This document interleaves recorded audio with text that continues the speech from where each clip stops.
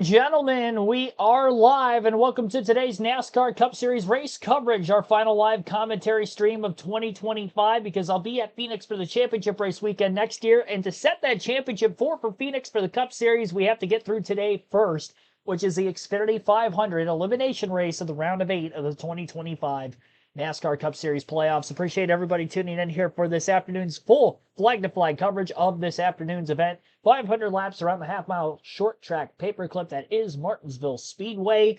And before we get into the full race coverage of today's race, of course, we've got some NASCAR trivia to get out first.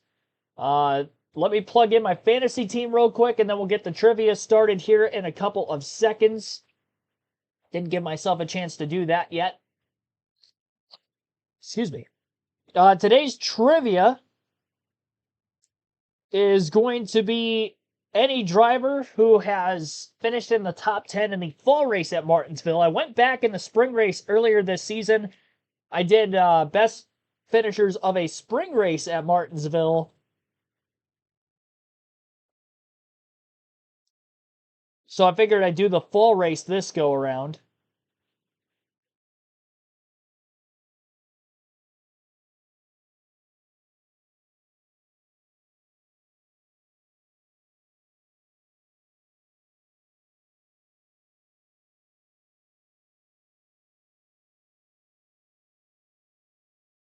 Let's see, Larson.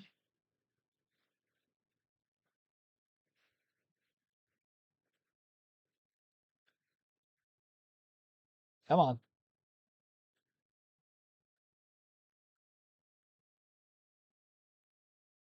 It's not letting me take him. Error. It's taking longer than I would have expected. So I can't take Larson or Hamlin on my fantasy team the rest of the year. Otherwise, I would have had them today. So kind of a makeshift lineup. All right, we'll get to the fantasy stuff after we get some NASCAR trivia going. Now I just got to get the chat up on my phone before I hit start on quiz.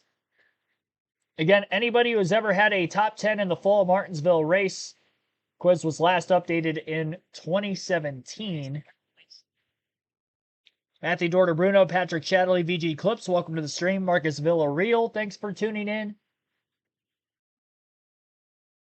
All right, let's kick it off. I know Derek Cope has had a top 10. Okay, I was thinking he won here before, but he has not. He's won 2 career cup races. All right, anyway, get away from that. Ryan Newman has won a race here. Larson not on the list yet. I know Chase Elliott's on here. Denny Hamlin's going to be on here a bunch. The Bush brothers going to be on here a bunch. Let's try to fill out the 2010s first. Let's go decade by decade. Kevin Harvick, Jimmy Johnson, Jeff Gordon, Logano, Keselowski, Dylan, not on here. Okay. Tony Stewart, Casey Kane, Greg Biffle, Matt Kenseth, Carl Edwards, Ryan Vickers. Surprised Elliott Sadler's not on here at all.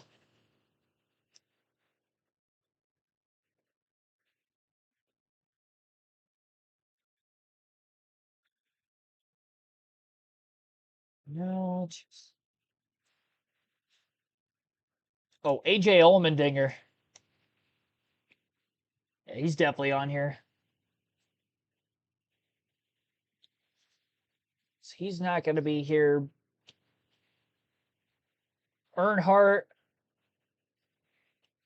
Dale Jr. won the 2014 fall race. Got 131 of 280. Just trying to name some names from the 2010s first. Danica Patrick ever get a top 10 here? No. Stenhouse is on the list.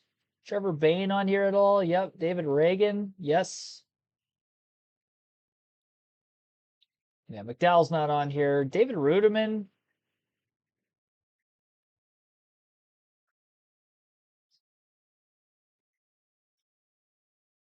is not on the list. Put Waltrip.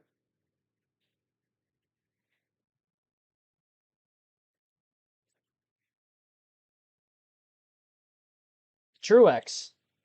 Course.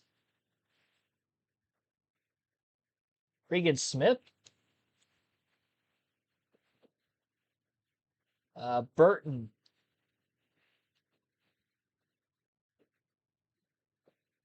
(2010) runner-up to Denny Hamlin in the fall.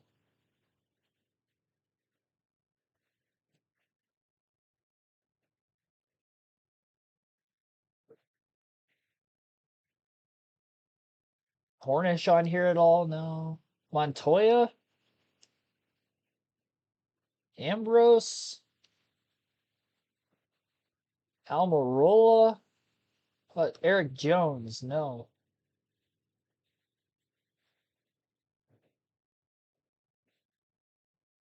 McMurray?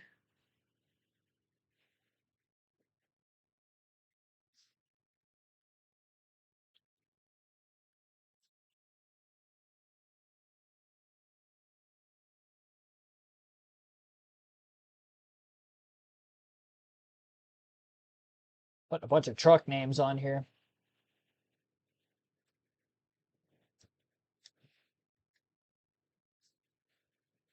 Probably wasn't the right strategy.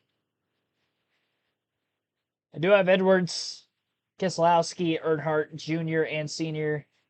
Trying to fill out these 2010s first. Got 2014, finished 7th. Third in 2013, runner-up in 2010. Couple of 2017s yet.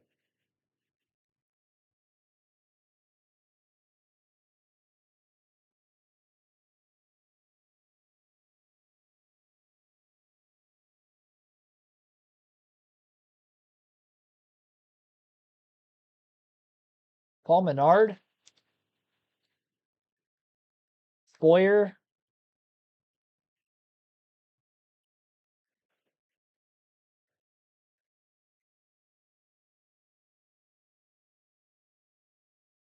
Still missing 2017, 8th place.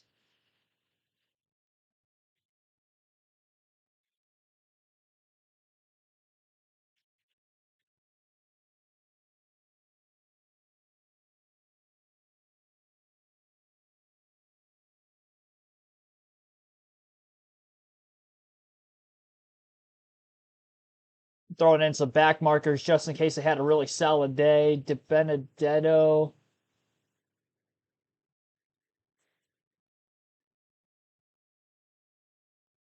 Mark Martin. Mark Martin was the 2010 runner-up. 2012 ninth, 2017 8th. I'd like to think that's probably going to be two different drivers. We can come back to that since we only got two left. Let's try to capitalize on getting the rest of the 2000s. Bobby Hamilton. John Andretti won here in the 90s, but raced through the 2000s. Sterling Marlin. David Stremme, maybe. Jeff Green. He's on here a couple times. Wapple. No. Rusty Wallace is going to be on here. Jeremy Mayfield.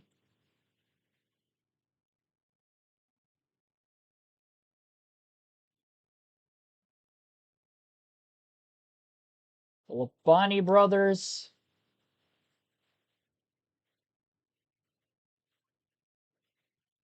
Jimmy Spencer. Reed Sorensen. Casey Mears, I know, is on the list a few times. Johnny Benson.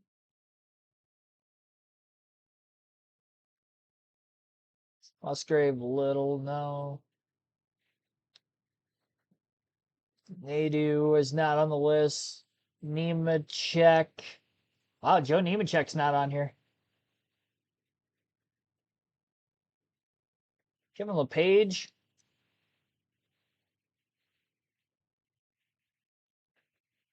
Do have Kyle Petty already.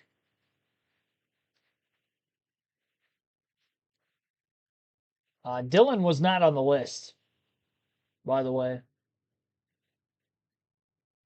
Fall top 10 at Martinsville. Let's put Trickle on there already. Skip it around, Allison.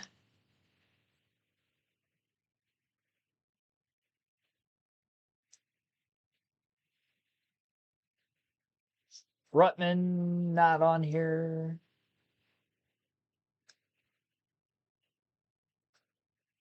Wesley, no. Bodine.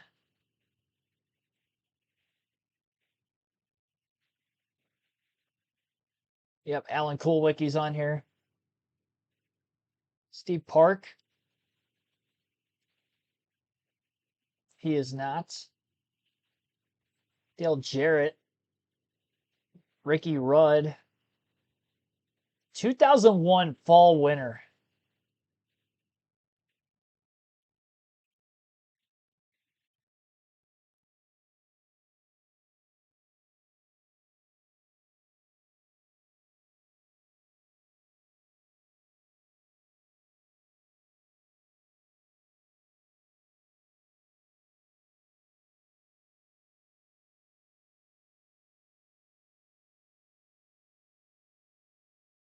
Ernie Irvin.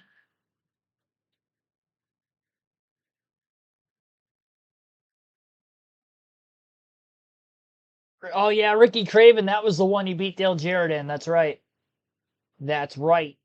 I forgot that was the fall race. I also didn't realize that was 2001. 267 of 280. Still missing the 1991 fall race winner.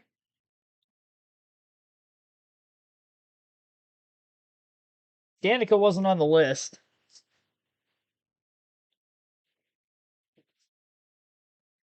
So we still have 10 and a half minutes. We have 267 of 280 already. There's a very good chance we can finish the year out. This is our last quiz of the year because it's the last live commentary stream of the year. Let's go, Stacy. Kenny Irwin on here at all? No. We need to lock in.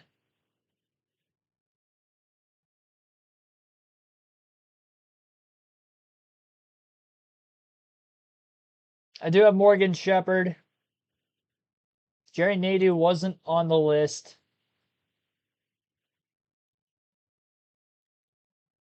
Harry Gant. He won that race. Rick Mast on here at all? Yes, he is. 272 of 280. Come on. Mike Skinner. There's another one. 274. They gave us two more. 274 of 280. Blaney. Is Dave Blaney on here at all? Let's go. Let's freaking go. Actually, Ryan Blaney was the 2017 one we were missing. That's what it was. Brendan Gaughan. No.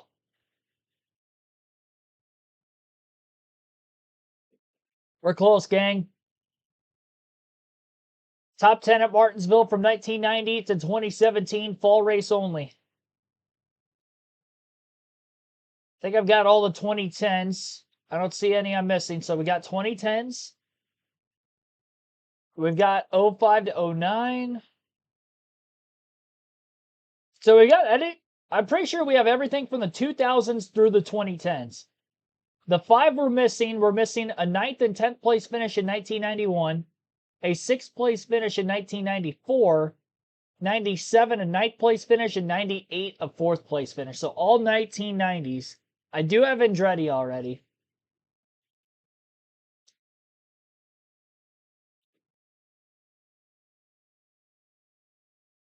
Who are some 90s NASCAR names we have not named yet?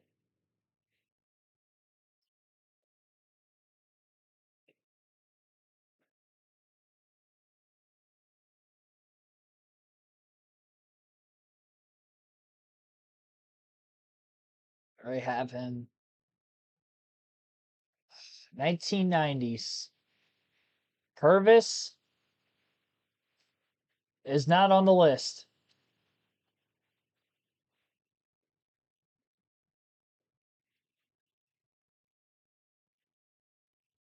We are so close. 5 with like 7.5 minutes. We've got to get this.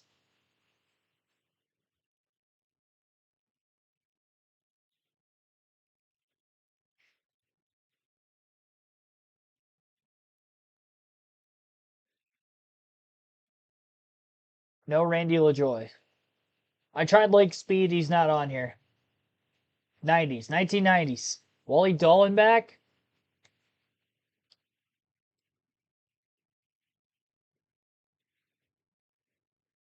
I don't think Wally's on here.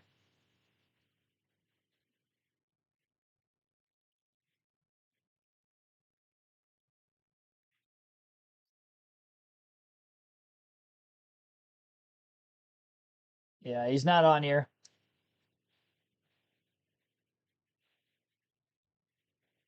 No, not Boyer. 90s. 90s.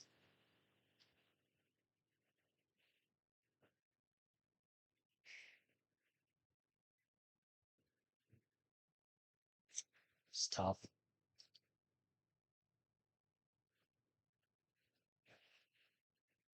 Kenny Schrader, of course. 3 times. 2 more. We have a 10th in 1991 and 1998, a 4th place finish. Who do I usually leave off of these lists? I tried Joe Ruttman already. Who else is somebody I would usually forget on quizzes like this? Or just who have I not named yet? No, Tim Richmond is not on here. I doubt he's 91. Yeah.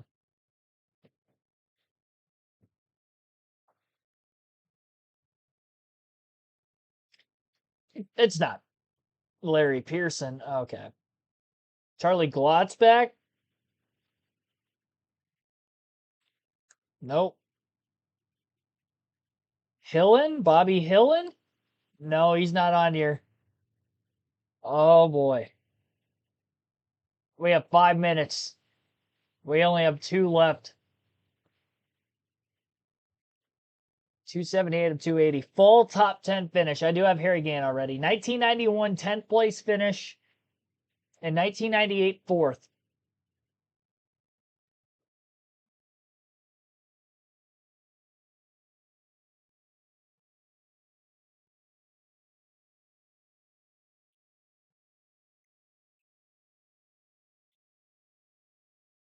It's probably not somebody who's won a race before because I feel like I've circled around all those guys from that era.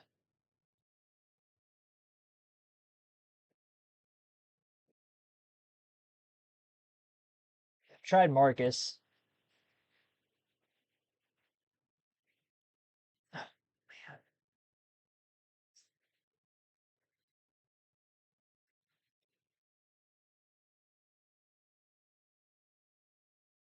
Trying to remember names from NASCAR 98. That would probably help for the 4th in 1998. Greg Sachs, I do forget him a lot. He's not on the list. Moroso? No. I do have Trickle already. I know I put Jimmy Spencer.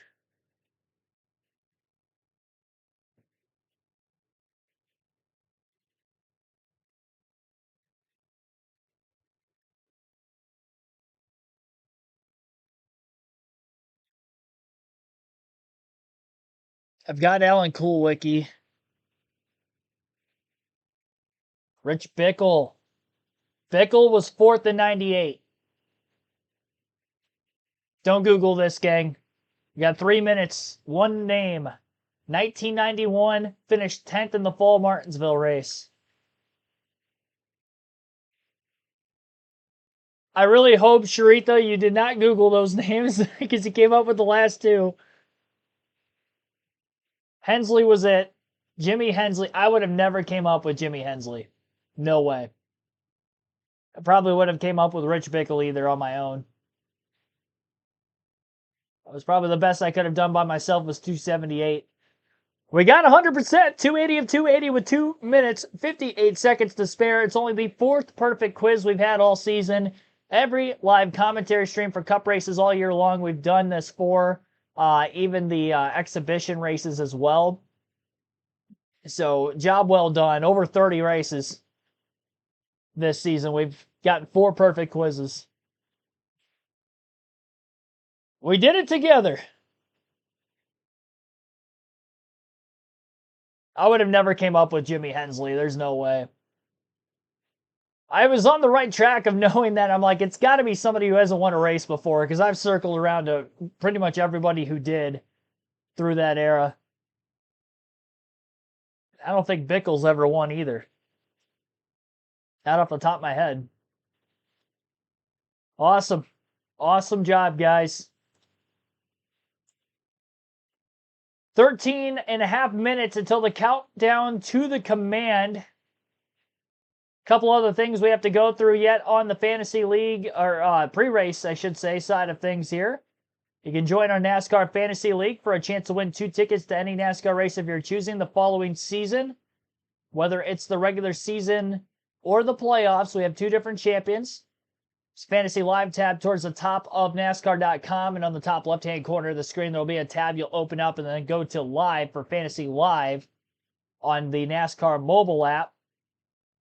My team for this weekend, I've got William Byron, Ryan Blaney, Joey Logano, Ty Gibbs, Christopher Bell, and Chase Elliott. Now, had I had the ability to put Denny Hamlin and Kyle Larson on my team, I would have this week, but I've already used them up 5 times already for the playoffs, so I can't use them up again. And final start for Byron, Blaney, and Bell, unless one of them has to go to the garage by the end of the race.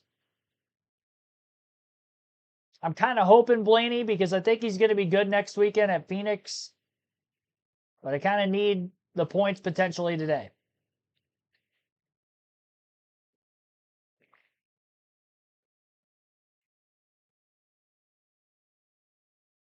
About 100 out with little over 100 points out with 2 races to go. So it's kind of a Hail Mary. Probably not going to win it anyway from 10th in the playoff championship. Head-to-head picks this week are Larson versus Bell. I took Kyle Larson. Ryan Blaney, Denny Hamlin taking Blaney. Chase Elliott and William Byron taking Chase Elliott. And then Hamlin versus Briscoe. I've got Denny Hamlin. My top 2 to win today's race are Hamlin and Chase Elliott. I'm taking Denny Hamlin for the win because he looked the best on the long run in practice post 30 laps, and I think we're going to get a lot of long green flag runs like we tend to do at Martinsville. I think Chase Elliott is right there with him. I think Elliott and Hamlin are very close. The first 30 laps of the run, I'd probably favor maybe more Byron and Elliott, who do start up in the top 10. Byron, of course, from the pole. Byron, I think, is my number 3 for this weekend for the race win. But it was very hard for me to pick between Chase Elliott and Denny Hamlin. I just went with Hamlin because I feel like he's the more shorthand. He did win the spring race earlier this season. So give me Denny Hamlin. But Elliott and Byron are very close second and third, I think, behind Hamlin for the win today. Chase Briscoe looked very off this weekend of the playoff drivers, practice qualifying. Ryan Blaney looked very off.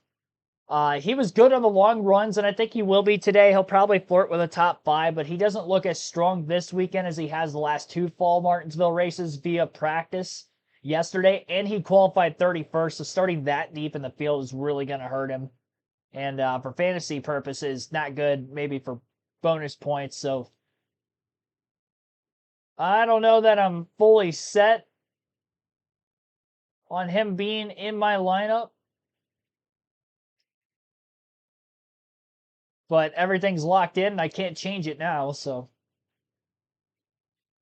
hope for the best. He'll start in my garage, just in case I forget later. Because I think, see, another thing is to factor in with the fantasy, remember that the Championship 4 don't get stage points next week.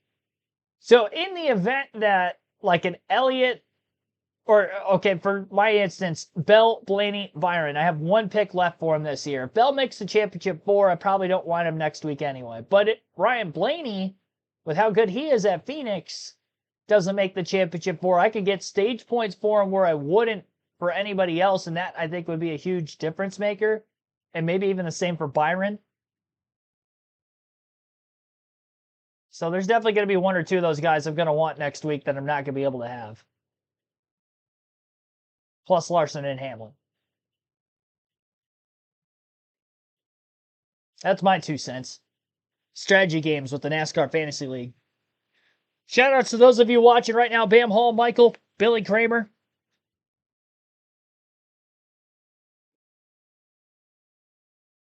Michael, a.k.a. Hopeful. David Moreau. Dean Tate, Frank Power, Sharitha Cooper. Solomon Lee, and of course, thanks for everybody playing along during the fantasy, or not fantasy, the trivia prior to the start of the stream. Terry Kaufman, welcome to the stream. Connor Burke was in here early on.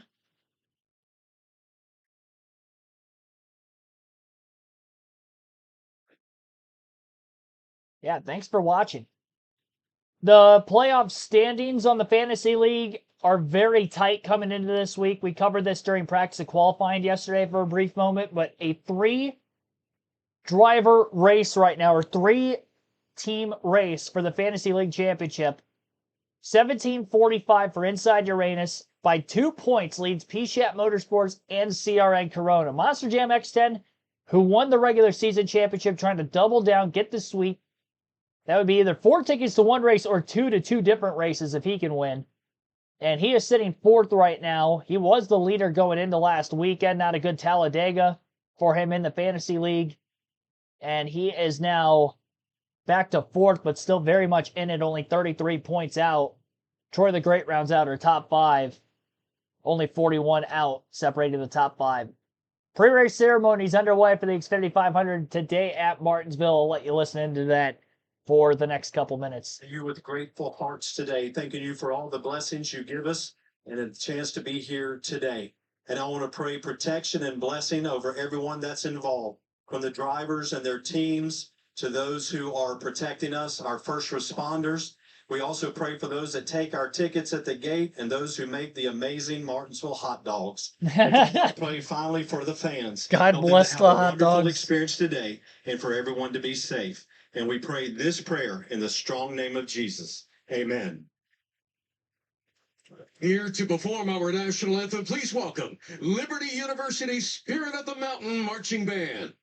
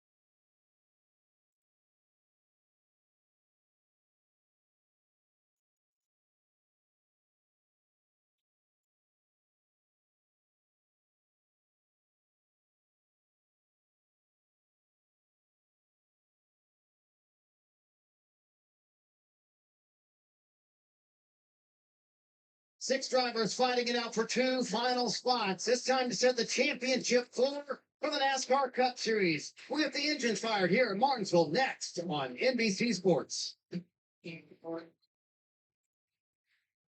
We headed to commercial on NBC. We'll take a look at the point standings, which is scrolling across the top of the screen for today's race.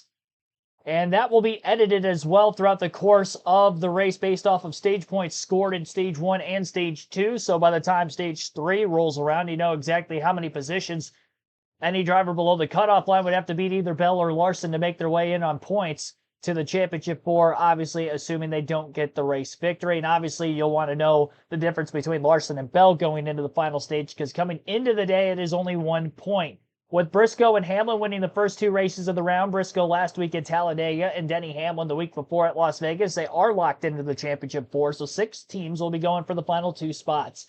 Christopher Bell and Kyle Larson are the two drivers above the cut line and pretty healthily above the cut line on points. 37 points to the good for Bell and 36 for Larson. But if we get a winner below the cutoff line, that shifts Larson out entering the day. And that's why it's going to be crucial to watch the points battle between Bell and Larson this afternoon, as again, they are only separated by 1 point. It's not mathematically impossible for drivers below the cutoff line to point their way in for the likes of William Byron, Joey Logano, and Ryan Blaney. Blaney, the hardest shot to do so at minus 47 points, minus 38 for Logano, and Byron minus 36. I think Byron's got the best chance to point his way in, if possible. He does start on the pole. Bell, for instance, starts outside the top 10. Let's just say, theoretically speaking, Bell doesn't get any stage points today. This is a track that he has struggled at for the most part. He does have a win here, but he only has a couple career top 10s in general at Martinsville. So let's say Byron wins the first 2 stages and Bell doesn't get any stage points. Then the difference is 16 points between those two drivers going into the final stage. Byron could go out there, finish second in the race, and Bell would have to finish around 17th or better to make it in. It would take a lot for Bell or Larson not to make it. They also got to make sure they keep the car on the racetrack and they don't get involved in an incident that takes them out or causes them to lose several laps for repair under caution that they'll never be able to get back and end up finishing outside the top 30 that way. They're going to have at least decent days if we don't see a winner below the cut line. Not a guaranteed lock, and especially considering Byron could go out there and win the race. He's won here twice at Martinsville before. He starts on the pole this weekend, looks very fast. Chase Elliott's won at Martinsville before, and honestly, he's my number 2 pick to potentially win the race today. He had great long-run speed in practice. His long-run speed was better than that of Byron, but the short run for the 24 and the 9, both very good. Joey Logano has won here since the fall of 2018, but he has finished in the top 10 12 consecutive races at Martinsville Speedway, so he's good here. And in the event of maybe a lot of late race cautions, he's definitely someone to look out for there. Probably the best restarter in NASCAR today. Ryan Blaney is the winner of the last 2 fall Martinsville races. Now, he does start much further back in the running order today than he did those last 2 races here that he did win. 31st on the starting grid. Long run speed was there for Blaney in practice, so again, I think he could be a top 5 threat. I don't think he looked quite as strong as the 9, the 24, and the 11 in practice, but adjustments could be made throughout the course of the race today. Maybe he could be number 1 by the end. The fact that all 4 of those drivers below the cut line have won at Martinsville before, I think makes this very, very interesting. I wouldn't count any of them out. I think that Logano's the longest shot, I had a hiccup there. Of those 4 to win, I wouldn't put Blaney that much further ahead of Logano, even though he's won here the last 2 years, just because the speed this weekend in particular just didn't look quite as promising out of the 12 camp. 9 the 24, I mean, I would not be shocked if either one of those 2 win the race today, honestly. They have that much speed in their race cars. They could go out here and get it done.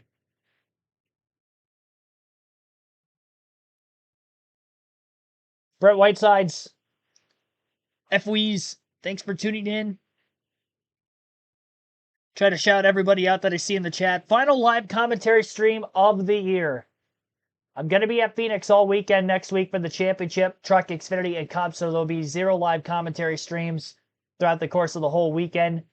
Most of the races I've gone to this year has been Cup only, so I've still done Truck, Xfinity live commentary streams, but next weekend going to be a little bit different. Going to be there for the entire weekend, so I hope to see you next season.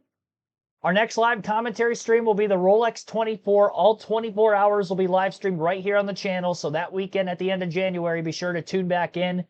Check out. Obviously, I don't expect anybody to stay up all 24 hours with me, but it'd be cool to see you guys at various points through the Saturday and Sunday, as we'll be running that back again like we did last year, with much more promotion than I did last year for. Last year, I wasn't sure if I was going to do it till like 3 weeks in advance. And then a week and a half before, I ended up catching laryngitis, and I couldn't talk for like a week, and I didn't get my voice back till like 3 days before the race started on the Saturday, and it basically blew my voice back out again over the course of the weekend. So hopefully I'll be healthy for it for next year, that it won't be as much of a struggle for my voice to make it through the full 24 hours, but I can't wait for the challenge yet again. It'll be a challenge every year, but at least I've done it before, so it'll be maybe a little bit easier to get through going forward. They have just given the command to fire engines for today's race. It's going to be a fun time today, ladies and gents. I can't wait to bring you all the action. 500 laps to wrap up our live commentary schedule for 2025 on KRC. I'll try not to get emotional. Gotta be rooting for my guy Ryan Blaney to hopefully get a win so I can see him try to win a championship in person next week. So, not gonna be biased with the call, but you guys know anytime Blaney wins, I'm deep down very happy.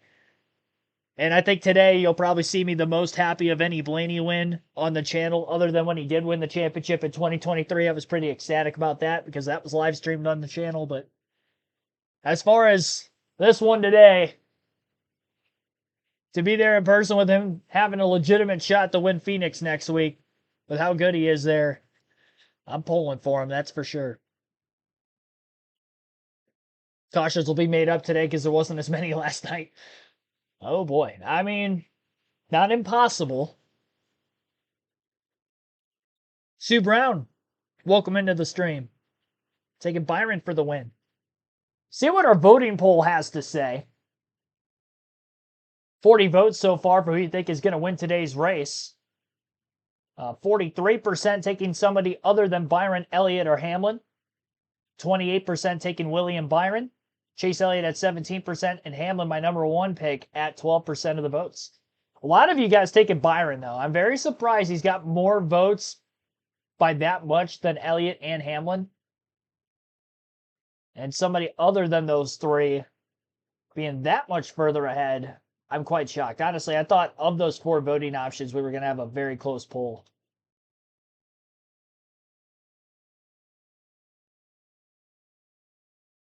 There's no way that this is going to be anticlimactic when it comes to the points. There's zero way, because I don't think I've ever seen that. When Martinsville has been the finale of the round of 8 of the playoffs, which I believe has been every year since 2020, that Martinsville has been the elimination race of the round of 8. Because for a while there was the first race of the round. So in the 6 prior years that we've seen, or 5 prior years that we have seen this be the elimination race, it has come down to either a driver below the cutoff line winning or just a tight points battle. And I don't think we're going to see anything different today, which is why I didn't want to take Denny Hamlin for the win, but based off of raw speed yesterday, I think he is the favorite. And Hamlin's going for as many wins as he can get in his career at this point. So he's going to be somebody that's not going to really let these other guys go. He's got nothing to lose, and he knows he's only got a couple of years left at most on his Cup career. And he's trying to get as many wins as he can before it's all up. He's a big stats guy, and I think statistically speaking, if he can jump up into that top 8 all-time, which would be tying Earnhardt at 76. I don't think he can get there, but he can definitely get top 9. He's only 3 off of Kyle Busch. Busch might have a couple more years left than Hamlin after the fact, and we don't know if he's going to get back to victory lane, so he might have to build a buffer. We'll see. He's at 60. Does he get 70? You know, if he gets 2 more before the season's up, do you think he gets 70? If he finishes the year with 62 and wins the title? I'm not going to rule it out. I mean, that'll be 7 wins this year.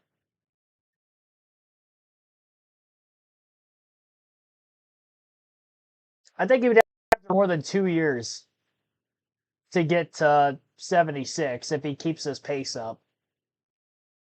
But that's another story for another time. Lee Diffie, Jeff Burton, Steve Letarte in the booth per usual. I'll let you listen into their coverage shortly for some late-breaking updates prior to the drop of the green flag for today's race. But first, we'll go through the starting lineup for today's Xfinity 500.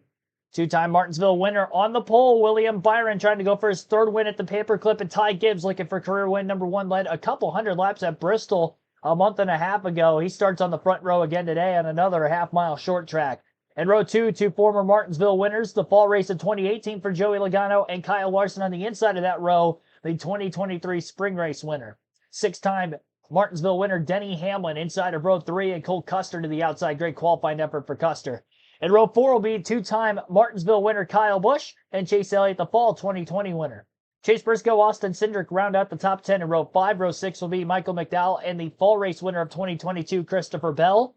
Ross Chastain and Tyler Reddick make up row number 7. Carson Hocevar, Todd Gilliland, row 8. Alex Bowman, the 2021 fall race winner, on the inside of row 9 alongside Ryan Preece. Brad Keselowski, another 2-time Martinsville winner, inside of row 10 alongside Austin Dillon. Bubba Wallace has a truck race win here in back-to-back top 5s coming into this weekend. Was quick in practice, not so much in qualifying. He'll start inside of row 11 alongside SVG, who finished 12th in this race a season ago with Kaulig. Zane Smith, Jonathan Nemechek will be in row number 12.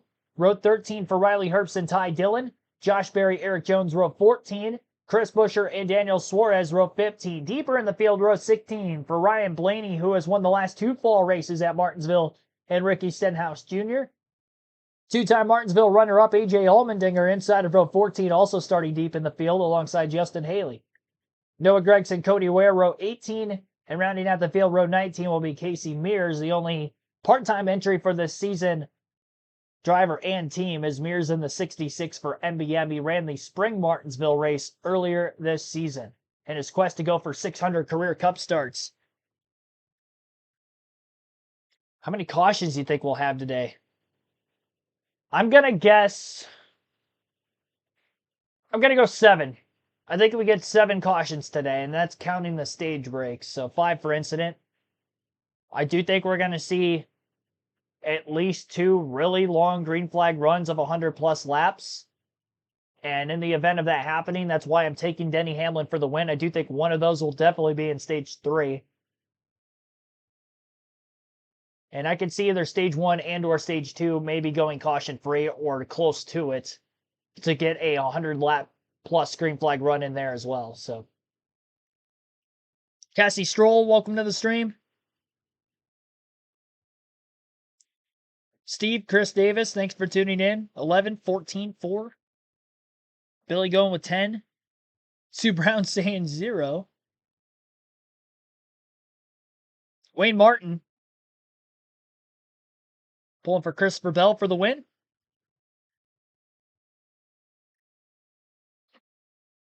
Made his way up.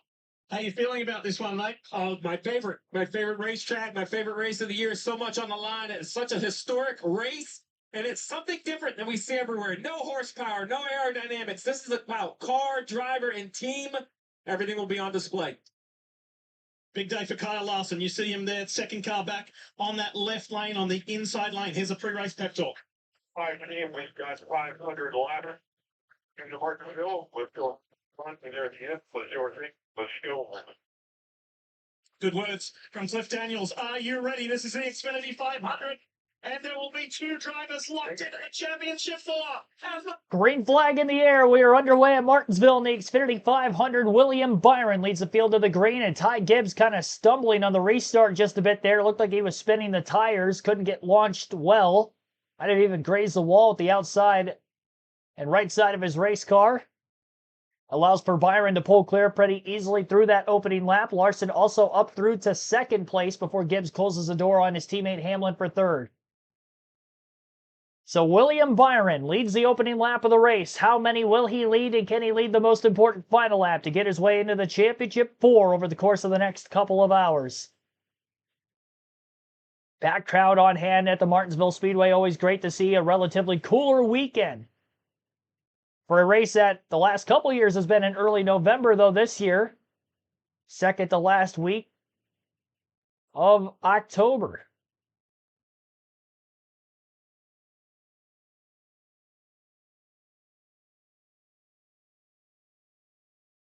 Byron now completing the first 4 laps led of this race today. Couple of drivers in the back half of the top 10 going side by side for position. Christopher Bell and Tyler Reddick. Single file for the top 9 spots in front of them. Briscoe also side by side in a battle for 11th place. Couldn't tell exactly who was on the outside of Briscoe via his onboard cam. Now it's Tyler Reddick after Bell was able to pull clear of the 45 car, the 19 trying to do the same, and it was Michael McDowell, by the way, who was side by side with Briscoe. He was able to jump in line behind the 19 car as well. Chase Elliott getting a bonus point early on for the fastest lap of the race. Middle of the pack, lap 5, ran a 20.252, and I don't think that that's going to be the fastest lap by the end of the race today, but it's the fastest for right now. Bonus point going to mean a lot if a guy like Larson or Bell end up getting it.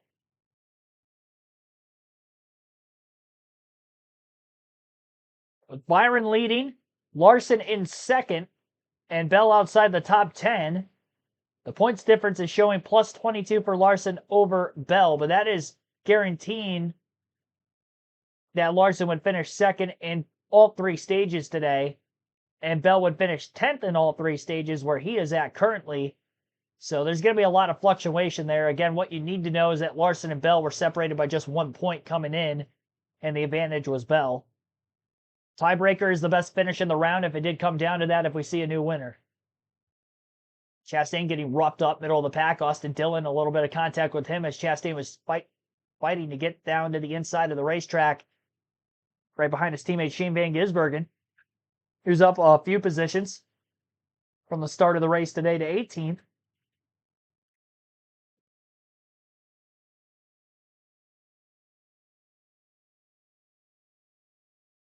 KTN USA, welcome to the stream.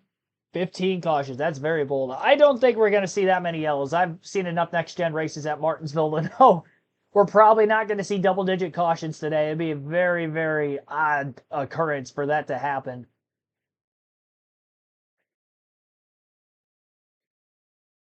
But we will see some tire rubber laid down on the track. That was the case yesterday with similar track temps and air temps in practice.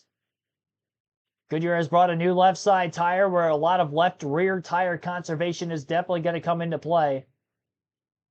Joey Logano looking pretty sporty, at least on the short run side of things right now, as he looks to the inside of Denny Hamlin in a side-by-side battle for 4th. Logano will take that spot. Chase Elliott trying to fight his way through as well. And for the sake of Logano, still trying to get as many points as he can just in case there's any sort of shot of him pointing his way in.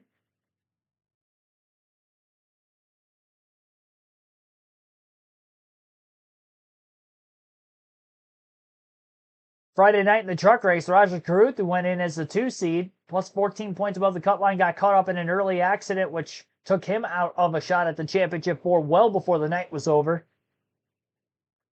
So in the event that Larson or Bell maybe have an early DNF in the first stage or 2, again, points are not going to necessarily mean absolutely nothing to the likes of Blaney, Elliott, and Logano, who not Elliott, but Byron, Logano, and Blaney to mathematically point their way in.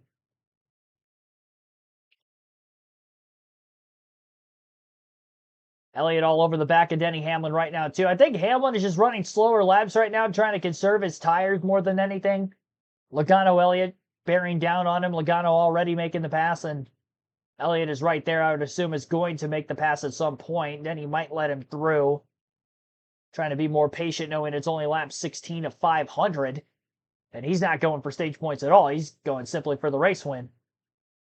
Don't want to lose too many positions here, but if a guy's that much faster than you, let him through, as Elliott does get by Hamlin for 5th. Hamlin had plenty of room to jump down in line behind him. He's pacing better than Cole Custer in 7th, and Custer's actually starting to back up some cars in line behind him. Todd Gillen has the fastest lap of the race now in the 13th place position, and he ran his fastest lap on lap 7 with a 20.219.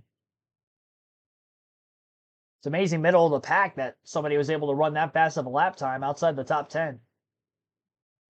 Elliott with that over-under move was the pathway into getting by Denny Hamlin a couple laps ago for 5th now. 20 laps complete in the race. Race leaders William Byron, Kyle Larson in 2nd, Ty Gibbs 3rd, Joey Logano 4th, Chase Elliott is 5th, and 6th is Denny Hamlin, Cole Custer 7th, Austin Cindric 8th, Kyle Busch 9th. Christopher Bell rounds out the top 10.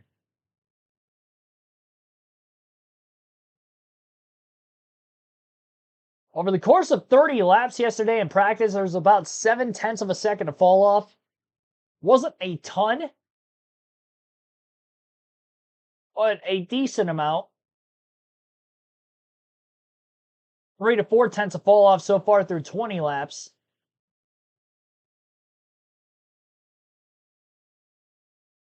Chase Elliott looking quicker than his fourth place driver he's battling with right now, Joey Logano. Trying to roll that outer lane on entry, cut center down on exit. It's a line that Elliott has ran very well at Martinsville in the past. Executing it well early on. He gets by Joey Logano now for fourth. And Elliott really showing that speed and that pace he had yesterday in practice on the forefront in the early going of today's race. Right back to where he started in fourth place. Lost a couple spots in the initial start to Hamlin, and Logano got him back now. And he's bearing down on Ty Gibbs, who has not had the pace that the two cars in front of him of Byron and Larson are showing, nor even the few cars just in line behind him. Elliott gets by Gibbs. We're going to have Hendrick Motorsports 1, 2, and 3.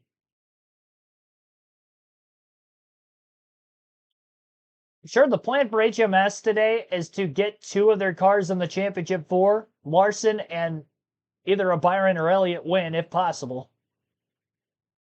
That'd be a 50-50 straight-up shot between Hendrick and Gibbs next weekend at Phoenix for the title. Elliott gets by Gibbs into 1 and 2. Ty lets him go just enough to get back down into the bottom lane. And that might have backed Joey Logano up a little bit, because now Denny Hamlin attacks to the inside of the 22 into 3 and 4. See how aggressive Joey's going to try to hold on to this. Got a great run off the high side from the exit of turn 2. They're both quicker than Ty Gibbs right now.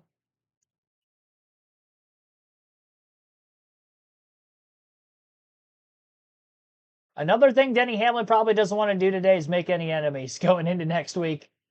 Especially a guy like Joey Logano, who he's had problems with in the past. So he's going to race him as clean as possible here. And he makes the pass. Complete off turn 2. On lap 27, Hamlin up to 5th.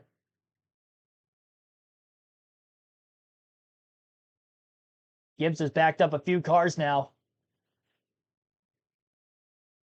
Hamlin, Logano, Custer has kind of reeled these top 4 or so back in.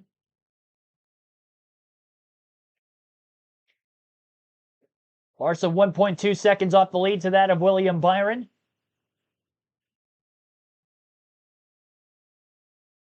And it looks like we're under caution for the first time today. Timing for the crew chiefs. Let's see exactly what happened. Oh. Around goes the 99 of Suarez. I think he gets straight back up right there, but it looked like he was getting spun around. Off the nose of the 23 of Bubba Wallace. Zane Smith of the 38 also kind of involved. Shooting to the bottom over that curbing. It's like a wreck, then wrecked, and then unwrecked, if you can do that. Not sure that's possible, but somehow Suarez pulled it off. Back in 20th position, just 3 wide into these corners is very difficult to pull off. So what I was saying, it's a very interesting time. 29 laps complete. Yesterday, we've talked about how much the cars lose grip and slow down. Today, I think between the weather and the drivers managing it, they really haven't slowed down much at all. I imagine most of the field is going to want to pit here, but does somebody in the back, say a Ryan Blaney, does somebody do something different to try to flip this and gain some track position, or does everyone follow the leader down pit road? We'll just have to see as Byron, Larson, Elliott, 3 Hendrick cars lead the field of pit road, Kim. Yeah, and for Chase Elliott, he said that car's turning pretty well in traffic. No major adjustments expected. You see top left, they will take fresh tires, though. Parker. For his teammate Kyle Larson, he came on radio and said, pretty good. His crew chief Cliff Daniels said, your pace was excellent. Keep it up. Just 4 tires for him. And Christopher Bell gives up 10th position. He said the car was starting to go a little bit free. Took off okay, just a little migration, Marty. William Byron has pit stall number 1. His only comment to Rudy Fugle is, quote, I'm just managing, happy with the handling of the 24 car and trying to take it easy on those Goodyear tires. We'll see if the 2014 and some home turf here on Pit Road. Flash race there with Michael McDowell. Who won it, Lee? I hear you asking at home, and you too, Marty, did anybody stay out? Jeff, the answer is No, the entire field pitted. the whole field came down Pit Road, and Michael McDowell, Marty, to answer your question, he won the race off.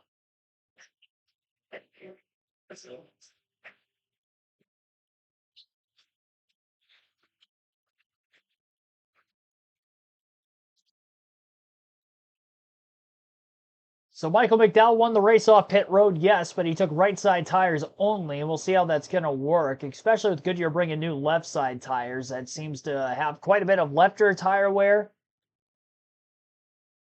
McDowell was running around 12th place at the time of the caution. Half spin by Daniel Suarez, if you could call it that, with the contact from Bubba Wallace and a few other cars as they were nearly 3 wide. Getting into turn 1 where the incident took place brings us our first caution at lap 27 in today's action. A few laps under the yellow flag now, and we'll get back to racing shortly.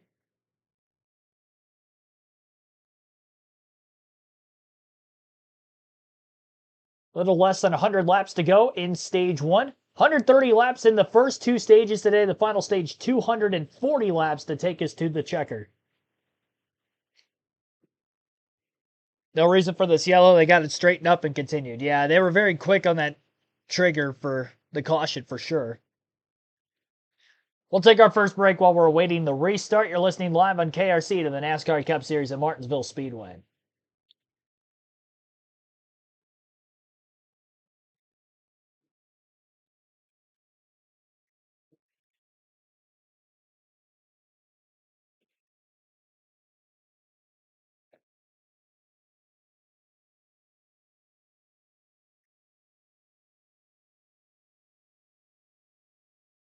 McDowell won the race off of pit road. William Byron second, then Kyle Larson third, Ty Gibbs fourth, Denny Hamlin in fifth, Joey Logano sixth, seventh for Chase Elliott, Cole Custer eighth, Christopher Bell ninth, Austin Cindric 10th, and Kyle Busch 11th, and Chase Briscoe 12th. If you buy the Xfinity 5-year price guarantee, one internet price, 5 years guaranteed.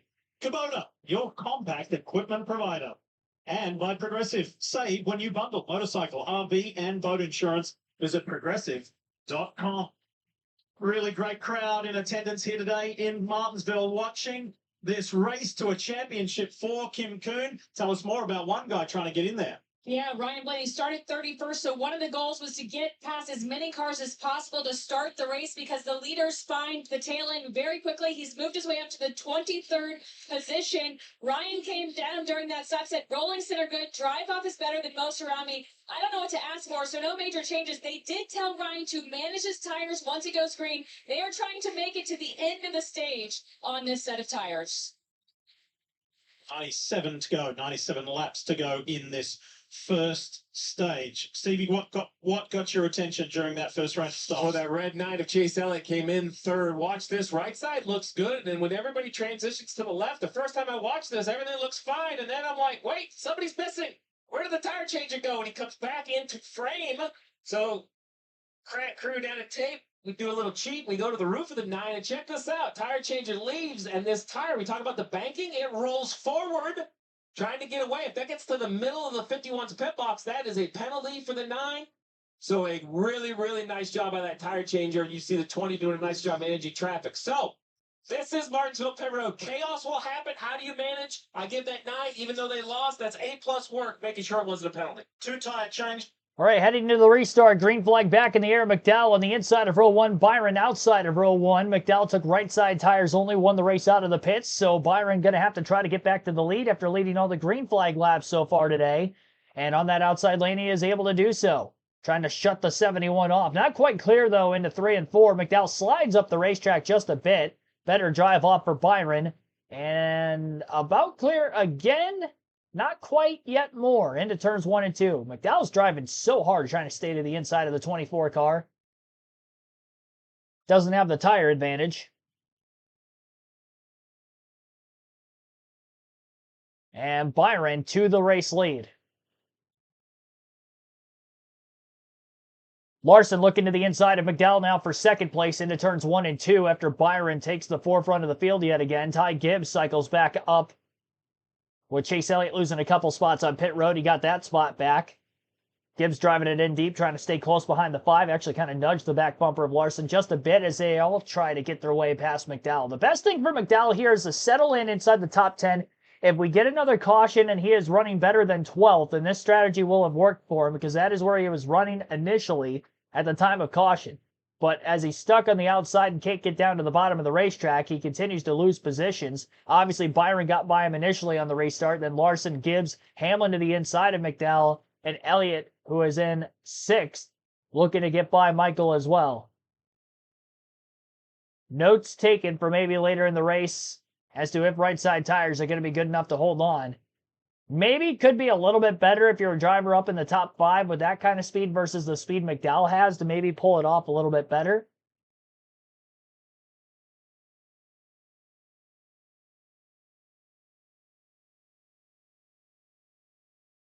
McDowell finally able to get to the inside. Cole Custer runs right into the back of him. Both drivers sailing it off deep into the entry of 3. Back Custer up just a bit. One car to the outside of Cole. That was the 34 Gillen. Kind of brushed the wall off the exit of turn 4, just trying to get it out of everybody's way. McDowell got so loose on that bottom lane. Bell's going to try to overtake him on the high side. Should be able to pull clear or close to it off the exit of turn 4. Gets a good drive off. 71 struggles with his drive off, and Bell is up to 6th. 7th, rather. Logano in 6th. Just up ahead. Top 5 on the restart now as we're a handful of laps in. William Byron is back in the race lead. Kyle Larson in 2nd. Ty Gibbs 3rd. Denny Hamlin 4th. And Chase Elliott is 5th.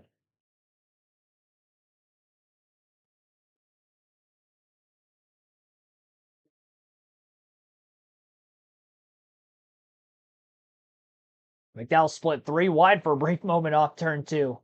I don't think he's going to hang on to a top 12 spot, honestly. I think he's going backwards too quickly. He's already in 11th. Hocevar got shit by the 2 of Austin Cindric there off the exit of turn 4. Wadding up a couple more cars who are 3 wide off the exit of turn 2 just behind them. It is a scrambled mess back there outside the top 10. Trackhouse sandwich is what Ryan Preece is in right now between SVG and Chastain, as they still remain 3 wide for about an entire lap. Cindric holding up the inside of SVG. Tyler Reddick behind everybody, pushing Van Gisbergen down the back straightaway. Got bumpers car galore in the middle of the pack. Ryan Preece gets all squirrely. That's affected Zane Smith. He lost a couple of positions as well. Blaney is on that low side. He's trying to clear all of this. Get out of there, Blaney. Blaney 3 wide, but 3 wide bottom. I like that situation. As long as you don't drive over the curb with your left side, you should kind of survive the corner. He does. Blaney's afraid about what's going to happen in front of him. It's wild. That's Bubba Wallace in the Xfinity 23. Ryan Preece in the Castrol 60 there. He was the one that got loosened up and was kind of fishtailing up the front stretch here in Martinsville. Yeah, and kind of the dam up the stream of all of these cars is that 2-tire call for the 71. You see that there's a gap in front, but traffic behind. That tells me that he's holding this all up. Second pass for the 9 of Chase Elliott on the outside. He went around Denny Hamlin around the top. Now he's going around the 54. Ty Gibbs as well using the top of the racetrack. Look at that. Look at Chase Elliott. He's not even trying to run the bottom. 3 wide on the bottom of the screen again.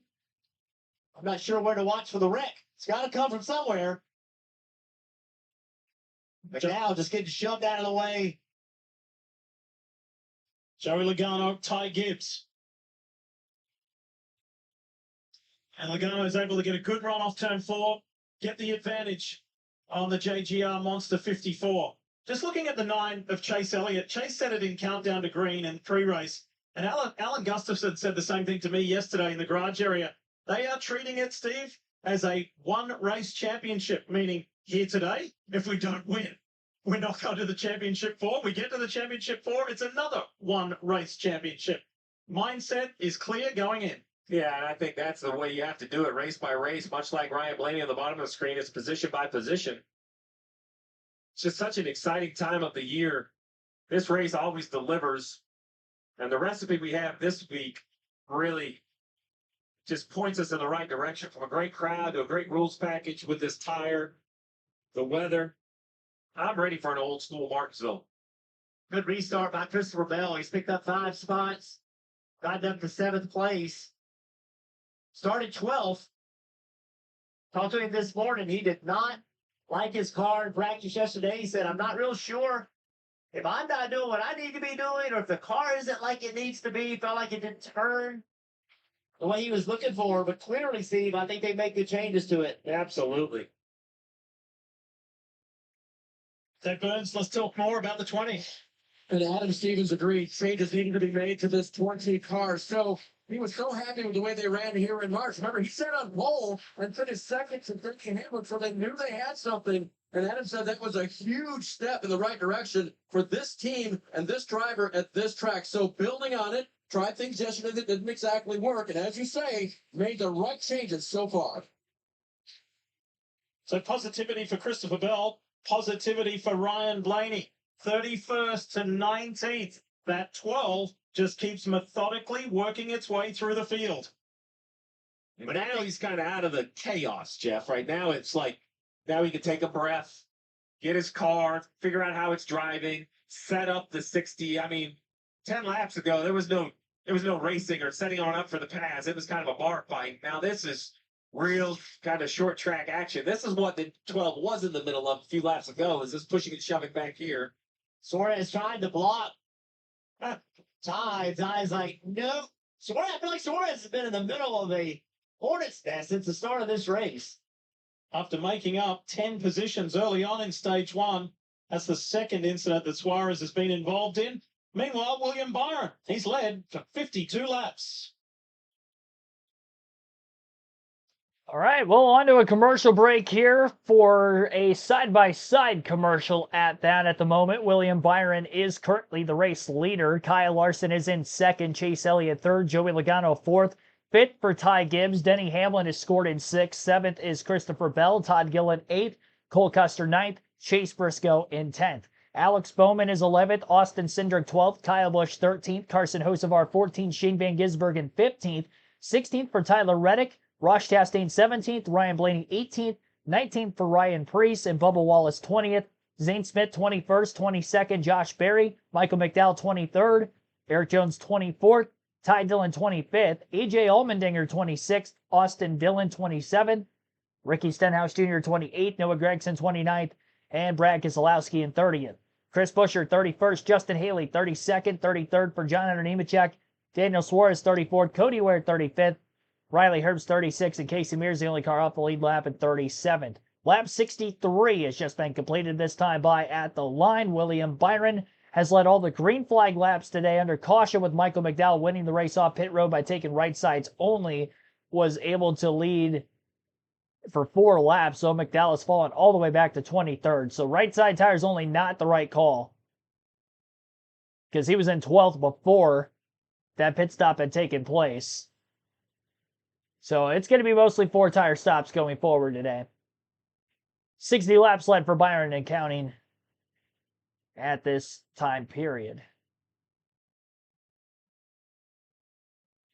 Both of the race wins that Byron has had at Martinsville, he led over 100 laps. Both, though, were in the spring race, but relatively cold temperatures under the lights. Cooler temperatures this weekend in the fall day race.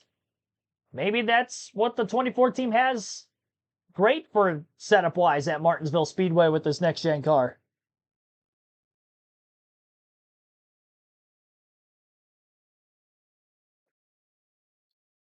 Definitely a lot of action, though, still to go.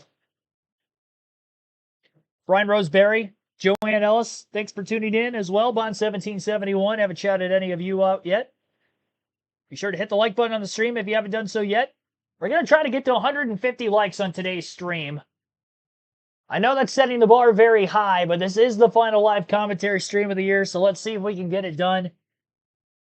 I'll be at Phoenix for the championship race weekend next week, so I won't be able to do live commentary of the finales for Truck Xfinity or Cup next weekend, but we'll be back better than ever again in 2026 for every race that I wouldn't attend in person next season as well. Across all 3 series, including practice and qualifying, and we'll also be live for the Rolex 24 in January for the 2nd consecutive year on the channel, when that ends up rolling around again as well. Ryan Blaney's picked up a lot of spots already after qualifying 31st up to 17th in just 68 laps. No pit strategy, it's been straight up. 14 positions gained since the start of the race. 9 positions up for SVG. Todd Gillen up 8 are the other biggest movers. Gillen up to 8th place right now. What a great run. He ended up 10th in the spring race earlier this season. That 34 car looks great. He has the fastest lap of the race still, too. Gillen might get the underdog of the race award. He's off to a good start for it. He's legitimately quick. He's got the fastest lap. He's up to 8th. Who would have thought Todd Gillen would have as good of a run today as he is? Ty Gibbs looked like he went way up the racetrack. Not Gibbs, it was a lap car, I think. Riley Herbst, the other monster car. Probably struggling with his race car. More so than Gibbs, who's up in 5th. Chase Elliott is creeping up on his teammate Kyle Larson. Rounding out that middle to upper groove of the racetrack. And a lot of lap traffic upcoming in front of the 5 car. Side by side, Casey Mears and Riley Herbst. Hendrick Motorsports 1, 2, 3 in the running order. Byron's got a 1.2 second lead to Larson in 2nd. 1.6 seconds to Chase Elliott in 3rd. Joey Logano 4.5 seconds back in 5th.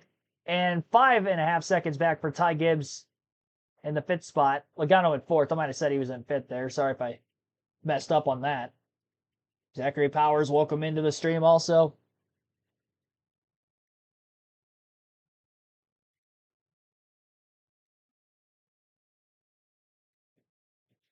Blaney picks up another spot, getting by Tyler Reddick. Just outside the top 10.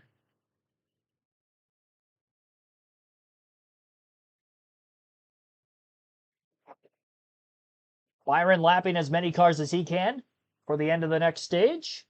Probably not going to catch up to any playoff drivers. With Blaney moving on up through the running order now. Blaney's up to 16th. 8 spots gained since his last restart for the 12. 15 spots from the start of the race. Carson Hocevar, Kyle Busch, the next 2 positions ahead of Blaney.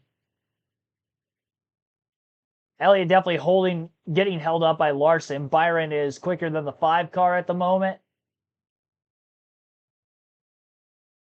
And I'll be interested to see what kind of lap times Elliott will be running compared to Byron once he gets out from behind the 5. That last lap, he was 0.2 quicker. But I want to see that on a more consistent basis because obviously lap traffic could have been holding up Byron a little more that lap than the speed of the 5 in front of the 9. Nathan Urich, welcome to the stream.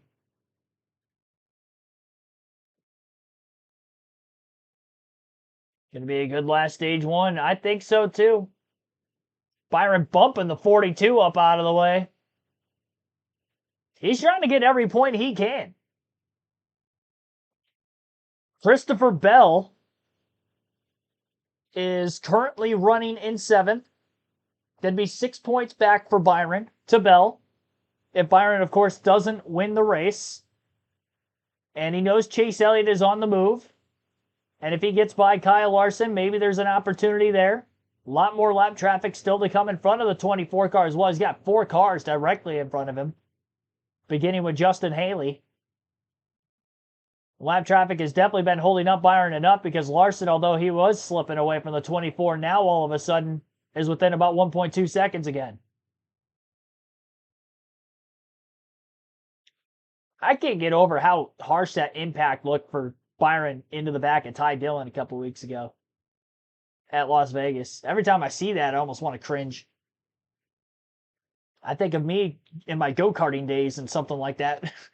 Somebody would stop in front of me on the racetrack and I can't recall that ever happening, but I just envision myself in that situation.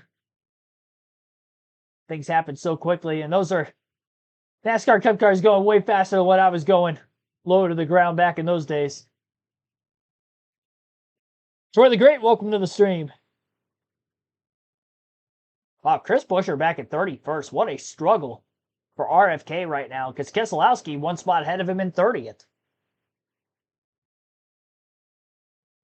Wasn't a good qualifying effort for either the 6 or the 17. Priest doing a little bit better in 19th, but yeah, RFK has missed the setup this weekend.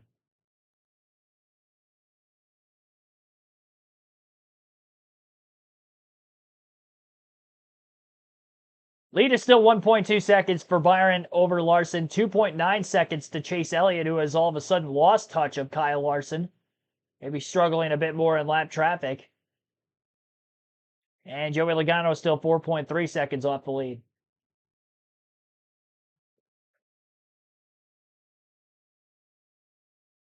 Lap 85, this time by in stage 1.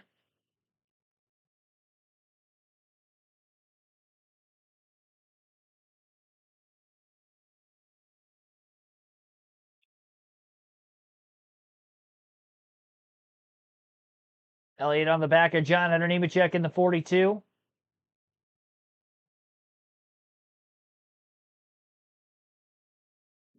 Looks to get by him.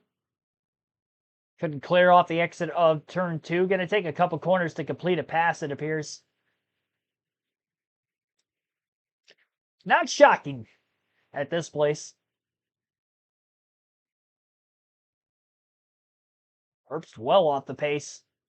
Las Vegas, Talladega. We have to view Martinsville as a championship race. That's the way I view this race for 2 weeks. So they spent 2 weeks getting ready for Martinsville. All the same time leading into Talladega was about Martinsville. This week, all about Martinsville again. And Rick people told me this morning that had to be our attitude coming into this race. I'm not sure we spent more time on a race this year than this one so far, showing up on the pole, and they've led all 83 laps. It has been a strong day for the driver of the 24, and there's a story behind every number. It's been driven by William Byron since the start of the 2018 season, but of course, made famous by Hall of Famer Jeff Gordon, who won all 4 of his Cup championships and all 93 races in the 24, and that 93rd and final win came right here in Martinsville.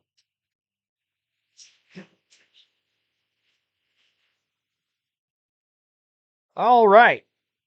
We'll take another rundown of the top 10 then. William Byron leads, again, 0.8 of a second ahead of Kyle Larson. Chase Elliott, 2.4 seconds back in 3rd. Joey Logano, 4.1 back in 4th. Ty Gibbs, 5.8 seconds off the lead in 5th. Denny Hamlin, 6.5 seconds back in 6th. 7th place is Christopher Bell at 8 seconds off the lead. 8.9 back for Todd Gilliland in 8th. Austin Cindric is 9 seconds off the lead in 9th. And Chase Briscoe, 10.4 seconds back, rounding out the top 10. Ryan Blaney watched from the back of the field. He's up to 13th. Already 18 positions gained in stage 1 for Ryan Blaney. 11 since the restart after the lap 27 caution from Daniel Suarez. All 37 cars who started the race are still in. Lap 93 of 500. 130 laps in this opening stage, so only about 38 of them left. Larson trying to hang on to 2nd. Bell looking to pick up more points as he still sits in 7th. In case we see another new winner, those are the 2 that will be battling amongst each other. Larson was 1 point out on Bell coming into the day. We'll take a quick break. You're listening live on KRC as our live commentary coverage continues to roll.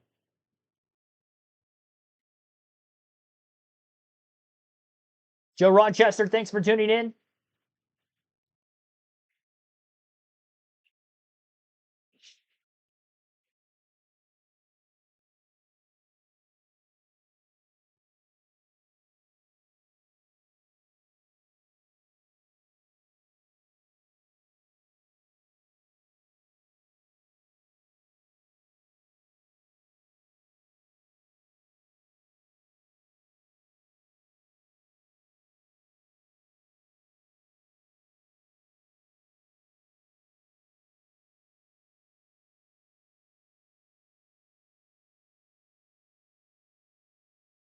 playoffs. This is the Xfinity 500 from historic Martinsville Speedway. Been racing here for more than 7 decades. And boy, hasn't it provided some amazing action. And today it will be the stage that provides us the story heading in to next weekend's championship decider, the championship finale at Phoenix Raceway. 2 drivers have more comfort than others. And that's Chase Briscoe and Denny Hamlin. They are already locked into the championship 4. Dave Burns, tell us more. Let's talk about Denny Hamlin first. If he could win, he could keep others from bumping out his teammate Christopher Bell from a possibility of going for a championship. As you look at King's Hawaiian on board, you can see Denny racing now in the 6th position. It's always been pretty good. He comes up in the first run, not really tight anywhere. But the interesting thing is how long this run is going. 62 on the current run. Chris Gale, the crew chief, told me earlier today, man, I'm not sure if these left sides in the lap past 75. We'll be close to that by stage end, Parker. That's been a question mark for his teammate as well, Chase Briscoe, who just got an update from his team to start using the throttle more because they felt like the tire where they saw in that first caution, he could push a little harder here. But I think a lot of people wonder, what are these 2 racing for? Yes, they can help their teammate get in. They're also trying to drive momentum into Phoenix because momentum creates performance. Performance creates confidence. And that's what this 19 team told me was at the utmost of their mind going into this race, was keeping up their confidence going in next week where they can go fight for a championship. Right now, running in 10th, they're having a pretty good day. I'd say they are keeping up that confidence for us.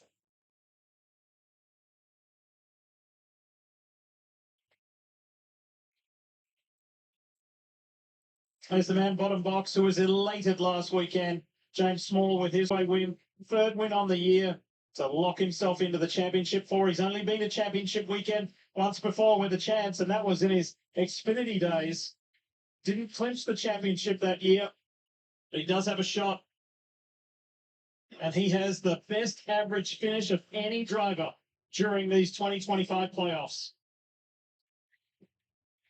He said before the playoffs even began, give us a chance. If we can get to that championship 4, if we can get to Phoenix, there's no reason why we can't go all the way. The driver of the Shell Pennzoil, 22, bright yellow and red, Joey Logano, 3-time defending champ.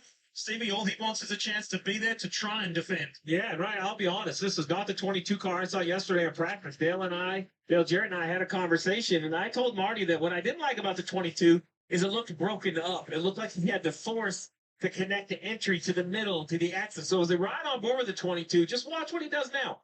Very calm, a little bit of tightness, picks up the throttle, a little correction, but that looks like a car to me, Jeff, that is well on its way into handling just correctly. It's allowing Joey to be patient and use the tires, not abuse the tires. And for that reason, now he's one of the best cars on the track, up to 3rd position. See right here is progressive temp telemetry here. Watch how he uses the throttle. How smooth he is on the throttle. He did just jump back in it. Off the throttle, on the brakes. Rolls the center. Easy on the throttle. Take care of those rear tires. You want to make the pass as quickly as you can, but you don't want to spin the rear tires. That takes life out of them. The other thing, Steve, I like about this car is the flexibility it has, meaning he doesn't have to just run the bottom. He can run the top. We've seen him make several passes on the top of the racetrack. Now he moves to the top to drive underneath the 3-corner exit. I don't know why, even though we watch practice, we doubt this team. This time of year, they find a way, right? It's unbelievable how they find a way to be their best. His teammate Blaney started in 31st. He is in 10th place. They just step up this time of year. Meanwhile, this forward surge continues from the 12 of Ryan Blaney. 31st to 11th. Make it 10th. That discount tire forward is moving very efficiently. Commercial break with 22 laps to go in stage number 1. Sorry I didn't put the leaderboard back on the screen. I apologize for that. I was making a wardrobe change. I had to get my Ryan Blaney shirt on. He's on the move. Blaney fans, wake up. There's still life. 1.7 second lead for Byron. He's pretty much fluctuated between about a 1.2 to 2 second lead this entire run since getting into lap traffic. 4.6 seconds to Joey Logano in third, and 5.5 seconds to Chase Elliott in fourth is the gap amongst those top 4 positions. Long ways to go.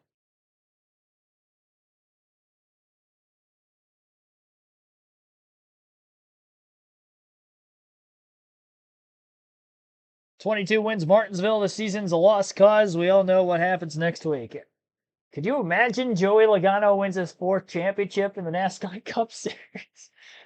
Oh my gosh. Jeff Gordon had 4 championships with 93 career wins. And Joey Logano could get 4 championships at, I don't even think he's at 40 wins yet. Joey Logano. He might be close to 40. 35 years old.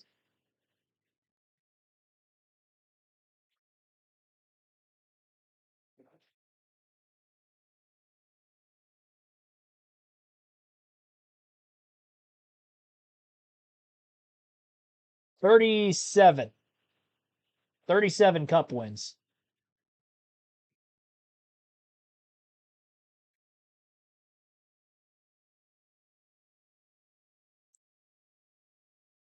Didn't have enough time to go on to Racing Reference, so I'm just hoping that Google is correct with the 37 wins.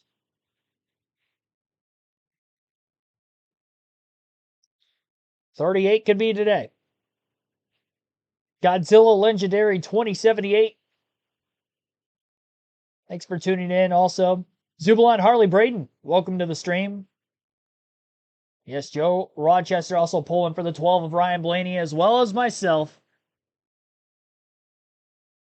We shall see.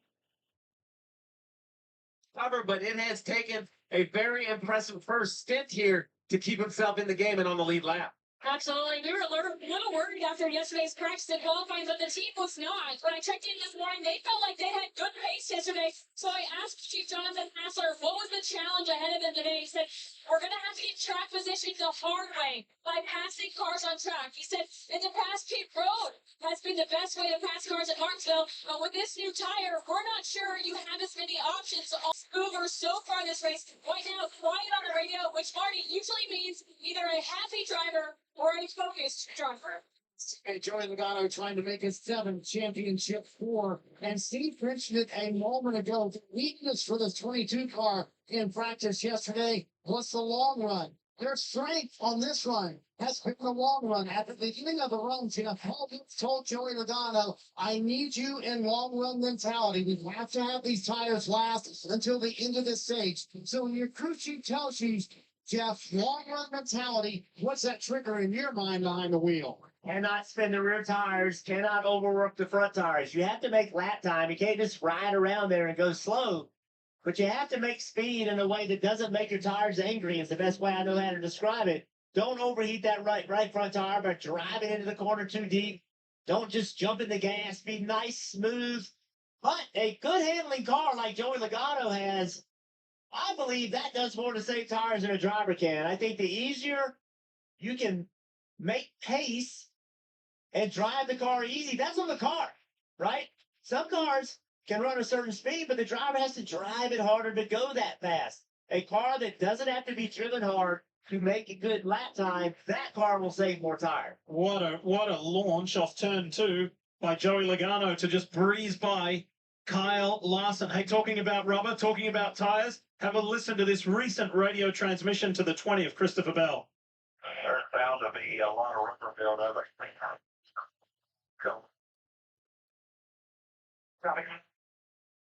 Yeah, the spotter's just telling the crew chief what he's seeing. You know, these tires as they wear, the rubber not only kind of grinds off, but also balls up. So there's the rubber right there kind of sticking on the racetrack. You see that big chunk that balls up. You just wonder, you know, what that does over 500 laps, where that rubber ends up going into the ductwork, into the brake cooling, and some other areas. We'll see if it becomes a story later in the race. I tell you what I've seen. The speed of the tires fell off a lot quicker yesterday. All this rubber coming off the tire, it seemed like it wasn't falling off very much, but it is now. These last several laps, the speed has come off the race cars. You can see people sliding around a lot more. So late in this run, they become way more difficult to drive well. 88 laps. That's what they've currently run right here. So, to your point, we have found a little bit of a cliff with the tire wear, which is good to know, especially as a crew chief. You'd love to see that. You'd love to know something's out there as we're on board the Toyota on board with Bell. Inside the final 6 laps of this first stage of the Xfinity 500.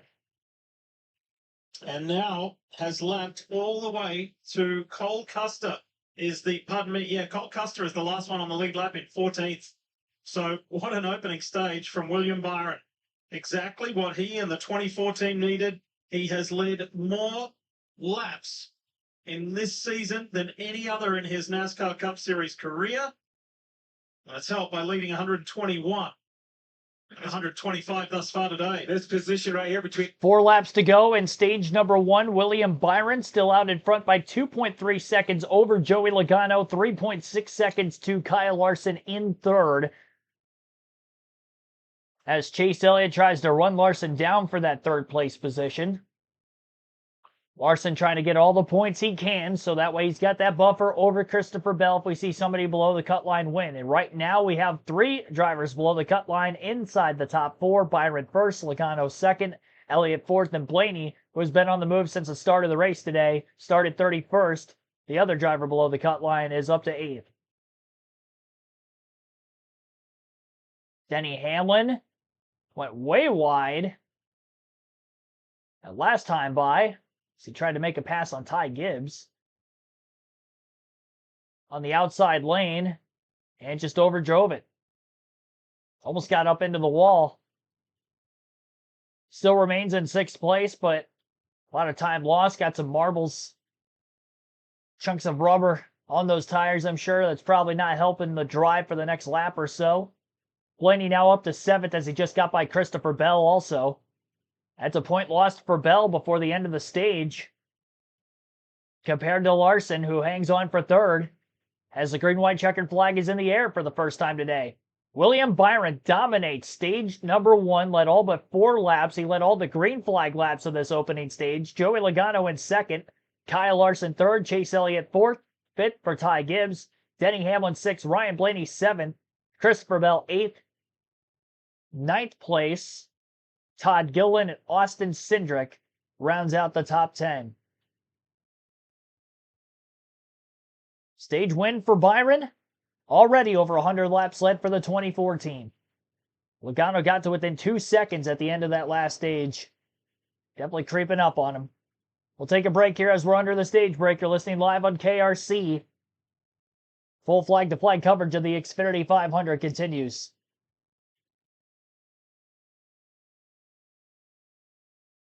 The main lead, Jeffrey Brinks, welcome to the stream as well. And thank you for that comment, by the way, Jeffrey. And a lot of you guys I know have tuned in throughout the course of all the live commentary streams all season long.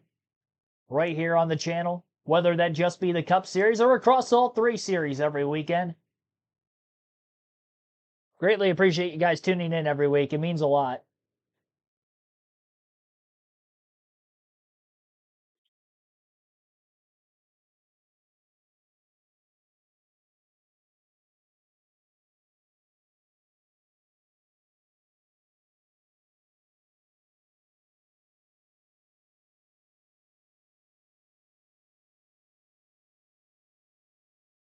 Gives me the ability to be able to do this every weekend on the channel.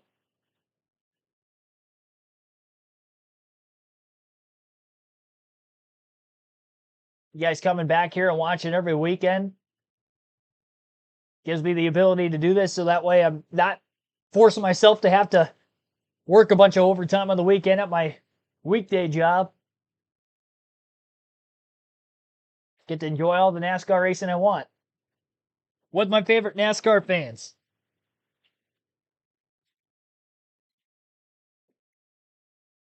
Second caution of the race here with this lap 130, stage 1 break. Everybody going to be coming down for 4 fresh tires shortly. Going to need a lot of execution if you're any one of those playoff drivers. So Byron gets 10 points there. I'm going to update the top of the leaderboard.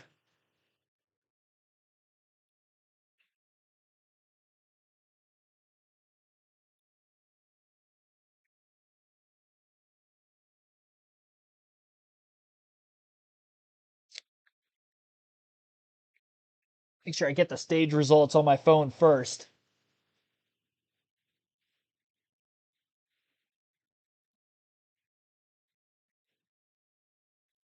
Let's see, stage points. Opportunity for both of them. So we're in the stage break. William Byron, the man who dominated this opening stage, he gets to go back to his team here. Regroup, they focus on the second stage coming up. Here's Kim Coon. Okay, so I was saying it's all about the rear tires. Early having to ask more of my right rear than I want to, but otherwise good. 4 fresh Goodyear tires. Sunoco fuel, no changes for the 9, Parker. Same comments for his teammate Kyle Larson there, who faded from second to third at the end of that run. He said, I just hurt the rear tire too much, so they'll give a small air pressure adjustment. 4 tires, Dave. Christopher Bell said that car held on way better that time, so just a small adjustment here to keep up with the track, Marty. Can't have a better stage one than William Byron did. Led every lap of stage one, gets the win. 4 tire stop for this team. Byron said it was a little bit tight at the beginning of the run, but honestly, after all I did was manage using that fifth stall number 1. The 2014 will easily hold serve here on pit road, Lee. Well, that was close between Logano and Larson, that race off pit road. It is the final race in the round of 8. There is just one to go after this. That's why today at Martinsville is so important. Denny Hamlin and Chase Briscoe are already locked in and have a chance to win their first Cup Series title. For everybody else, they're trying to fill those final 2 slots. Who will it be?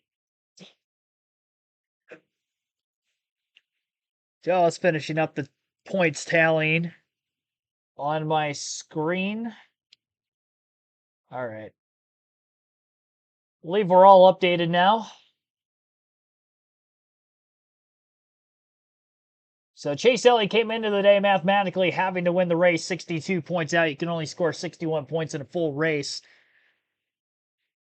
And at the start of stage 2, based off stage points scored in stage 1, Kyle Larson loses 2 points to the cut line. He is now plus 35 instead of plus 37. Bell is now plus 29 instead of 36, like he was coming into the day. Byron, who won stage 1, came in minus 36, is now minus 29. Logano was minus 38, is now minus 32. Blaney was minus 47, he's now minus 46. And Blaney very close to being in a must-win situation mathematically now. And I would imagine at the end of stage 2 will probably be the case.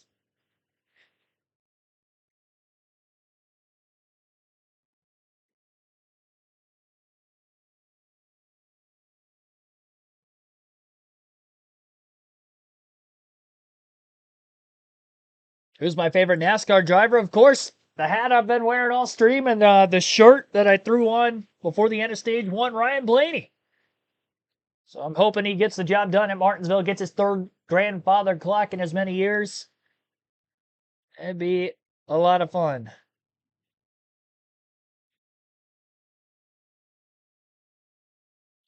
I solely want him to win so I can see him in person go for a championship next week. That would be awesome. I've only seen my favorite driver win a race once, in very rare occasions that you can see your favorite driver really win a NASCAR race in person.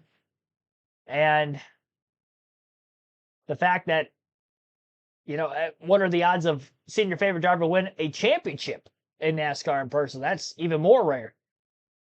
Only happens for one driver one time a year. So let's go for it. I'm ready. Cup Championship, driving the number 22. Dale Jarrett, there is so much in a number, as you know, as a Hall of Famer. I've got a question for you. When you see the 11 of Denny Hamlin, do you think about your dad who famously drove the number 11? Yeah, it really is the first thing that comes to my mind, to know all of those years that my dad drove that 11 car, and now to see Denny having the success with it. It's been driven a lot of champions throughout the years, but it's just incredible to see that 11 car and the memories that it brings back. Coming here as a kid, used to be an infield down in there. Kyle Petty and I used to throw a football around while this race was going on. So much has changed as we get ready for the second stage. What DJ? What kind of sense do you get from that first stage? I mean, you got the stability of Byron, the progress of Blaney. Logano seems like he's on a bit of a mission. What do you take from that first stage? Yeah, I think this is a wide open race is what I'm seeing. Obviously, what Byron did was very impressive. Talked about Blaney coming up and getting himself inside the top 10. Just incredible there. But all of the championship drivers, this round of 8 drivers are up there. Chase Briscoe's just outside of the top 10, but the others are right there with an opportunity. A few adjustments by the crew chief and a few adjustments by the drivers. The drivers have to try to keep up with this track. It's going to continue to change. Dan, when I look at the leaderboard, we have Gibbs in 5th, a non-playoff driver. But how about just that behind the playoff driver? Cindric, Priest, SVG, and Gillen having a great run as well. Yeah, sure. SVG has become very impressive. Anybody that thought that he couldn't drive an oval, this man's too talented not to catch on at some point. They're giving him good cars, and it's fun to watch what he's doing now. And don't forget about Austin Dillon. We know how good he is. He's the last car on the lead lap, but Austin Dillon, he is so good at this type of racetrack and with these tires. That was such a random thing that Jeff Burton had to throw out there about Austin. He's the last car in the lead lap for a reason, Jeff. I don't think he's going to be a factor in this. Green flag back in the air. William Byron takes control of the restart. Joey Logano aggressively blocks off Kyle Larson to get to the inside lane. Larson pushing him all the way through 3 and 4, but all he does is really push him forward. And maybe slow himself down in the process because Chase Elliott, the 9 car, who's hanging above the 5, still hanging down the back straightaway as they battle side by side for 3rd.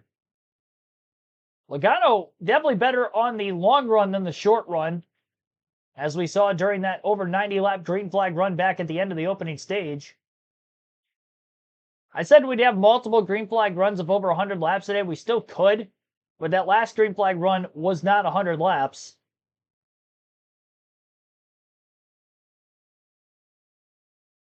Had that caution at lap 27. Not sure exactly how many laps it lasted for, but enough that it was less than a 100-lap green flag run to the end of the stage as we didn't catch another caution for incident.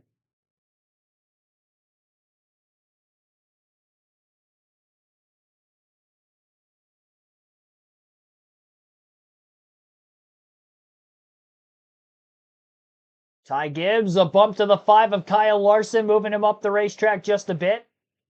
Trying to go for 3rd after Chase Elliott was unable to make the pass successfully on the high side, and Gibbs was able to get by on the bottom on Elliott. Just can't get that outside lane activated right now.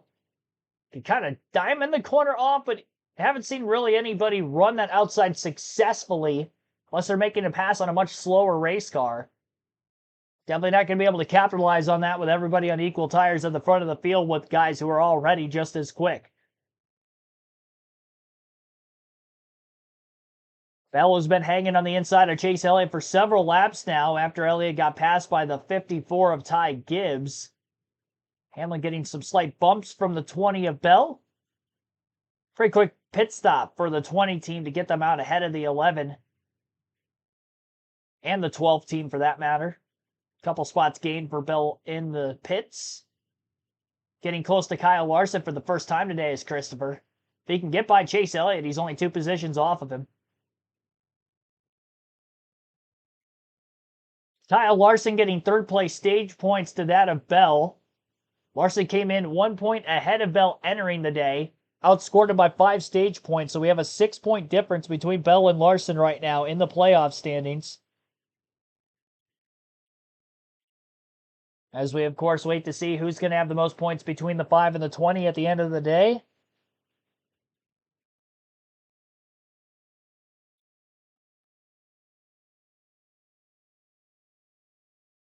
I had that wrong. I had Bell 4th and Larson 3rd on my list. Let me update that.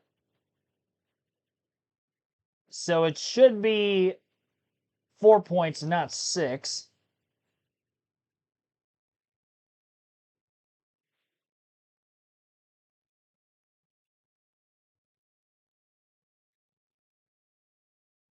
Gosh, I messed that up. I have to update the leaderboard now.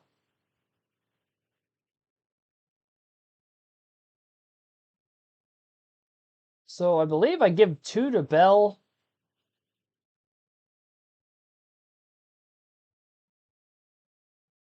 Probably goes 1 point each way. It's probably plus 34 for Larson then, and then plus 30 for Bell.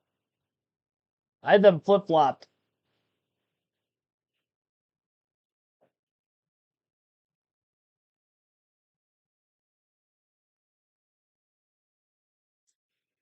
Arena Sarah, welcome to the stream.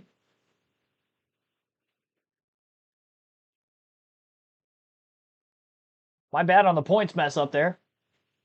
Yeah, 4 points separating Larson and Bell now. Bell was 1 point ahead of Larson. I had Larson on our screen at the start of the race, 1 point ahead of Christopher. My apologies on that. So we got a 4 point difference based off of stage points scored in. It does seem like Bell's getting a little bit better as the race progresses. Every pit stop, he gets just a little bit faster. He went from being about a 9th, 10th place car at the first caution to the end of the last stage. He was about 7th, 8th. And now he's rolling around 5th, 6th.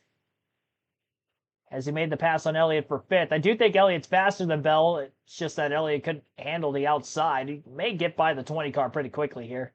Especially if Bell gets back before. And probably a little bit quicker than the 20. Gave Bell a little nudge down on that inside lane. He'll try to attack into turns 1 and 2 now. Bell going to have to give him a little bit of leeway. Up off the exit of turn 2, down the back stretch. Elliott stays on the inside of Bell. Outbrakes him on the inside lane into 3 and 4. And beats him back to the throttle also. Very easy pass made for Chase Elliott. Larson Logano battle for second. Kyle Larson right on that back bumper of the 22 car, unable to move him. Larson trying the outer lane on entry into the corner. Stays wide off the exit. I wasn't sure if he was going to try the over-under move and then just couldn't do it because he got so far to the outside of Logano's race car, or what the case was there. Could have been a defensive driving mechanism by Logano as well. I don't think it was, though, because they're both keeping decent pace with the 24 car.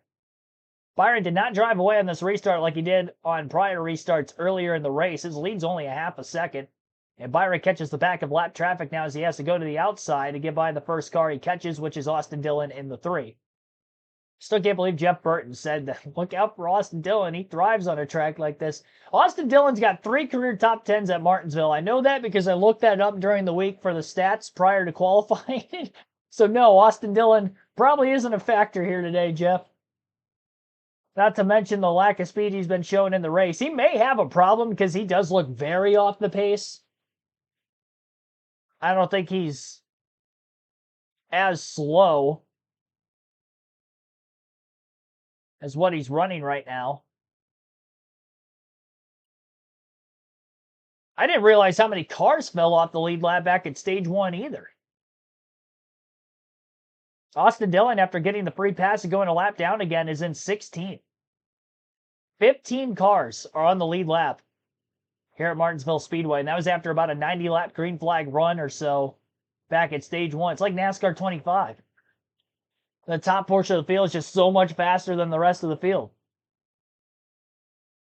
Kind of saw that yesterday when we did the All-Star race at North Wilkesboro. William Byron or Christopher Bell led every lap of that race, and he cooked everybody. We only had 3 cars finish on the lead lap. All 250 laps went caution free. I finished 8th, and I was still 3 laps down.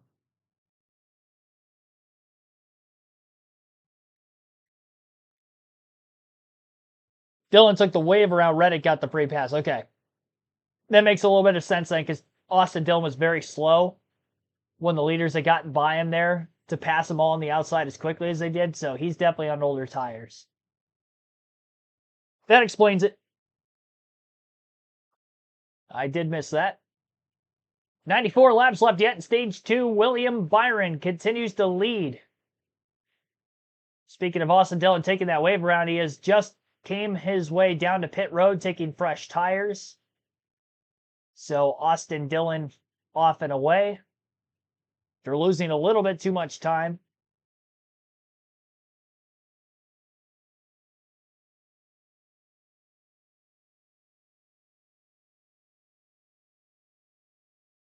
Looking to see who has the fastest lap of the race right now. I don't know if it's still Todd Gilliland or not. 20.219. I don't see any other 22.1. So I think Gilliland still has the fastest lap bonus point. Just making sure that none of the playoff drivers have it. Otherwise, I'll end up obviously factoring that in as well. The top of the screen. Yeah, Byron dominated in laps led, but there are other cars that are just as quick as him in traffic. And I'm curious to see what the extremely long green flag run would look like, especially seeing how fast Joey Logano was after about 60 laps into the last run. If he stays with Byron in second rather than having to come from about fifth or sixth. And same for Ryan Blaney, who was restarting this stage in ninth, was seventh at the end of stage one. Lost a couple spots in the pits, looking to get those positions back. He's within a couple car lengths of Hamlin and Bell now. And Gibbs, all three JGR Toyotas directly in front of him. Penske all around looking good today, because even Austin Cindric's in 8th place right behind Blaney. Ninth. No, I had it right. 8th. Yeah, 8th for Cindric. No, I was wrong. Yeah, 9th. Blaney's in 8th. Got it right eventually. I'll get there. I'm a little slow sometimes.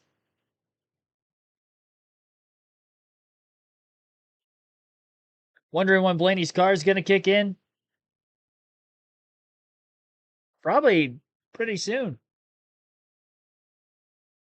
Todd Dillon in the Pickle Mobile. I don't think he has the pickle car this weekend, does he? Not this weekend.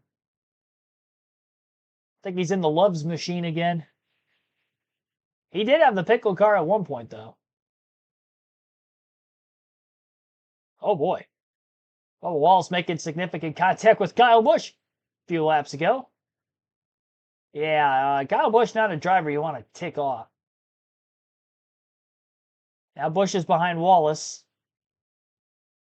Nothing happened there. Busch is dropping back from the start of the race. He qualified 9th. He is now 20th. And off the lead lap. Tyler Reddick in 15th. Only about 4 or 5 seconds ahead of where the leaders are at right now. Obviously restarted behind all the cars who pitted, with him taking the free pass. He was at the tail end of the longest line on the restart.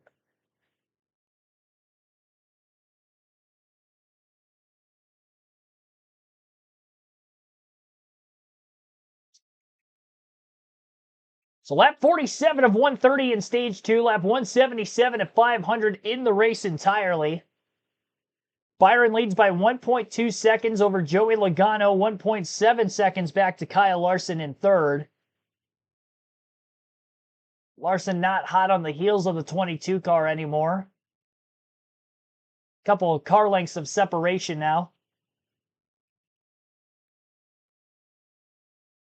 It definitely takes a bit for the tires to fall off on certain drivers more than others. And we just haven't seen a lot of movement at the front of the pack in stage 2. I think the front runners in this field are getting tighter and tighter together with every pit stop they make. Adjustments have been made to the race car.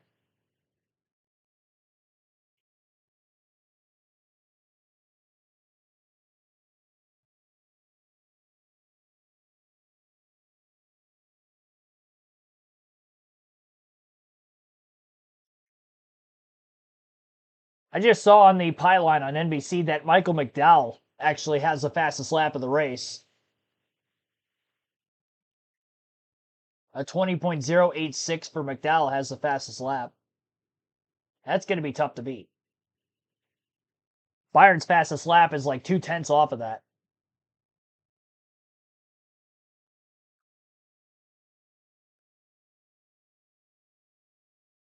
And Byron, in fact, catching McDowell at the tail end of the field, who's a few laps down after taking right side tires only during the last stage. Did not pan out well for him. Probably ruined his race because he was in 12th. Maybe could have been on the lead lap at the end of stage 1. in the top 15. Instead, he's a couple of laps down, about to go a third lap down.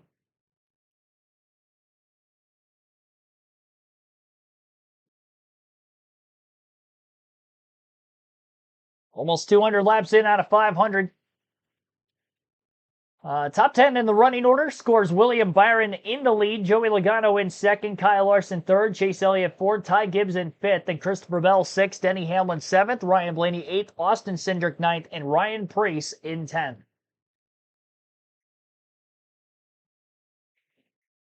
Byron, after only having about a half a second lead for a while at the beginning portion of the stage, has stretched that out to 1.7 seconds so far.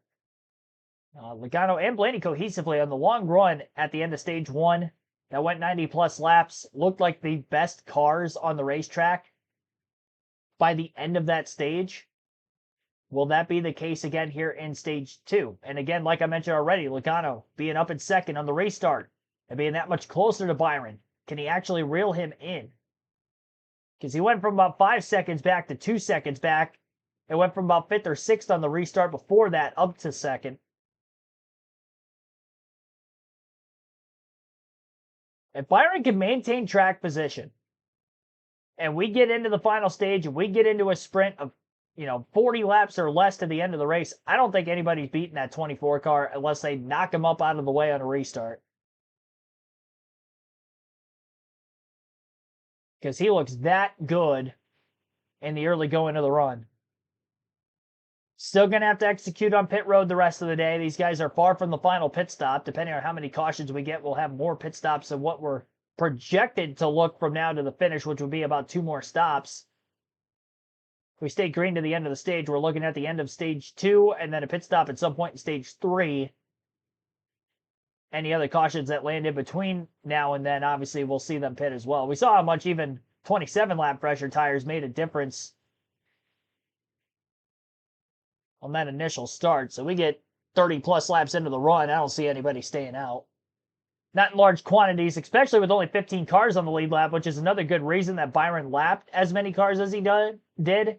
Less of a possibility of drivers going off strategy because there aren't as many cars on the lead lap to really fall back on, and expect more drivers to do that said split strategy going forward.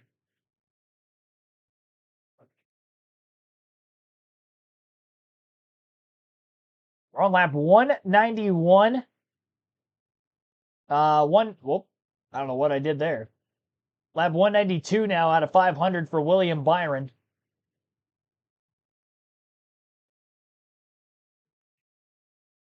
And Byron has so far led 186 out of 192 laps. I mean, he's definitely on pace to lead over 400. And nobody gets by him. What a dominating performance if he could do that from the pole with how quick of a race car he has today.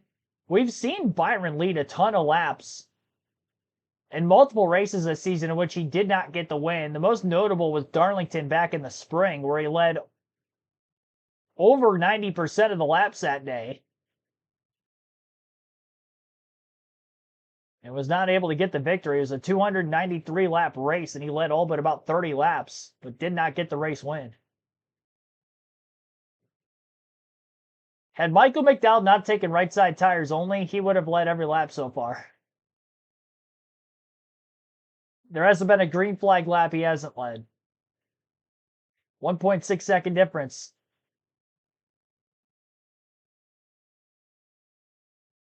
Just about halfway through stage 2.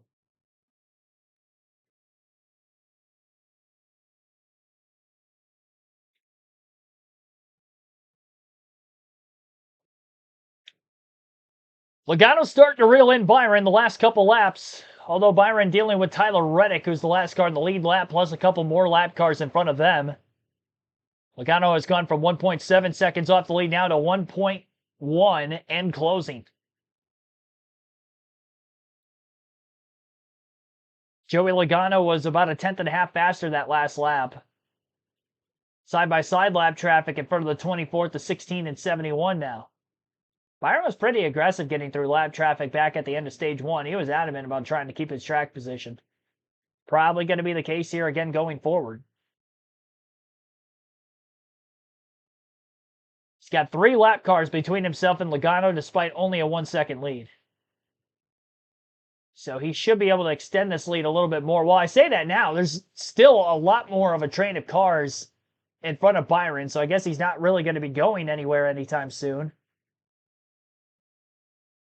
14 cars on the lead lap here today at Martinsville.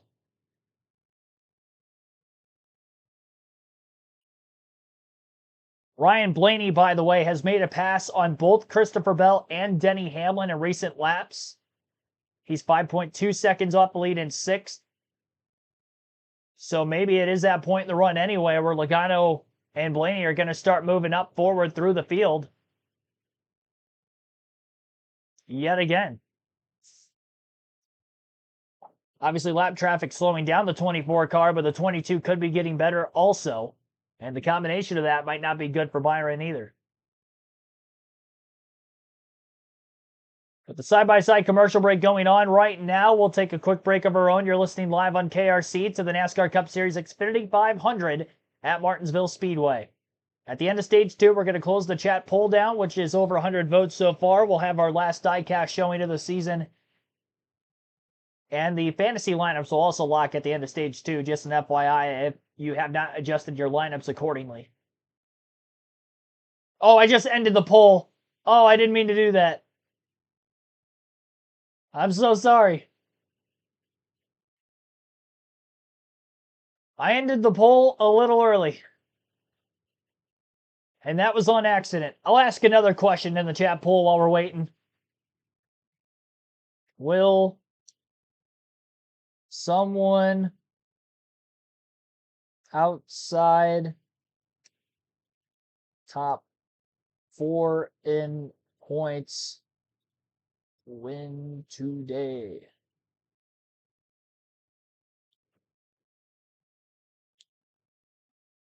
All right, I had to start another poll. I accidentally closed that out. That was my bad on that. I did not mean to do that. Lack of attention. 37% out of 118 votes taking somebody other than Elliott, Byron, or Hamlin for the win. Elliott at 25%, Byron 21%, Hamlin 17% of those votes. Sorry, I closed that off. I'll leave this poll open for a while now then. Well into Stage 3. I asked you guys, will somebody outside the top 4 in points win today? And already 80% to 20 saying yes. With Byron dominating and Logano in second, Elliott fourth, Blaney on the move. I mean, it really does look that way. Not surprising. We've seen this many times over. Which was on the long run, the looser I get, the pace really goes away. I just see Larson now working on top of the screen. So for Bell, it may be an issue they need to continue to address. Very impressive pass by the 5 car. He got to the left side of the 22, then used the 47 as a pick. So that's really nice for the 5. It continues to move up. Just trying to continue to gap the 20 car Bell in points. Remember, just a points battle between the 5 and the 20. The 9's going to now try to get the inside of the 47. This is the time of the last run, Steve, lap 65, where we started to see a change in whose car drove well and who didn't. The 20 car, he's been struggling the last few laps. And starting to see his car is just not like how he needs it to be. Well, the difference was the last run was going to be 90 laps. This one's going to be nearly 120, 125. So, you know, if you struggle the last 15 laps of the last stage, you're going to struggle for the last 35 laps of that stage. It's going to be a lot more time to lose, if not a lap, right? It can go away so quick.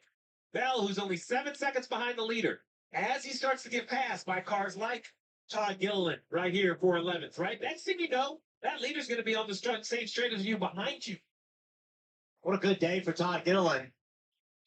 Currently passing Bell, that puts him in the top 10. Remember last week, he had a legitimate shot to win that race. Yeah. Up front, late in the race, didn't work out, but this team's starting to come together over the last few weeks. He loves this place too. Got his first Truck Series race win here. Proudly shows off that grandfather clock at home in the living room. And is thrilled that his teammates remain the same at Front Row Motorsports next year as well. 16 of AJ Allmendinger's going to look like he's Superman right here because he's off for pit road with fresh tires.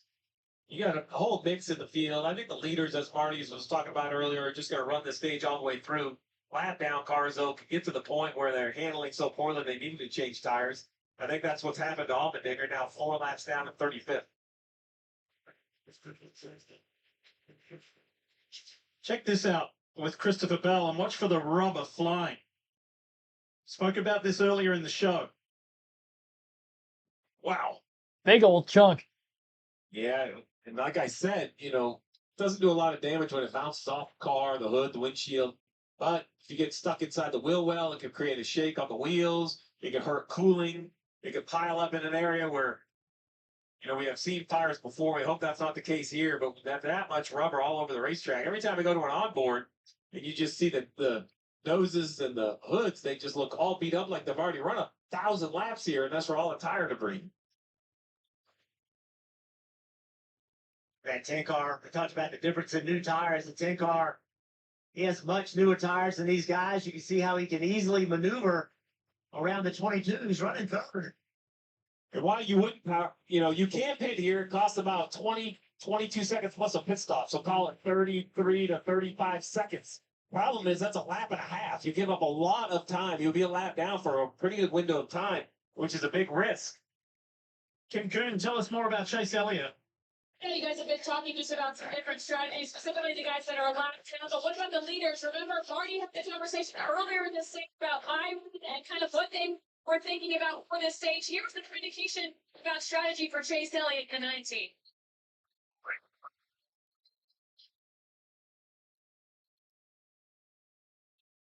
Caution is out. And is that the 77 of Carson Hocevar? Indeed it is. Who spun him? Who got the revenge?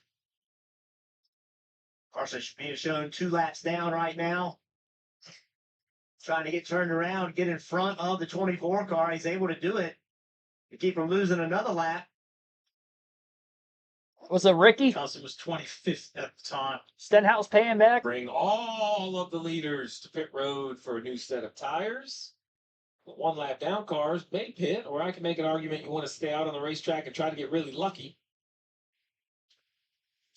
Let's take a look at what happened to Carson Hocevar. First car in shot. Daniel Suarez. Looks like Suarez behind him. 99. Hard to tell from that angle. If there's contact, it is an odd spot to spin out by yourself. Yeah, but there Lucky was for Kyle Larson. Yeah, there was definitely contact. Watch this. That is close. That shows you how quickly things can change, right? Could have easily gotten in that. It was hard to tell if there was contact. Remember, that's where Suarez was going, is to Spire, so you would think Hocevar wouldn't want to send his future teammate around.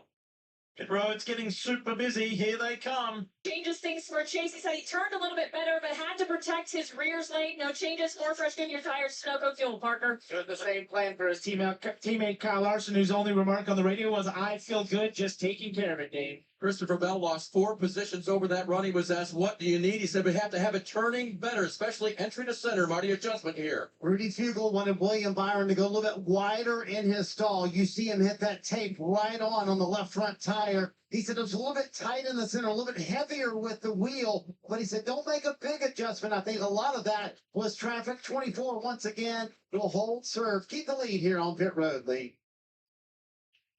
Good stuff, Marty. What a fascinating combo of tracks for the round of 8. Las Vegas Motor Speedway was a highly eventful day and one of Denny Hamlin's best wins. And then Talladega for Chase Briscoe's first ever Super Speedway win. And here at the half-mile historic Martinsville Speedway, who will conquer this place today?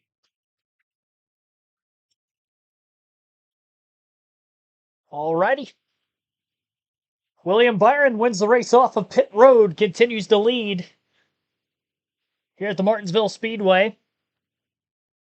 Wait to see how our leaderboard shakes up for a second before I go through the running order for the next restart. Anthony Mazzano, thanks for tuning in. Big Hendrick guy, wondering after the season ends, all the drivers who is most likely to get replaced.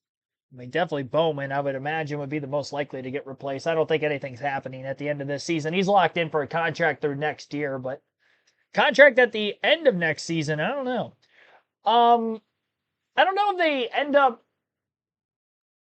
I mean, I can see them booting him next year, but I don't know who they would get to replace him.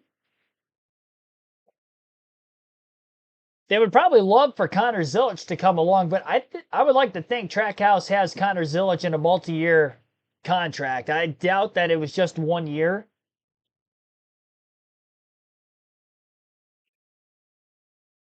I don't know who else they would poach. Kyle Busch? Do they bring Kyle Busch back for a couple years to end his career? Kyle Busch would be the only one I can think of logically, because I don't see Zilic leaving Trackhouse after 1 year. I feel like he's got a multi-year contract. So maybe Busch. And then after Busch goes for, like, let's say Busch runs 2 years with Hendrick or 3 years with Hendrick and then ends his career, then does Connor Zilic go to Hendrick after Busch retires? Like, that's the most likely thing that I could see happening. And I was telling somebody, I forget who I was talking to about, it was somebody at work I was talking to about Corey Day coming up and Kyle Larson basically mentoring him through his NASCAR ranks. And I think they're supposed to run full-time in the Xfinity level next year, if not Xfinity trucks. I think the ultimate plan there is that if Corey Day ends up panning out in the NASCAR ranks a couple years down the line, that Larson races for 5 or 6 more years in the Cup Series, and then Corey Day is his successor at Hendrick Motorsports. That I think that is kind of what they're shaping up to be. Day, I think, is only 18 or 19 years old.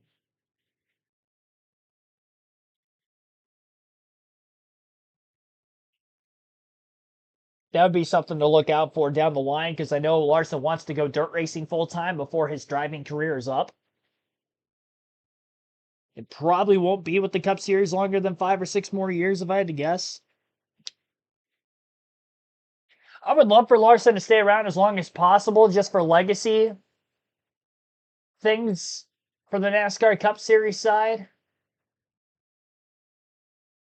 You know, I think he could definitely get easily to 50 wins. Maybe a couple more championships, and when he can go out there, he's going to be very well capable of winning 3, 4, 5 plus races a season from here until he probably retires. So we shall see.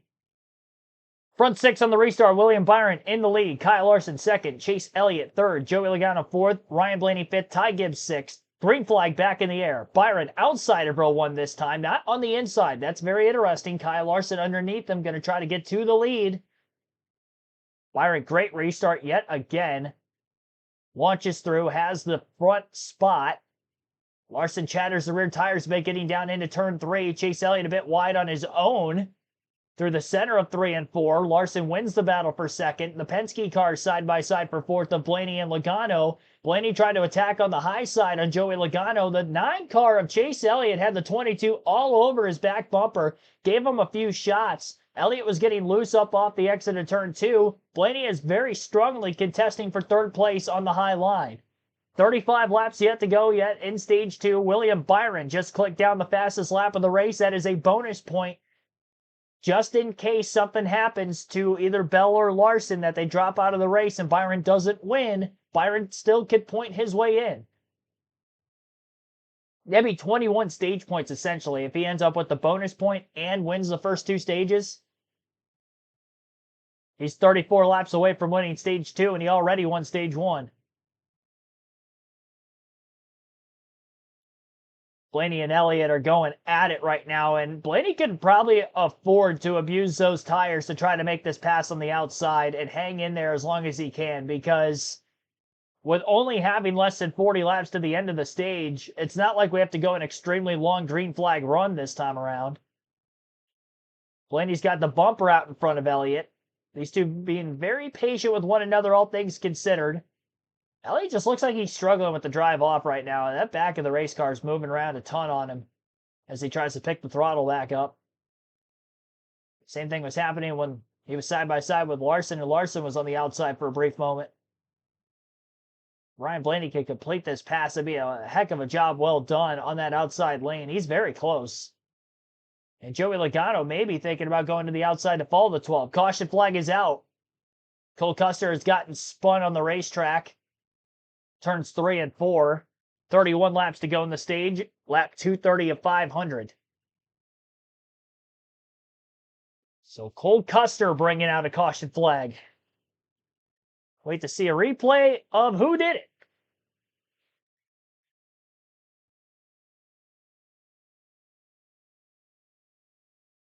Josh Berry.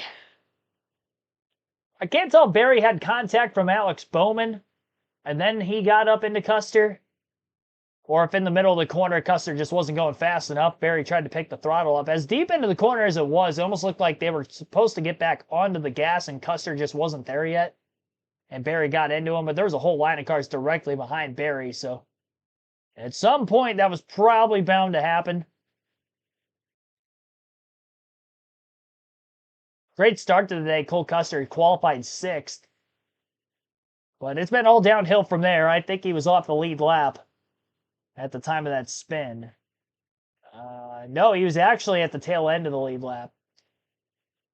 So he was the last car in the lead lap. Berry was the first car lap down. I don't know who they're going to give the free pass to here because Josh Berry was the first car lap down at the caution, but technically he caused the incident. So it might not go to anybody. I'll keep an eye on that.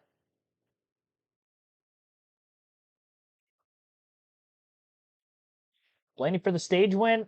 I don't think so. 24 is just too good on the short run. I don't think we're going to see pit stops at the front of the field. Maybe a couple at the tail end of the lead lap do because we only have 17 cars on the lead lap. Custer, who just spun, is definitely going to be coming in. But I would imagine a lot of the front runners are definitely going to stay out.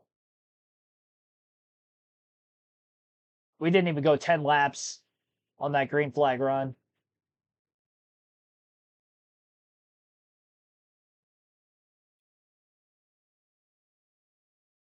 Our goal is to get to 150 likes on today's live commentary stream. We're at 70 right now. We have over 150 people concurrently watching and have for a little bit. So be sure to hit that like button if you haven't done so yet. Subscribe for more NASCAR content.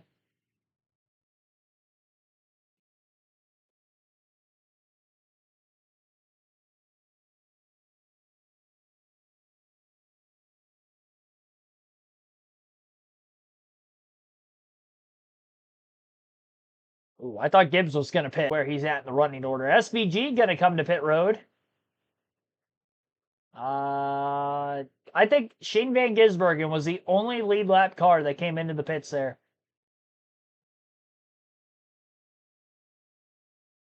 The amount of tires that these teams have this weekend, not really going to have to worry about using too many of them. So Van Gisbergen from 12th place hit pit road. Everybody else stayed out. Except for Custer, who went for a spin. I would imagine he'll pit from 17th as well.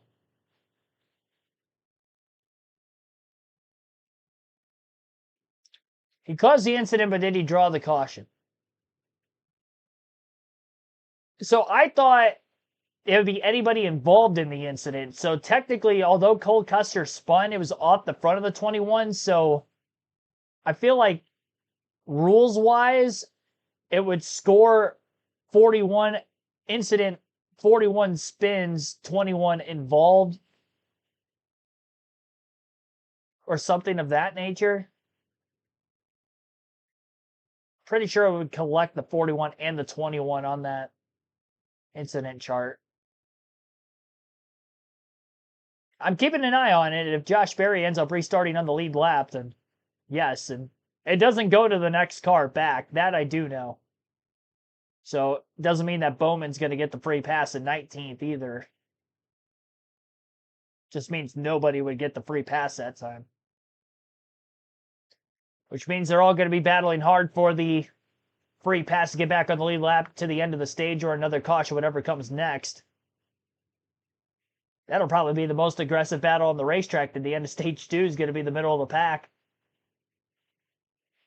Around 17th, 18th place. Tim Irvin, welcome to the stream.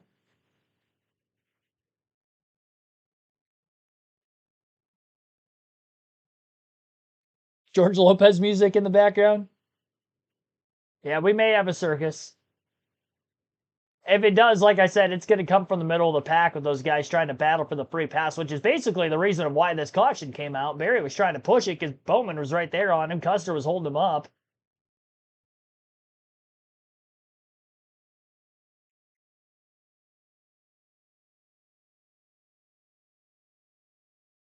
And 25 laps to go yet, stage 2.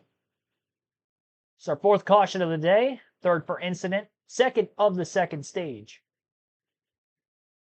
All right, they're showing a replay. Maybe the 48 got into the 21. Yes, he did. Okay. We got a better view of it. The 48 on board. Bowman definitely made contact with Josh Berry, and then Berry got up into Custer. It's hard to tell from the first couple angles they show, but we have clear indication that that was the case now. And they're not going to give the free pass to Josh Berry, as he was deemed involved in the incident. I guess the 48 would have been technically involved then, too.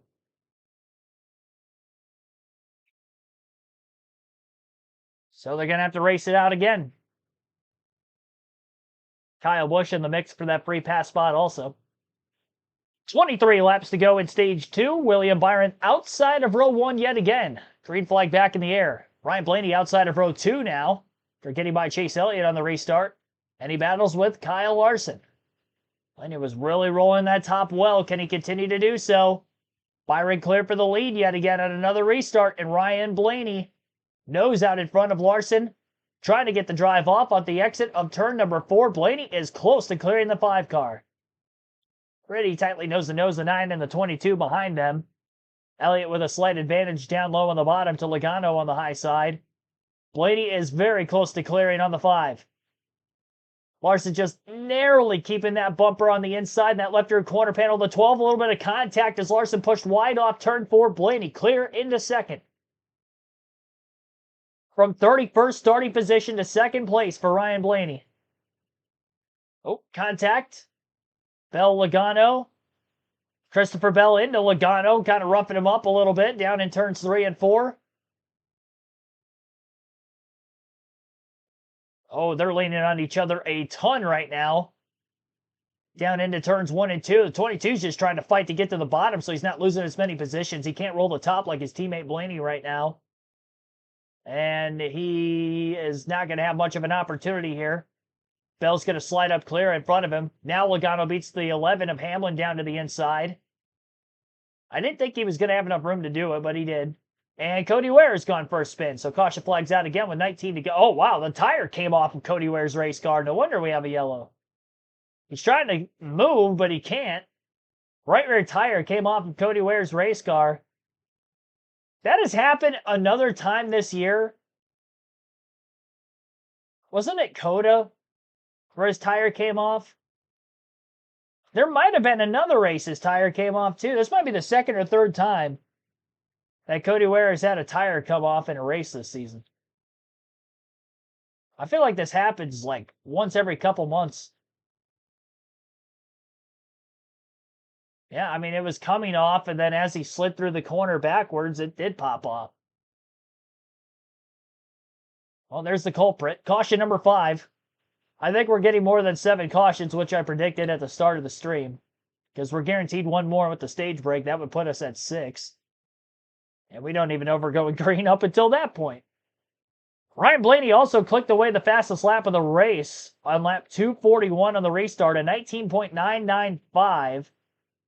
A 19.95. And the only other driver to run a sub 20-second lap time today was William Byron on lap 239, 2 laps prior to that, put down a 19.964. Tim Irvin, thank you so much for the $9.99 super chat.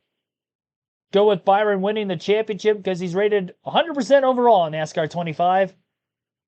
Without a championship yet, no one else is. Well, maybe they were predetermining that Byron was going to win the title this year, so they put him at 100% overall. I think because he won the Daytona 500 and he's on the cover of the game and he won the regular season championship is the determining factors of why he's 100 overall. I think a lot of it has to do with him winning the regular season championship, honestly, when the game came out. Because the order of which the driver ratings are in all three series looks to be based off the regular season standings. And the game coming out, middle of the playoffs, I don't think they factor too much of that into it. But thank you so much again for the $9.99 super chat. Greatly appreciate that. Vacation for two people early off season. Does that mean that they can't run the Daytona 500 the following year too? Oh boy, split strategy here. Byron, Larson, Elliott all stayed out. Blaney, Logano, and others into the pits. Bring him down pit road. He said it just was a little bit tight on the short run. Keep that in mind for the end of the race. 4 fresh Goodyear tires, slight air pressure, Sunoco fuel, Dave. Denny Hamlin wants 4 fresh tires and an adjustment as well. He brings it down. Crew goes to work, Marty. Joey Logano was told by Coleman Presley, follow the majority. The majority would be 3. A couple pulled off in front of Joey Logano. He came down pit road, said he's a little bit too tight in the center of the corner. That's his biggest issue. Going to be 4 tires here for that 22. Clean stop for that bunch as well. And a track race off 3 wide off pit road, Lee. That was super tight. Super tight between Hamlin, Logano, and Gibbs, with Cindric with the front. Oh boy. Yeah, this is interesting. I would imagine with the 22, 12, and everybody that pitted here, they're going to stay out of the pits during the stage break. That's what I would think. And we're probably going to look at Logano and Blaney leading the field on the restart to begin stage number 3. But they're going to have, by that point, a little less than 15 lap older tires.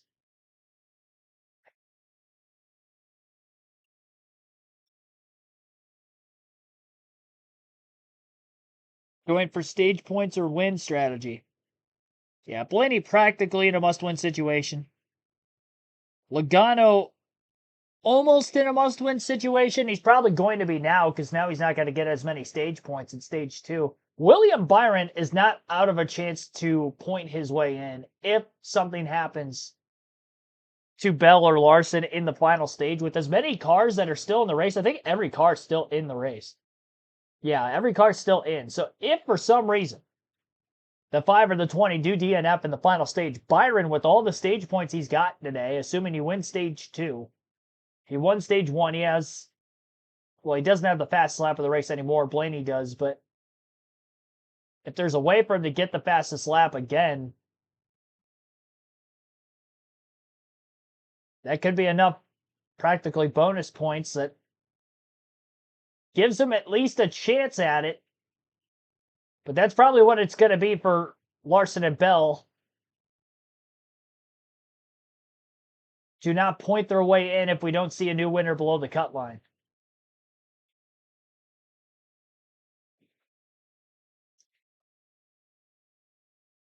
We'll go through the full field running order as we are getting to a late race restart.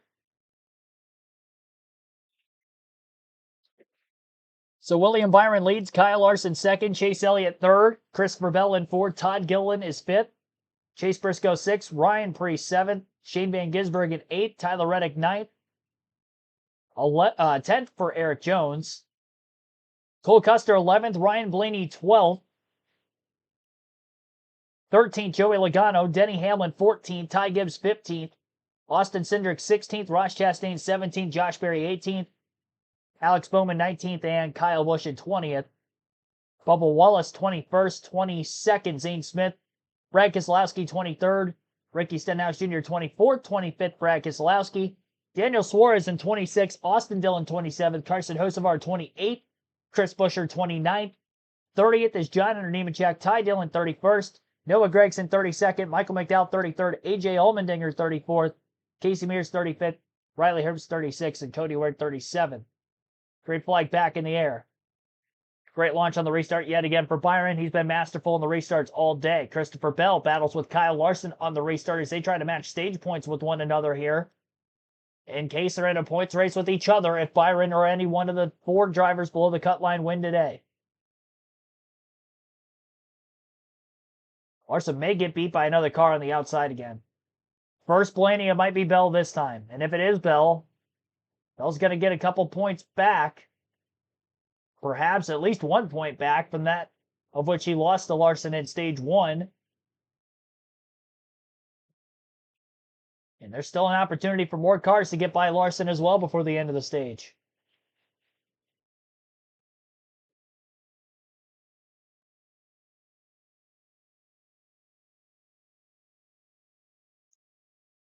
Leaning on each other a little bit, but mostly respectable racing between the 5 and the 20 right now. Chase Elliott right behind both of them, boxed in with nowhere to go. Wider entry to the corner for Elliott, pushes Larson. That might actually help Larson. Get that little bit of an extra boost off the exit of the corner. Elliott down to the bottom underneath Bell. Not quite going to get there that time.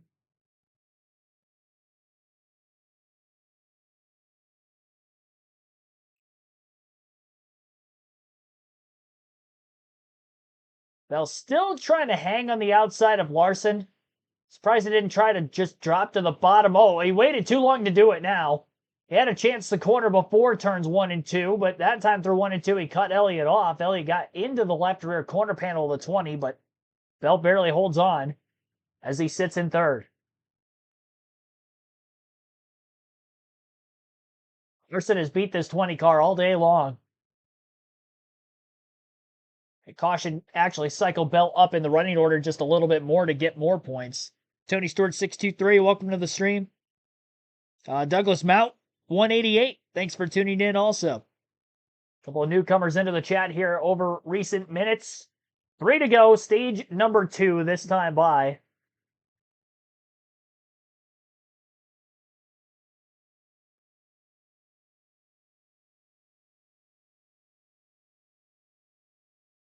Ryan Blaney does lead the cars that came down to get 4 fresh tires during the last caution. Restarted with about 12 to go in the stage. So it's going to be 10 to 12 lap older tires for the drivers who choose to pit during the stage break rather than pitting during the last caution of the stage like we saw from others. Coming to the final lap now. Elliott is putting a lot of pressure on Bell. After Larson was able to clear Bell, he has pulled away from the 20. Byron in a league of his own yet again.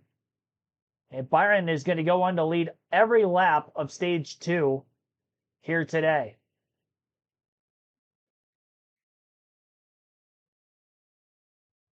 Biggest counterpart has to be Ryan Blaney. From what I saw in stage 2. Once Blaney got to the front of the field, we never really got to see a lot of laps straight up with the 24 leading the 12 in second, but he was there, and Blaney's probably going to have track position, and Byron's going to have to battle through traffic for the first time today with lead lap cars, and that's going to be a new challenge for him. He's capitalized on points so far if it does fall to that, but obviously still looking like he's going to have to win the race more than likely. So William Byron wins the first 2 stages of today's race. And in the 260 laps completed, he has led 256. Unbelievable. He's led over half of the amount of laps in the race, and we're barely past halfway through the race. Byron wins stage number 2. Kyle Larson 2nd. Christopher Bell 3rd. Chase Elliott 4th. Todd Gillen in 5th. Chase Briscoe 6th. 7th for Ryan Preece, Shane Van Gisbergen in 8th, Tyler Reddick 9th, Eric Jones rounds out the top 10 in stage number 2. So Elliott in a must-win. Ryan Blaney now is in a must-win, mathematically.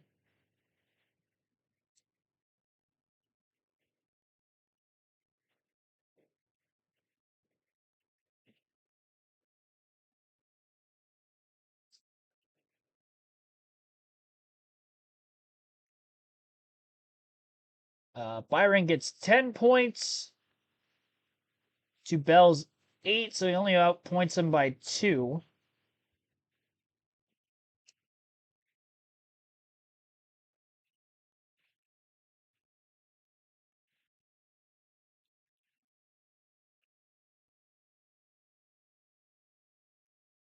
Larson 2nd in the stage. lost a point. So I believe final stage, Logano didn't get any. Lost 8 to Bell, 40. So mathematically, into the final stage, Joey Logano, Ryan Blaney, and Chase Elliott must win. Elliott was must win coming into the day, but after the stage points scored in the first two stages, mathematically, Joey Logano and Ryan Blaney are now in a must win situation. Also, William Byron is 28 points out. More than likely, will have to win the race to outpoint either Larson or Bell. Larson is plus 33. So 33 positions for Byron to outpoint Larson, and he would have to outpoint Bell by 28 spots in order for Byron to make it on points into the championship four. And the difference in points between Larson and Bell, based off of the stage points scored in both stages today, is 6. Larson outscored Bell by 6 points. Larson was 1 point behind Bell coming in. So it's a 5-point difference between the 5 and the 20 entering stage 3. And Bell is the driver chasing Larson. Pit road is open. Any of the cars in the back are probably going to stay out, but here they all come in front of you, Kim. And Chase reporting turning good on the car, just needs to get settled in. So looking for that rhythm that Martinsville demands more and fuel for Chase Elliott, Parker. Yeah, Kyle Larson was asked, what does he need in the car? He said, clean air, and I know I'm not going to have that now. Just 4 times for him, Dave. Christopher Bell said, I've got to be tighter in and freer late exit. Actually, just the opposite on that, tighter late exit. So 4 tires here, Marty. Going to hit 2 stage wins. He's led all but 5 laps. Rudy Fugel told him, you're going to be in traffic here. Cars will stay out. You're going to be about 7th to 10th. Byron said, I want just a little bit more turn for traffic. But quote, don't go crazy. Where does Byron cycle out with those who stayed out? We'll find out when it all sorts out off pit road, Lee. He was able to stay ahead of his 2 Hendrick Motorsports teammates in Kyle Larson and Chase Elliott. The 27-year-old from Charlotte, North Carolina, is today the day he locks himself in for a shot at a Cup Series championship. Well, it's going to be tough. It's going to be tough. Him being back in traffic for the first time today, not good. I think he needed that stage to run caution free to the end so that way they could have all pitted at once, him and the rest of the field. But because of when the cautions kind of laid out, with the few of them we had at the end of stage 2, split things up, and now he is not in the lead anymore. So for the next restart, it looks like Tyler Reddick will be the leader, then Ryan Blaney second, Denny Hamlin third, Joey Logano fourth, Ty Gibbs in fifth, Austin Cindric is going to be sixth, William Byron will be the first on 4 fresh tires in seventh, but he only has about 12 lap fresher tires. Then Kyle Larson in 8th, Chase Elliott 9th, Christopher Bell 10th, Todd Gilliland 11th, and Chase Briscoe 12th. End of stage 2. I'm going to keep the current poll open in the chat. And refresh my page for a second. Bell's car looked like a Tony Stewart throwback. Well, it is a 20 car. That could be some of it. Villanor, welcome to the stream.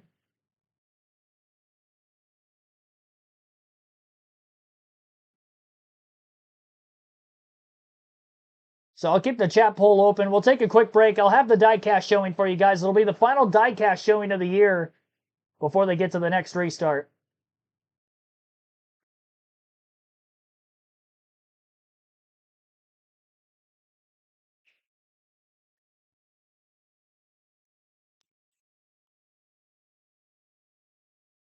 Now we gotta find one.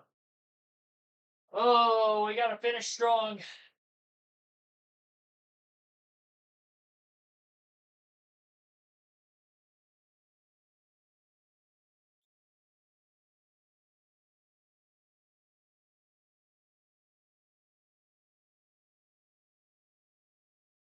You know what?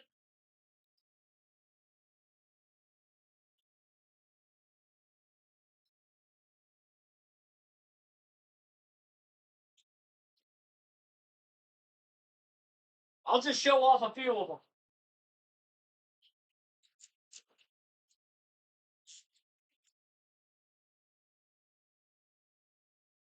I haven't gotten the one to go signal yet. I'll try not to miss the restart. I'll show off a few of them. It's the last live commentary stream of the year. So it's the last diecast showing of the year here at the end of Stage 2. I'm going to show off all 3 of the diecasts that I most recently bought, which I have showed on the channel in recent weeks already. So if you've been watching on a weekly basis, you already know probably the diecast I'm about to show. But I got all of these 3 when I went to the Bristol night race about a month and a half ago and showed them off one by one. First, I've got this Elliott Sadler 2004 M&M's Ford Taurus. My only M&M's 124 scale diecast that I own. I should probably get a Kyle Busch one at some point in time as well, but maybe I'll have to get like a Kyle Busch Snickers car or something since I already got the M&M's here with Elliott Sadler. This one was probably a little bit more synonymous with my childhood personally. Get more of a classic M&M's scheme. This one famously has flipped at Talladega twice. Once in the 04 season and once in 2003. But yeah, Elliott Sadler number 38 there. That's one of 3 Elliott Sadler diecasts I have. Here's another one. This is a Ricky Rudd Tide Ride, the number 10. I believe this 1996. I might be wrong on that. I know it says somewhere on here. Maybe not. I forget what it says on the box. 90, I don't know, 90 something. I can't remember. But this is a Tide Ride, Ricky Rudd, number 10, former Martinsville winner. Also got this on that same weekend. And the last one I got that same weekend was this Greg Biffle National Guard number 16. I believe this one is from 2006. And me being a Greg Biffle fan growing up as a kid, this is my favorite Greg Biffle paint scheme of all time. Honestly, because I'm a Biffle fan, this is one of my all-time favorite paint schemes. I started this diecast hunt back in 2021 for the Bristol night race, and it took until the night race of 2025 to finally find it. 4 years in the making. Every track I've went to, I haven't seen this National Guard Greg Biffle scheme. Finally got it. I wanted 05, 06, 07. He ran it those 3 years. Any one of them. This one was 06, and it's actually autographed on the windshield as well. So, the Biff. Those are the 3 diecast showings, all for Stage 2 in today's race. On to the restart. Ryan Blaney did get to the lead on Tyler Reddick. And for the first time today, Blaney leads after qualifying in the 31st place position. Still 225 laps to go. Oh boy. Intensity sets in now with me and the rest of Ryan Blaney Nation out there.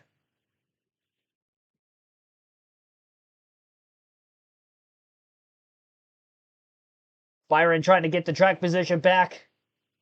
Only traffic he's fought today has been lap traffic. Hasn't had to pass a single lead lap car all day after leading over 250 laps. 256 on 260. Led every green flag lap of the first 2 stages combined. Gets by Chase Elliott on the restart. Elliott has to duck in line right behind him. That pass was made for 6th for Byron. 12 lap fresher tires than those ahead of him. I don't think that's going to be enough. In my personal opinion, Bell and Larson going to go side by side as they battle for position. Bell needs to beat Larson by 5 positions in order to outpoint the 5 car. He is 1 spot ahead of him after making a pass. Bell in 9th, Larson in 10th. Single file amongst the top 10 positions right now. And after the restart, Ryan Blaney leads, Tyler Reddick in 2nd, Denny Hamlin 3rd, Joey Logano 4th, and Ty Gibbs is 5th.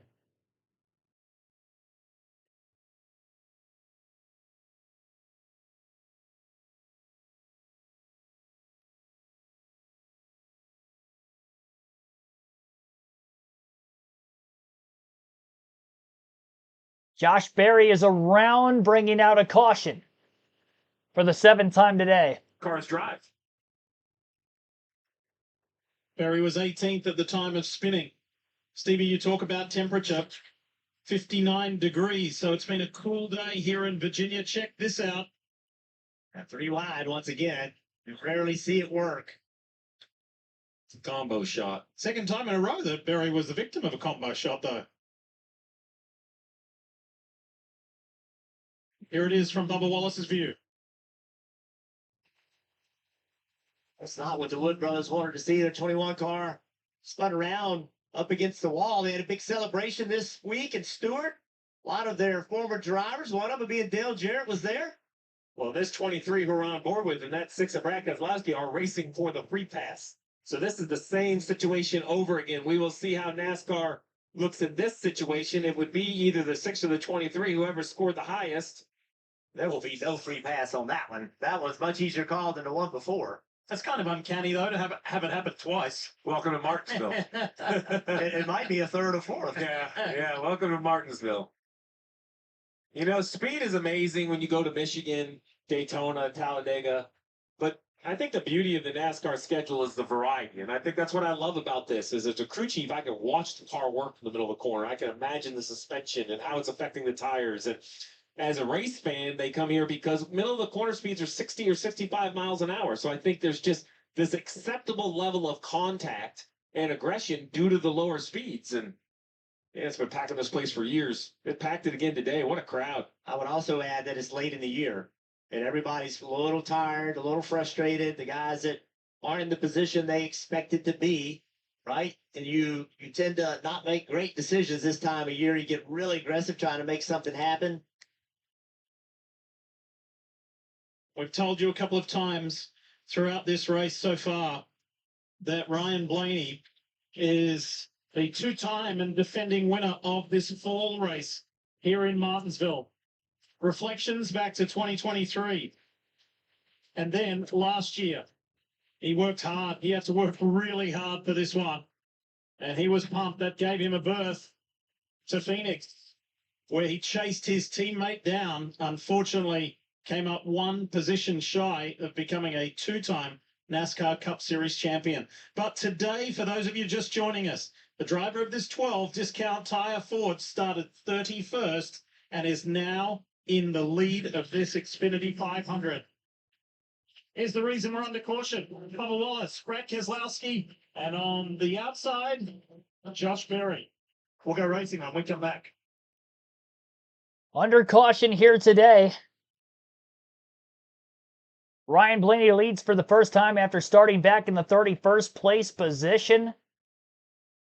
Did just a fantastic job of racing his way all the way up to second before pit strategy from second place has kind of lent him the lead over Byron. Didn't have to pass him outright because they pitted during the last caution towards the end of stage 2. Byron stayed out, got the points, and now having to fight back from the 6th spot.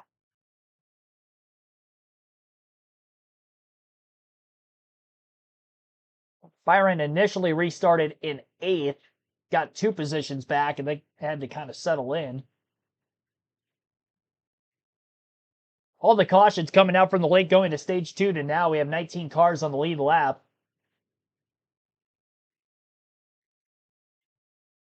At one point, there were as few as 14 cars on the lead lap at the end of stage 1. It's still the longest green flag run of the day, about 93 laps. From the early caution to the stage break at lap 130. Yeah, 7th caution of the race. Unless this race goes green over 200 laps to the finish, I think my prediction is going to be wrong as to how many cars are going to finish on the lead lap.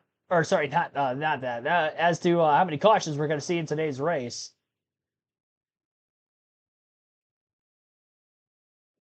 How it's a nail biter. Yeah, I know. I didn't feel the nerves for Ryan Blaney until he took the lead that first time on that restart. I'm like, oh boy, it's legitimate. I've said it already on the stream if you were here from before the race started. Obviously, longtime viewers of the channel know I'm a Ryan Blaney fan. And again, unfortunately for you guys, there isn't going to be any live commentary next week because I'm going to be at Phoenix for the championship next weekend. And I'm going to be there all weekend, so no Truck, Xfinity, or Cup race streams next week. This is the final live commentary stream of the season. And what a way to go out. Then my favorite driver to win. And then I get to go and root for him to win a title next week at a place that Penske has won the last 3 titles there's a legitimate shot that he could actually win it, and I will be there. Or he's probably not going to win it because I'll be there. But regardless of the fact, that's going to make me in the grandstands a much more nervous wreck next weekend watching a NASCAR race, maybe more than any other NASCAR race I've ever watched in person before. I was at the Daytona 500 in 2022, and he had a legitimate shot to try to win that race, and I was getting kind of nervous in the final, 10, 20 laps of that race. And I'm going to be more nervous from start to finish of the championship next weekend with him going for it in person than any other race I've ever watched in person before. He's got to win today first, and the same can be said for the other three drivers below the cutoff line, Byron, Logano, and Elliott. Green flag back in the air. Blaney took the inside of row 1 for the restart. Hamlin on the outside of that row. And Ty Gibbs and William Byron climbs off turn 2 pretty effectively. That drag race down to 3.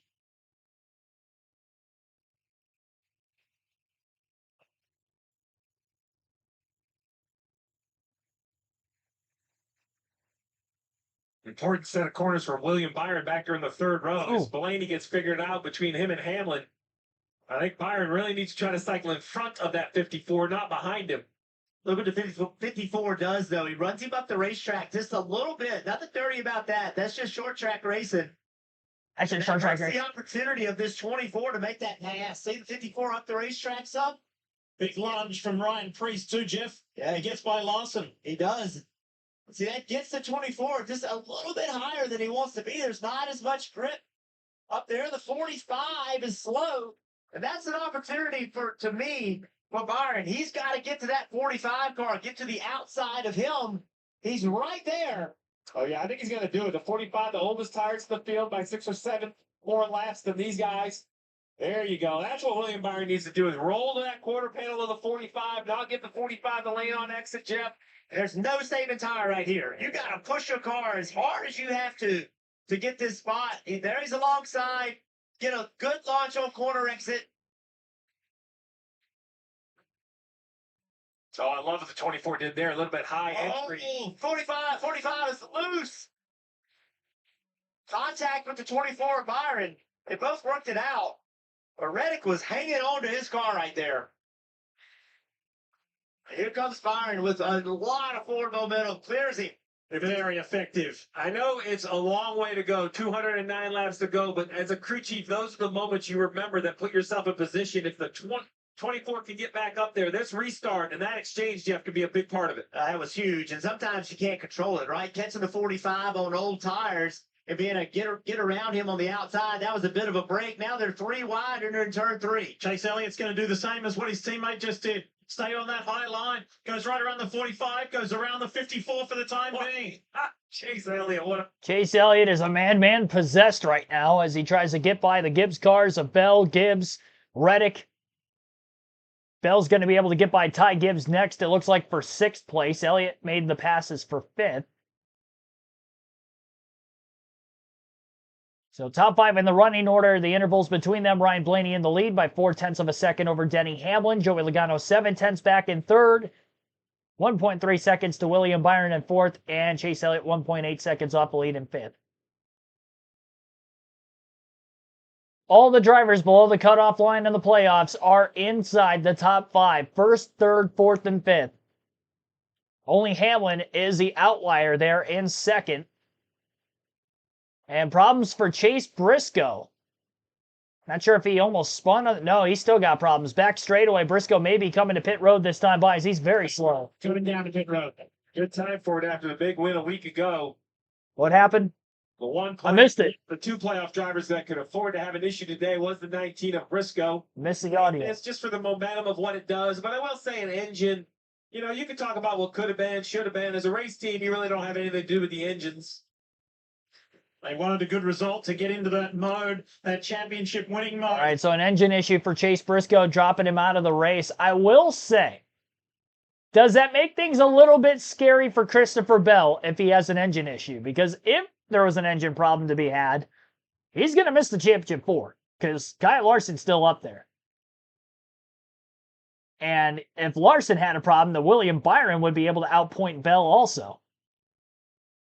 And that could be the best thing for William Byron as an engine issue for Christopher Bell. That drops him out of the race. If Blaney doesn't win, or Elliott or Logano for that matter, then Byron could actually get in on points still with all the stage points scored today, winning the first 2 stages. Ryan Blaney still has the fastest lap, and it was still the lap time of a 19.95 from lap 241. We're 300 laps complete in today's race out of 500. Hamlin a little bit quicker than Blaney the last lap. They're kind of trading lap times back and forth, the 11 and the 12 are. Chase Elliott actually looking maybe a little bit better than Byron, with Byron in traffic for the first time. Byron trying to run that Chase Elliott line, kind of floating up on entry into the corner. Lower middle off.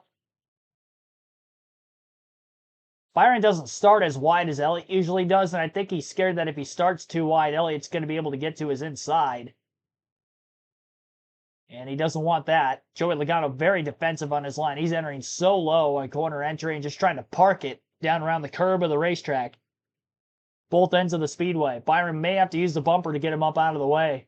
I don't think finessing Joey Logano is going to be the way to go, but he probably doesn't want to piss him off either, because we know what Joey's capable of when he's pissed off. So, what do you do? But Logano's definitely holding him up. 2.5 off the lead now. He's backing up the 24.9 and the 20. They're all under one giant blanket in this battle for third. The further they're held up, the more Hamlin and Blaney are going to be able to pull away from third on back.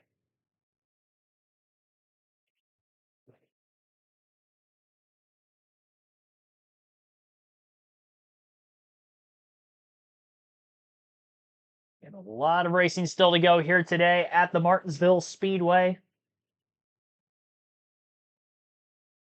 200 laps does fly by here, especially if we get a lot of green flag racing, but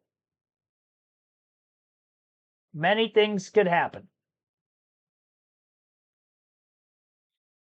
Side-by-side commercial break on NBC. We'll take a quick break of our own. Again, you're listening live on KRC as our full flag-to-flag coverage continues.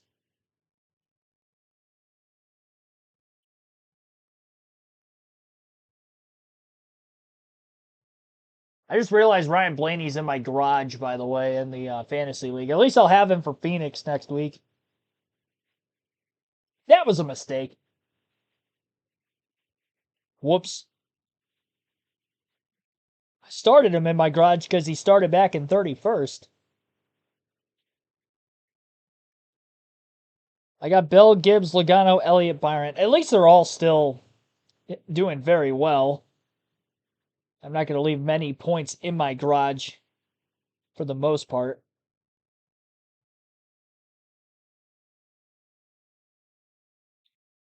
I'm amazed at the fact that Kyle Larson seems to be falling behind right now. Restart hasn't gone his way, but heavier traffic that he's in. Back at 10th, he was second at the end of the first 2 stages. Like, he restarted with Byron. Larson's back to 10th and Byron's in 4th.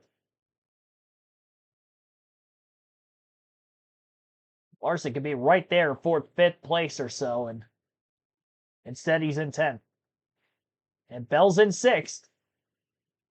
Bell needs to beat Kyle Larson by 5 positions just in case we see a different winner, and right now he's up by 4 spots. So Larson's 1 point to the good running where he's at, and Bell running where Bell's at.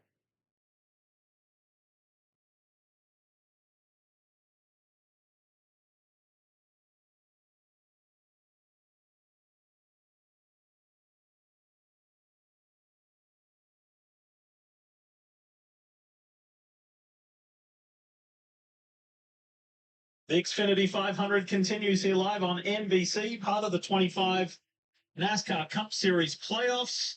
And this is it, folks. This is the decider. This is the elimination race. 6 drivers going for 2 remaining positions in the championship for next weekend. This is a great battle right here at 24. Byron trying to get by Logano. Logano is unbelievably good about protecting his spot. William Byron is moving around the racetrack trying to get by him. had a good run on him a few laps ago.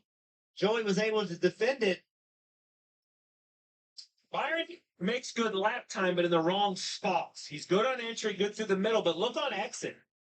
Just doesn't, like the 22 just drives kind of, not away, but definitely doesn't allow the 24 look. 24 closes into a half a car lane. 24 turns the middle pretty good. Like right here, I would think it should accelerate to the rear bumper of the 22, but it just doesn't. Tells me Logano gets a really good drive off the corner. Some of the lap time is on corner entry, right? And that is great when you're by yourself, but there is passing lap time.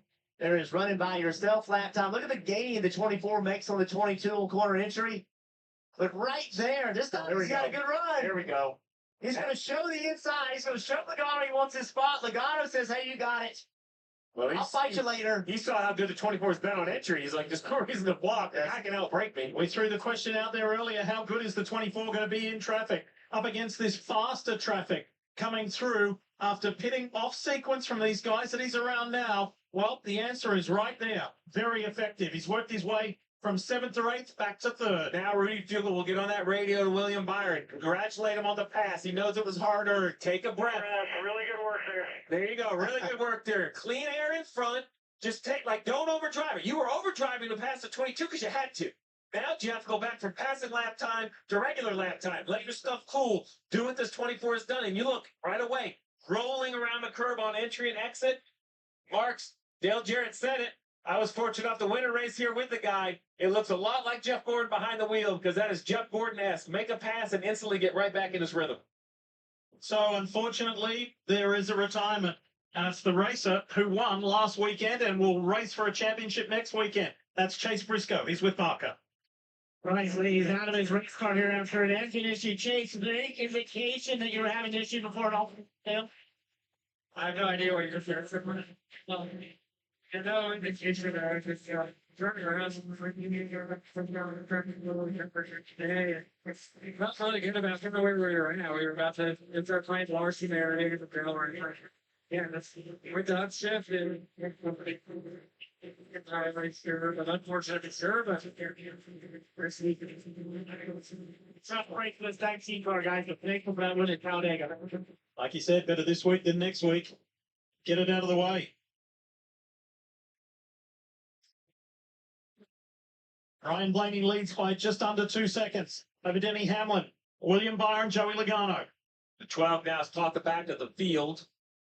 And now you talked about the messaging from the crew chief to the driver of this 24 car. Now, if I'm driving this car, I want to know, what is our pace to the leader, William Byron? I can see myself catching the 11. I can see that, but I need a little bit of information about Blaney. What is our speed? They've really been kind of matching each other. More times than not, Byron's just a little bit quicker. Where is the 12 a little better? What do I need to do different? And I don't want you to burn your stuff up because traffic's going to bring the 12 back to us. Look, Blaney's great. He has the fast lap of the race already. So that point is currently in the bucket of the 12 car, that Xfinity fastest lap. He did it back on lap 241 in the 19-second bracket. So 19.95 was equates to about 94, almost 95 miles an hour. The question is, will that be the last time that lap is awarded? Because I could see these late restarts maybe having some faster laps involved. I think the other thing, too, Steve, is when you're racing this quality of car, you're not going to catch Denny Hamlin for second in one corner. It's going to take lap after lap after lap, and it's gaining an eighth of a car length. An eighth of a car length. It's a little bit every lap. If you push too hard, you actually lose ground. So you just have to be aggressive, but you also have to understand that it's going to take some time to get back. Look at this traffic that Ryan Blaney sees up ahead. So he not only caught Casey Mears and Cody Ware, but now he's got Ty Dillon, Riley Herbst, AJ Allmendinger. There is a string of cars ahead of the race leader. And you see on the pylon, Larson currently 2 points above Fell. Bell running 6, kind of right in the mix. We have 5 of Larson kind of running by himself out there. No real traffic around. We'll keep you updated on that. That lap right there was a great example of how the 12 caught those guys at a bad spot. He couldn't really control it, but he lost almost 0.3 of a second in that one lap because of where he caught them. What's that like as the race leader, Jeff, when you're juggling? Okay, I'm controlling this. I'm keeping an eye in the mirror on Hamlin and those chasing, but I'm also managing my tires. I'm trying to weave my way through. How challenging is that? Well, you have to understand what your situation is, how many laps are left. Still 173 laps left, right? So there's a sense of urgency, but not desperation. I got to get by this guy. I want to get by him quicker than the 11 and the 24 can get by lap traffic. 35 might have an issue as well. Yeah, he's been off the pace. He's had a struggle. Looked like with some braking issues earlier. Yeah, he's going to the inside on the back stretch. He's already multiple laps down.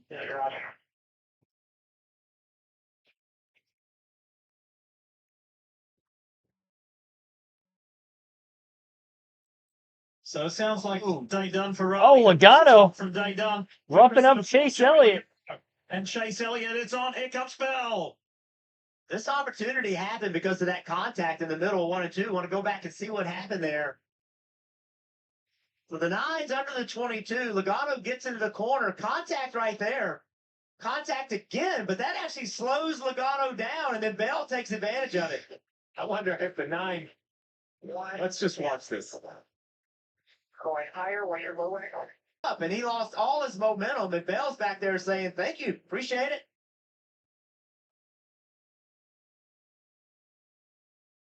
Remember, the 22 is on a little bit older tire than these guys are. Look at this for opportunistic. Window opens. Thank you very much. Well, Jeff, you were talking earlier about how Blaney, could be frustrated for Byron to wonder how he got behind Blaney. And this is that moment where I'd be reminding the 24, look, we lost this track position because we're on a little bit fresher tire. It's only, 10 green flag laps or so, but 46 laps in this run. When we hit the lap 60 or 70, that 10 lap window is going to be a big difference. William Byron runs third. There's Denny Hamlin immediately ahead. Guy who has dominated the day. He's still in the mix. All right, we're going to go through the full field running order. Lap 336 of 500 here. Ryan Blaney, the race leader, by 2.1 seconds over William Byron in the 24 car, who is trying to actually hold on a second here. Denny Hamlin's got an engine issue now. I saw some smoke out of the upper right-hand corner of the screen. That's the second JGR Toyota to have an engine problem.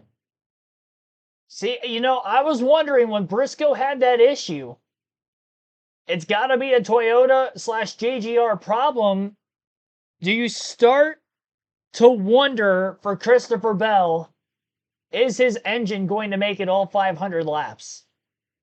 He's in fourth right now. If Bell's engine does not make it all 400 or 500 laps of this race,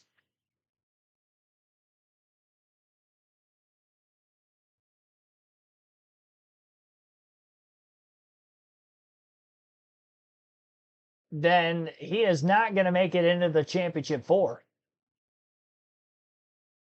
Despite coming in to this event 37 points above the cut line, third in the standings.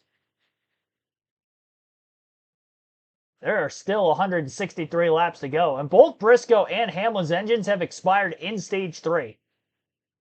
During this current green flag run, in fact, I think, as well. So over the span of about, 40, maybe 50 laps?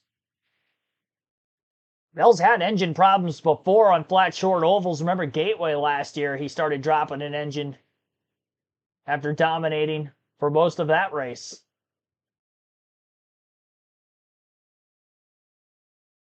So 160 laps left, Hamlin with a problem. Now we'll go over the full field running order then. So Ryan Blaney leads. William Byron up to second, and he's 1.5 seconds back of Blaney. Chase Elliott is in third. Christopher Bell fourth. Ryan Preece is now in fifth. Solid run for Preece. Joey Logano in sixth. Seventh is Austin Cindric. Kyle Larson eighth. Ty Gibbs ninth, and Ross Chastain in 10th. Todd Gilliland 11th. 12th for Tyler Reddick. Shane Van Gisbergen in 13th, Eric Jones 14th, and Kyle Busch in 15th.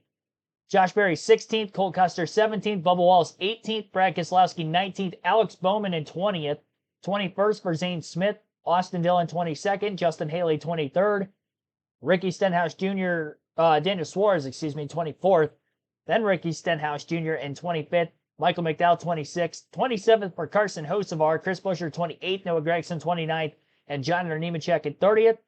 31st, Ty Dillon. AJ Allmendinger, 32nd. Casey Mears, 33rd. Denny Hamlin, 34th. Cody Ware, 35th.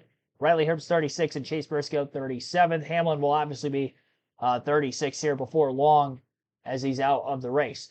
I do want to also mention during practice and qualifying yesterday, in practice, Denny Hamlin and his team were talking about a potential engine issue. It was when he was about to roll out onto the track for qualifying, he actually had to get a push start. The team decided that they were not going to make an engine change overnight, so he did not have to drop to the rear of the field for the start of the race today. So this is definitely a JGR Toyota problem. And I would be very concerned if I'm Christopher Bell in the 20 if he starts losing any kind of power. Because this is not an issue that is only today. I mean, it has been going on throughout the weekend. And that's a lot of laps to make around this Martinsville Speedway. 500 today, plus the numerous amounts of laps yesterday. A lot of teams ended up going more than 50. Bell's already 3 points to the negative on Larson if we were to see a different winner, but he's definitely not going to be able to point with Larson if that engine expires. And that would actually bump William Byron in points ahead of Christopher Bell if Bell's engine expires. So then if we don't get a new winner, Byron's going to be in. The problem is, though, as Byron's in second, Blaney leads, Byron might be the guy that has to make sure we don't get a new winner that's not him.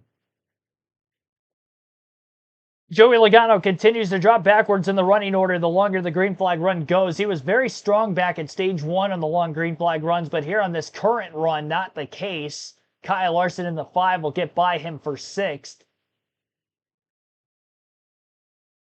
Replay of Ryan Blaney trying to move John Nemechek out of the way and rubbing on him a bit.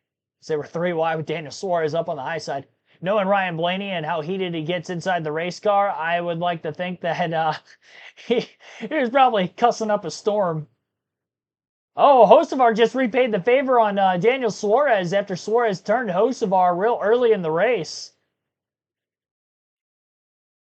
He just absolutely shipped the 99.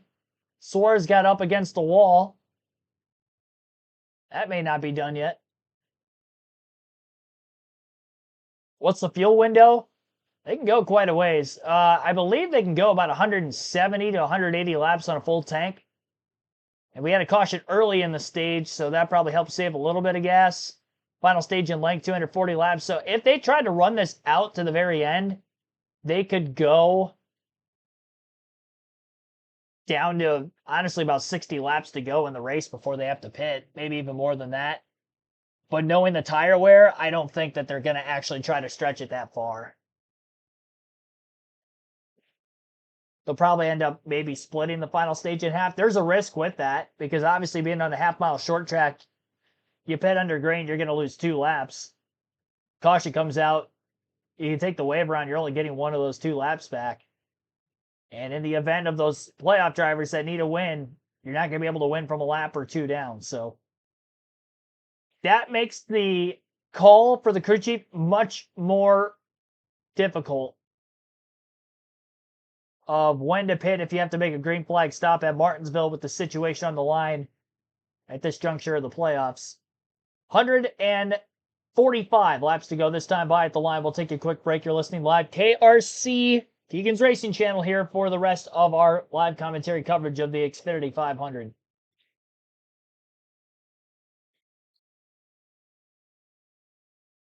The voting poll is getting closer to even as to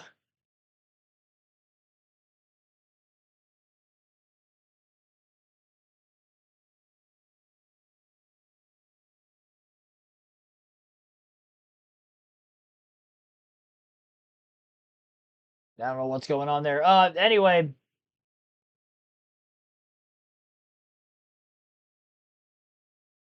I lost my train of thought. My mom was texting me. Oh, they're cutting the commercial anyway. I mean, at this point, we just basically sit and wait for the next however many laps to click by until we start seeing green flag pit stops. Byron is eating into the lead on Blaney here and there. Lead is about 1.4 seconds. It's basically dependent on where they're catching lap traffic as to if the 24 or the 12 is better. I do think the 24 and the 12, based off of what we've seen so far today, are probably the two cars to beat. And then Chase Elliott would be just behind them. Elliott is in fourth. Ryan Preece has got to come up out of nowhere. Preece is in third. Having a great run today after he started 18th. He's the only RFK Ford that's even on the lead lap. Keselowski is in 18th, a lap down, and the same for Chris Buescher. Buescher's actually 2 laps down in 28th right now.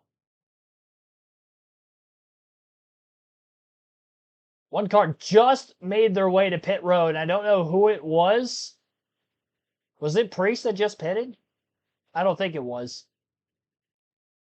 It looked like it could have been his car, but I don't think so. Larson catching up to Bell after falling to 10th on the restart. He's slowly working his way back forward again.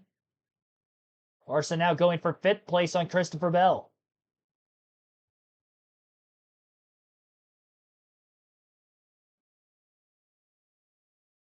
On the inside of the 20. Bell needs to beat Larson by 5 positions, and now he's 1 spot behind him.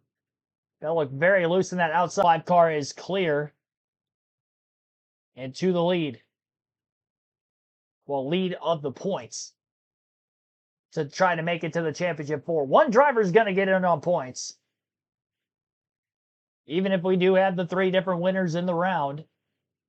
And Larson is looking to be that driver.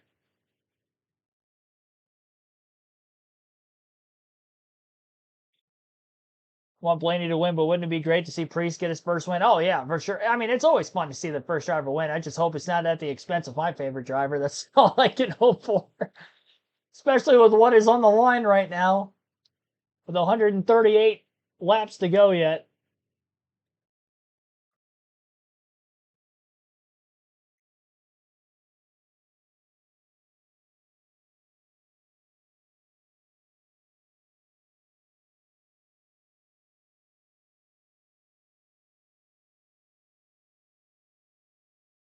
Next couple of lap cars are the RCR Chevrolets of Austin Dillon and Kyle Busch that Ryan Blaney is trying to get by. And they are parked right in front of Blaney. And I wonder if this is an RCR, or not even an RCR, a Hendrick Alliance, but a Chevrolet Manufacturer Alliance. That they're making this difficult for Blaney because Austin Dillon did not move out of the way at all. Blaney had to move him out of the way. Gave him a pretty hard shot. Blaney was sitting behind the 3 car for several laps. Couldn't wait any longer because Byron is now within a second of the race lead. Priest is still in third, but he's not running the lap times that the 24 and the 12 are currently running, even in lap traffic. He's 5 seconds off the lead. Kyle Busch is going to give Blaney a little bit of room to race here.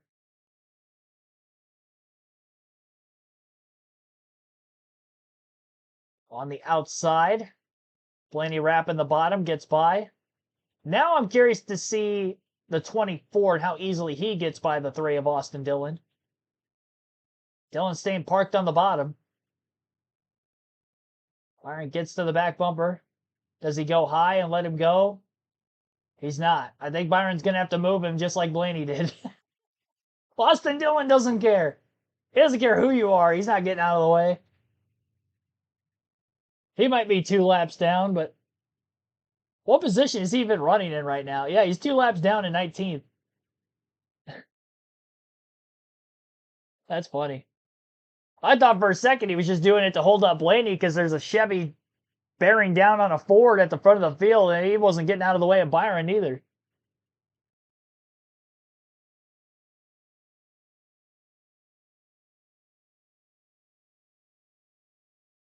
And with Dillon holding up Byron, Blaney's about 2/10 faster a lap the last couple laps, and he has gone from 7/10 of a second lead right back up to about 1.1 to 1.2 again. Byron finally gets by the lap cars. No more lappers between the 24 and the 12 now. And now as these two both have a little bit of clean racetrack in front of them, now I'm really curious to see what the lap time is going to look like for the next couple of laps. Denny Hamlin, after the engine failure, is with Dave Burns. I felt like the car was coming to us. I know what you're asking, but I felt like we're in a good spot there where it just started to close back in on Blaney. Felt good about it. Got the track position we needed, and I don't know. Feel bad for Kings Wine. I'm not sure we finished the race so far with these guys, but man, hated for them. And yeah, I didn't feel anything. I just the engine was running and then not. No noises, no sounds, no indication, anything like that. It just I decelled into turn one and the engine just shut off, and that was it. So we'll work on it, I guess, and we'll go try to get them next week. How concerned are you about mechanical gremlins going into next week? I mean, I'm obviously concerned, but there's obviously nothing I can do about it. So we're just gonna have to live with it, and hopefully, we get lucky next week. And I think we're just gonna have to see how it goes. But I'm confident on speed. We'll be good next week.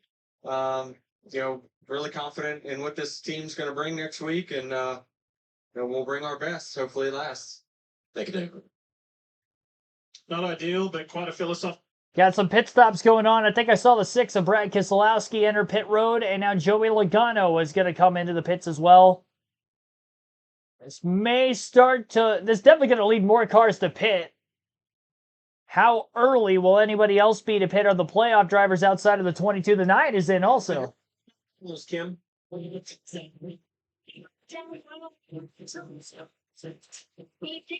Throughout the run, 4 tires deep, Marty. Tim is starting to defending champ Joey Logano. He's seen a hand wheel spin.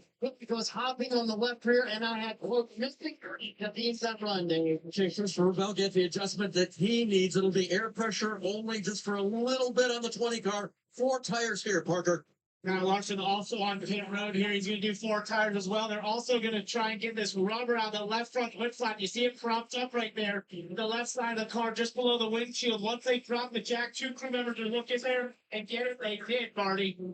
Dominant early, William Byron trying to get the lead back. We'll see what happens through this green flag pit cycle. So calm on the radio for William Byron. You see Ryan Blaney leaving pit road as well. He said, from a balance standpoint, I don't need much. I just need the rears to last, Kim. I was saying, I don't really have much for you, Jonathan. So no big handling issues, just the rear's gone. At the end of that run, they'll take more and fuel. Maybe at the different times, they're on different laps, if that makes any sense. The 24 is now back on the racetrack. The 12 of Blaney rolling down the front stretch pit road. Here. Byron pitting 1 lap before Blaney and Oh, we got a spin. No. Eric Jones has gone around. Is the caution going to come out in the middle of the pit cycle? He gets back rolling again, but I think the yellow flag's already out. Blaney just left the pits. I don't know who's on the lead lap and who isn't. I think Blaney, Byron are on the lead lap still. Very complicated scoring situation. This is going to be... track with the length of pit road This is going to be weird. We'll let it cycle around a couple times and see, but let's see what happens for the yellow. Oh, my God. Eric Johns, the white and green 43 at the bottom. Just lost it. Washed up the track. Bubba Wallace. I'm not sure what happens right So there. I think what happens is the 43 just comes off pit road. Right. He's on super low air pressure. Wow. Drives in the corner. The car doesn't make the grip he was expecting to. This is one of the things that will happen at this racetrack. When you're low on air pressure, look at the left front tire lockup. It just didn't turn and then contact with the 23. That's what that was all about. Just not having grip with cold tires on a cold day. So we have a lot to figure out exactly. I believe that Blaney and Byron are both going to be on the lead lap, just the way this is scored. There's a lot of scoring rules, basically, on how you are scored relative start-finish line and pit out and where you are pitting. But we're in the middle of a pit cycle, so this would take a little bit for NASCAR just to determine who's where. What we do know is Ross Chastain is currently the leader of the race. He has yet to come to pit road. Behind him in second is Todd Gilliland in that bright green Gorillas machine back there in that 34. Great break for Todd Gilliland, running second, yet to pit. Josh Berry, if you can believe it, after everything we've seen with the 21 car, running third. Cindric, we have to double check this one because it says he was on pit road at 378, but it says he didn't change tires. So he may have rolled through. This one's going to have to take a little bit more explaining. We're going to have to get some more understanding of where the 2 car is. Blaney and Byron have both pitted to service their car, and they are on the lead lap. So a lot to unwind, but what you need to know is the race for the win between Blaney and Byron is going Still to on. still be Still on. high in temperature. When the leaders pit, that will put a lot of cars back in the lead lap because they'll stay on the racetrack. So just be a little bit patient on this scoring. Yeah, and that's why NASCAR hasn't opened pit road yet, because as I've done this my whole life, and I'm up here out of the mess, and I have a pretty good perspective, and I'm trying to figure it out. They want the crew chief to understand where you are in the running order before I open pit road. So I like running an extra lap or two to just get it all cleaned up. You see, they're holding the 2 car. So he's The 2 had a. so if As well. you can't save a lap by speeding. So basically, if the 2 of Cindric was speeding in a scoring situation, they're going to hold him a lap, because you basically, the rule is you can't save a lap by speeding. They're going to take it back. If that wasn't the rule, when you came down pit road and a caution came out, you would leave pit road running 100 miles per hour, right? Correct. That's dangerous. So Correct. that's why that rule is in place. Oh, it's fifth. There'll be a test later. We'll make a multiple choice. We'll make it easy. Well, that was a Always very get C. long passage of sophisticated words to say this is a little bit of a mess. That's what's called. We call this a Martinsville blended mess. Is what this is. This looks like Marty's hot dog all the way. Is what this is right here.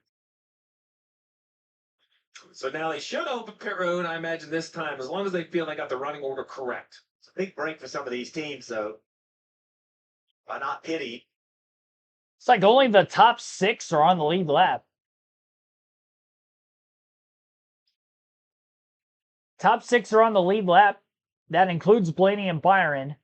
Elliott going to have to take the wave around. Same for Priest. Priest will actually get the free pass. He was the first car lap down. But the likes of Elliott's, Logano, Larson, Bell, they're all going to have to take the wave around.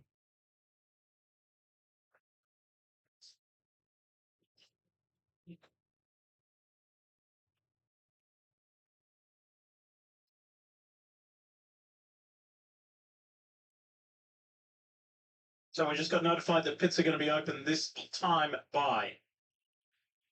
So there you have it. Chastain, Gill, and Berry will hit pit road. That will give the lead to Blaney and Byron. That was actually a great break for Blaney, because Byron got stuck behind the spinning car. I do think Byron was going to cycle ahead of him. But now it's going to be Blaney and Byron that should take over the lead of this race. But what a break for Chastain, Todd Gillen, and Josh Berry. These crew chiefs continuing to try to keep their cars in the mix, and they've done a great job of it. They get to come down a very empty, very quiet pit road with only 3 cars on it. And credit to Gilliland, who has been in it all day long. He spoke about positive momentum. Great finish last weekend. 34 team goes to work, Dave. And he really wanted to come in for adjustments, because this car is the worst it's been all day, and that's a quote of the driver. So loosen, tight in the corner, loose off. Marty. Ross Chastain pits from the lead earlier in the race, Dave. They were down a lap, but Chastain able to get a little bit of a break here when that caution came out. The car was free for much of that run, just a little bit tight at the end. So a decent change to help the front end of the run for Ross Chastain.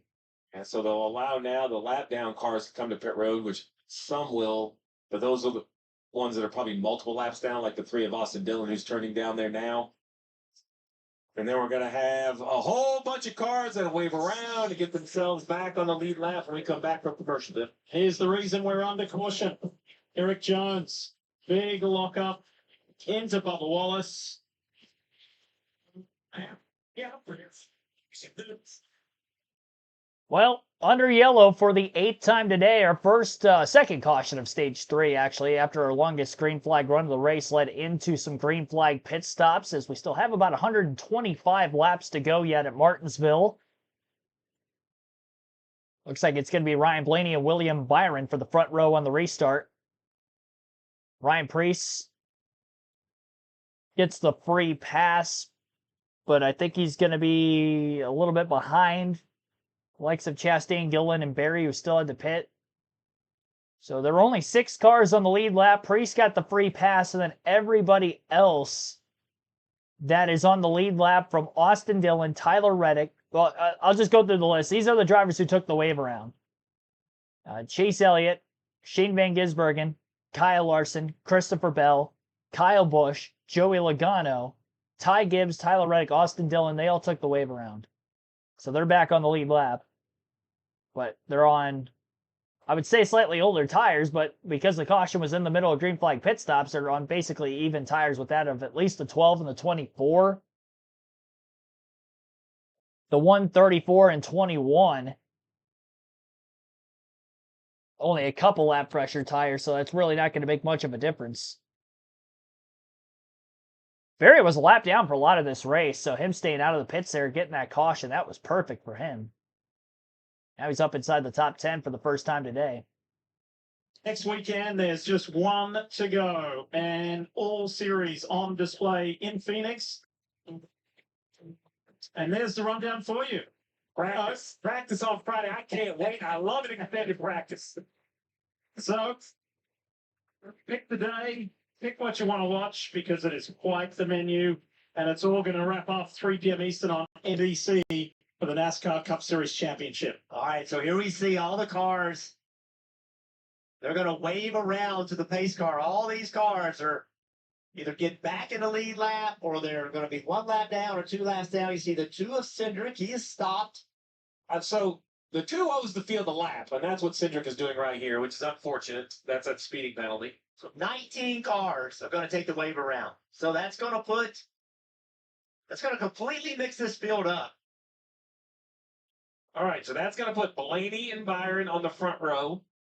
They basically have fresh tires. And then Chastain, Gilliland, and Barry are your other lead lap cars. Now, look, behind Barry, you're going to have a mixed bag of everybody. The next scored car is going to be Ryan Preece, who is the free pass. He's going to run inside the top 10, but be no. Now, they don't get to pull up. They have to start behind the lap down cars because, remember, they got the wave around. They were just gifted a lap, gifted the opportunity to drive past the pace car. You can't have everything. So this is going to be a very, very messy start with agendas, tires, and if the rest of the field have the patience that Ryan Blaney has displayed, we are going to see a lot of bumper tag because everybody now knows with 112 to go, this could be the run to the finish. So think about Larson and Bell. We've documented their point battle. They are dug deep in this field. I mean, they're on the 11th row. They're 11th row running 10th and 11th, but they are in the middle of chaos. Chaos is what we might be about to see. However, it's pretty clean up front. And Blaney, William Byron, the 2 guys who have led the most laps today. Look at that start from Blaney. What a flyout. Back to green here in Martinsville. Racing for a berth in the championship 4. The top 2 on track, top 2 in the race. They want that opportunity to race for a championship next weekend. Gifted the ability to get wadded up. Bottom left of Kyle Larson, bottom right, Christopher Bell looking ahead at Kyle Larson. Nose to tail on the racetrack. William Byron with tunnel rolls the middle of the corner right there. Look at contact. Just looking back at the 4th car in shot, and Josh Berry in that 21 Wood Brothers Ford, for the things that have happened to him today, where he's been in the wrong place at the wrong time and he's been a victim of a couple of times, his fortune has drastically changed. I would agree the same for Custer back there at the 41, right? Yeah. Wants. Nobody is on his rear bumper. You can see him trying to open up his entry a little bit. Stay out late. Not be as low as the 12. Try to turn right there. Get a run on corner exit, but right now the 12 of Blaney can defend it. Team Penske versus Hendrick Motorsports. Let's go for a ride with thanks to Valvoline.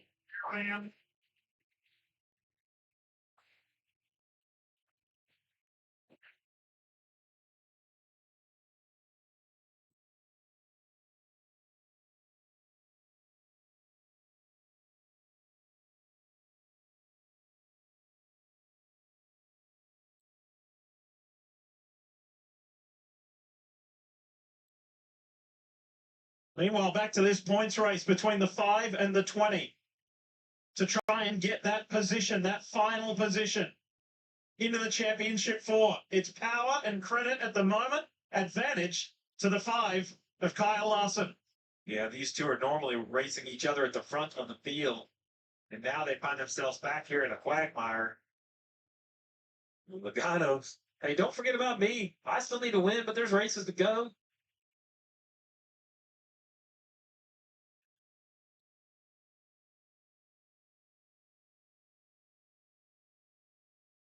Let's continue that conversation about Kyle Larson, Parker.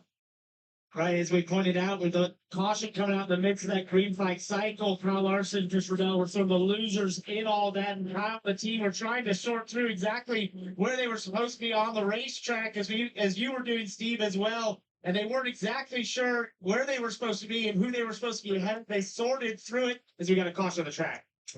Well, 77 of Hocevar's around. Is it Daniel Suarez again? We're going to have Daniel Suarez and Carson Hocevar in fisticuffs? No, there's no way. You know what? I just realized Daniel Suarez is going to Spire next year. Why are these two fighting right now? I didn't even think about that. Oh my gosh. I just made that way more hilarious. Why are these two doing this? Oh, Hocevar slowed up right in front of Daniel Suarez, and then it looked like Hocevar tried to brake check Suarez, and then he swerved down in front of him. I don't know. That was so strange. Why are these two doing this? They're going to be teammates in less than 2 races. I mean, oh my gosh. This is the 3rd time these guys have had an on-track incident with one another.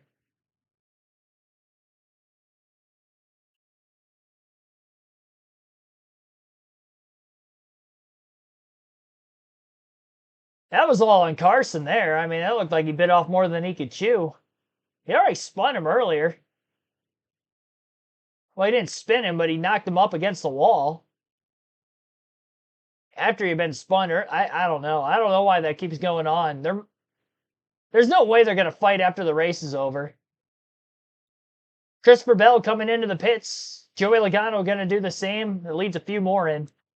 Chris Bell waited, and when they knew Larson was staying out, they had got on a split strategy of the 5. I love that idea. You have to do something to find the points.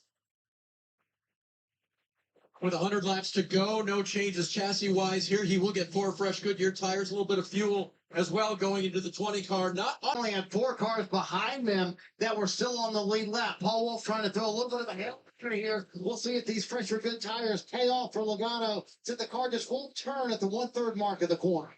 Last-minute decision for the 20 of Bell to come to pit road. He did get underneath the orange box, but good thing Bell saw him coming. Here's the wreck right here. The wreck that didn't have the 5 stays out, and the 20 pits. So split decision. I love the idea of the 20. Remember, here's a point decision. Bell, what do you do? What do you do? What do you do? I'm committing either way. Look, so much calmer on board. Now I see how you drivers see it, Jeff.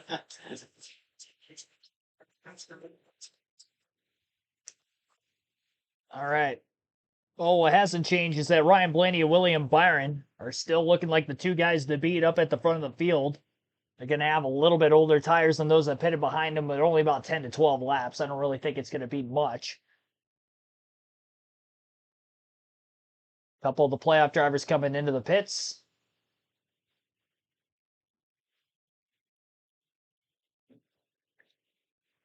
Like Bell and Logano.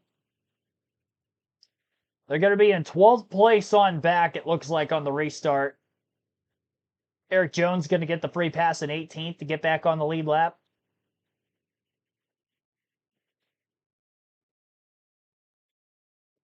Five not pitting makes no sense.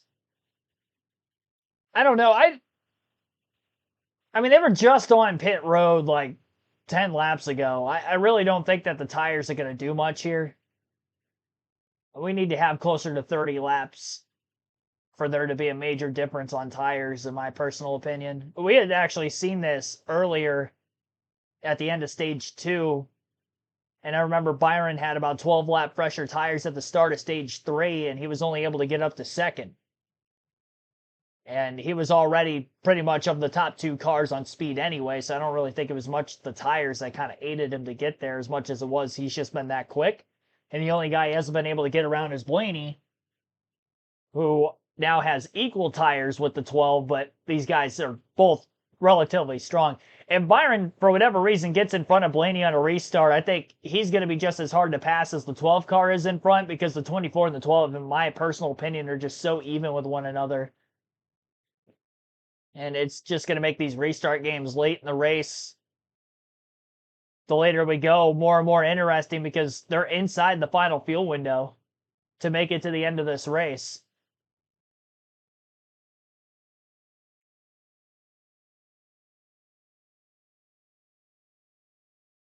Blaney, Byron, front row for another restart. We're going to have 96 laps left when they get racing again. Blaney's on the inside of row 1 and Byron on the outside. Green flag back in the air. That 24 car was like way ahead of the 12 in the restart zone. The 12 did launch first, but the 24 was there. And I think he tried to back up to give the 12 more room so he wasn't going to get penalized there because he was so far ahead of him. Blaney does get through to the lead. Byron in second, though. Smart move by Byron to let the 12 car go because the 12 definitely launched first. He just, for whatever reason, was almost a half a car length behind him. All right. Chastain up into third. Quietly good day for him after running most of which outside the top 10, aided because of that caution in the middle of green flag pit stops. He didn't pit yet at that time. Josh Berry, Todd Gillen also in the top 5 right there behind him. And for those that just pitted for 4 fresh tires, trying to get that slight 10-lap advantage, they're all outside the top 10 still. Bell, Logano, and others. Byron's going to race his 12 car pretty clean right now. You don't want to rough him up too much with still 93 to go if you have to race him between now and the end of the race. But if we get down into the final 5 laps, I don't know that he gets this patient. Eric Jones is very slow. Right front of his car is damaged. Suspension damage on the 43 for Jones. At the very least, he's going to try to limp it back to pit road. He's on the inside of the racetrack. The leaders are coming. The leaders are coming into turns 1 and 2. Is Jones going to get out of the way in time? Down the back straightaway, he gets to the inside. Oh, thank goodness. I was scared. I was scared they were going to catch him. Jones is going to be able to get to pit road. NASCAR is going to keep it green. 91 laps to go this time by at the line. Blaney's opened up his gap over Byron by a couple of car lengths. Nothing major yet. Top 10 in the running order has Ryan Blaney in the lead by 0.2 of a second over Byron. 0.7 to Ross Chastain in third. Then Josh Berry 1.2 off the lead in fourth. 1.9 to Todd Gillen in fifth. And Ryan Preece is back into sixth. 2.2 seconds off the lead. Seventh is Chase Elliott at 2.4 back. Cole Custer 2.6 back in eighth. Kyle Larson 2.8 back in ninth. And Austin Cindric 3 seconds off the lead, rounding out the top 10. That is the top 10. Long ways to go here at Martinsville Speedway. Long / not so long ways. If we go green to the end, 90 laps is going to go by very quickly, and we're going to be done in about a half hour or less. But if we get some cautions along the way, then we're going to end up seeing this race go, obviously, in a lapse time a little bit longer than what we're at now, which is the 3-hour mark through the first 413 laps out of 500. It's always one of those marathon races, 500 laps at Martinsville. It's a war of attrition, and that has been the case so far today with the 9 cautions we've seen. Nothing egregious by any means. 6 lead changes, 72 laps spent under caution so far of the 414 complete now and counting. 134 laps led for race leader Ryan Blaney. William Byron has led for 260, which were all in the first 2 stages. He won the first 2 stages of the race. Has not led a green flag lap in stage 3. He led all the green flag laps in stages 1 and 2, amounting to those 2 stage wins. Byron is 27 points off of Larson as of right now.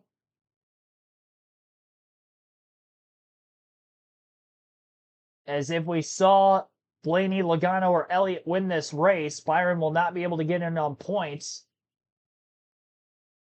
He's 17 points off of Christopher Bell. 16, actually. 16 points off of Bell with where Bell runs currently and Byron in second.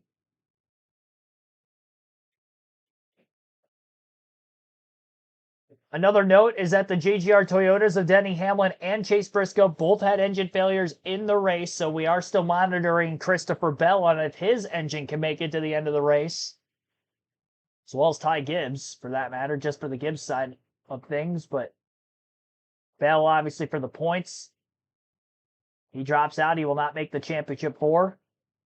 Larson would get that 4th and final spot, even in the event of a new winner. No new winner that isn't the 24 12, 22, or the 9, though, that is the opportunity that Byron would need to make it to the championship 4 without having to win this race today. Ty Gibbs, speaking of which, gets basically punted by the 2 of Austin Cindric. Got knocked up into the 20 of Bell. Bell barely keeps it straight. Gibbs loses spots to the 2, the 45. Bell up to 12th.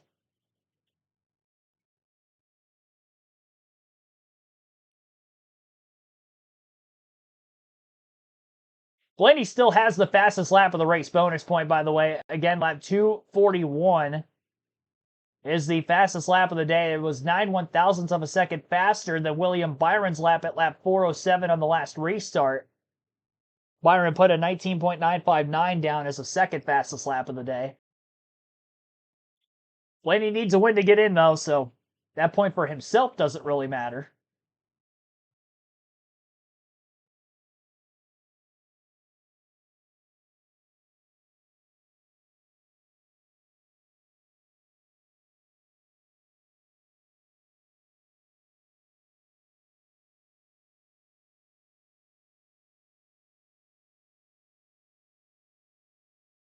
Sorry if there's any lagging issues going on at the moment.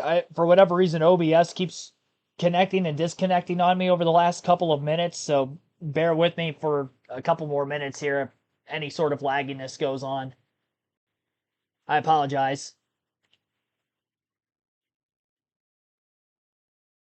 Slight buffer.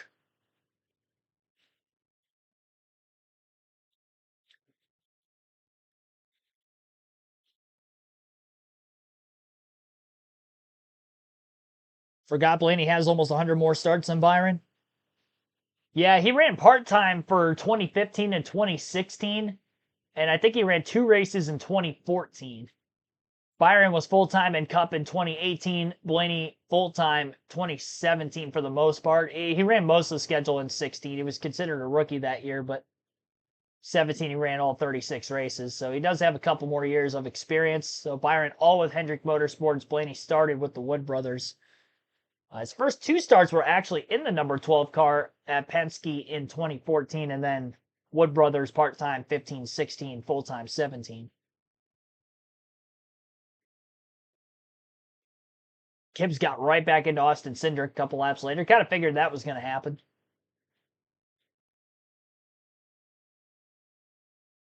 Yeah, we've seen some tempers a couple times in the race. I mean, Cindric just ran right through. I guess Gibbs hit him first, and then he finished him off by just flat out running right through him. I don't think we've seen the last caution today. We've seen so many tempers in this race. I still think the funniest thing is that Daniel Suarez and Carson Hocevar are going to be teammates here in less than 2 races, with Suarez moving over to Spire Motorsports, taking over for Justin Haley's ride. Hocevar still at Spire, and I'd like to think there's not going to be any post-race confrontation between those two when the race is done, knowing they're going to be future teammates, but they can't be happy with one another. Not a good side of things to start, knowing they're going to be in many meetings with one another next season. Blaney's extending his lead 0.8 of a second ahead of William Byron. Is that this typical long-run Ryan Blaney speed that we're starting to see? Blaney out in front, William Byron in second, Ross Chastain is third, Josh Berry fourth, Chase Elliott in fifth. 6th for Ryan Preece, 7th is Kyle Larson, Todd Gillen 8th, Kyle Busch 9th, Joey Logano in 10th, Christopher Bell 11th, Austin Cindric 12th, 13th for Cole Custer, Tyler Reddick 14th, Ty Gibbs 15th, Shane Van Gisbergen in 16th. See here, 17th place is Austin Dillon, who is the last car in the lead lap. Brad Keselowski is 18th. 19th for Daniel Suarez. 20th, Bubba Wallace. And 21st is Justin Haley. Alex Bowman, 22nd. Michael McDowell, 23rd. John Nemechek, 24th. Ty Dillon, 25th. Ricky Stenhouse Jr., 26th. 27th, Zane Smith. AJ Allmendinger, 28th. Chris Buescher, 29th. Noah Gragson, 30th. Carson Hocevar, 31st. Casey Mears, 32nd. Cody Ware, 33rd. Eric Jones, 34th. Denny Hamlin, 35th with the engine failure.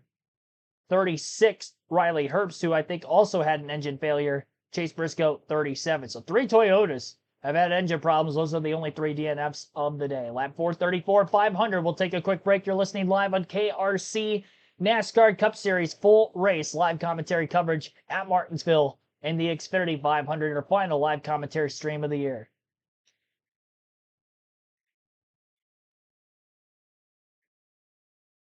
We're going to end the chat poll. 103 votes were casted. 67% of those 103 votes taking somebody outside the top 4 that are above the cut line coming into the day to win, 2 of which are out of the race. But we're already in the championship 4, and as for Larson and Bell, they haven't led any laps today, although Larson's second at stage 1 and stage 2. Fell behind in strategy, and Bell at the most on speed has been around 4th or 5th. We'll see if you guys are going to be right. Blaney, Byron are below the cut line, and they're running 1st and 2nd right now. Chase Elliott's made his way back up to 5th. He's still 4 seconds off of the race lead.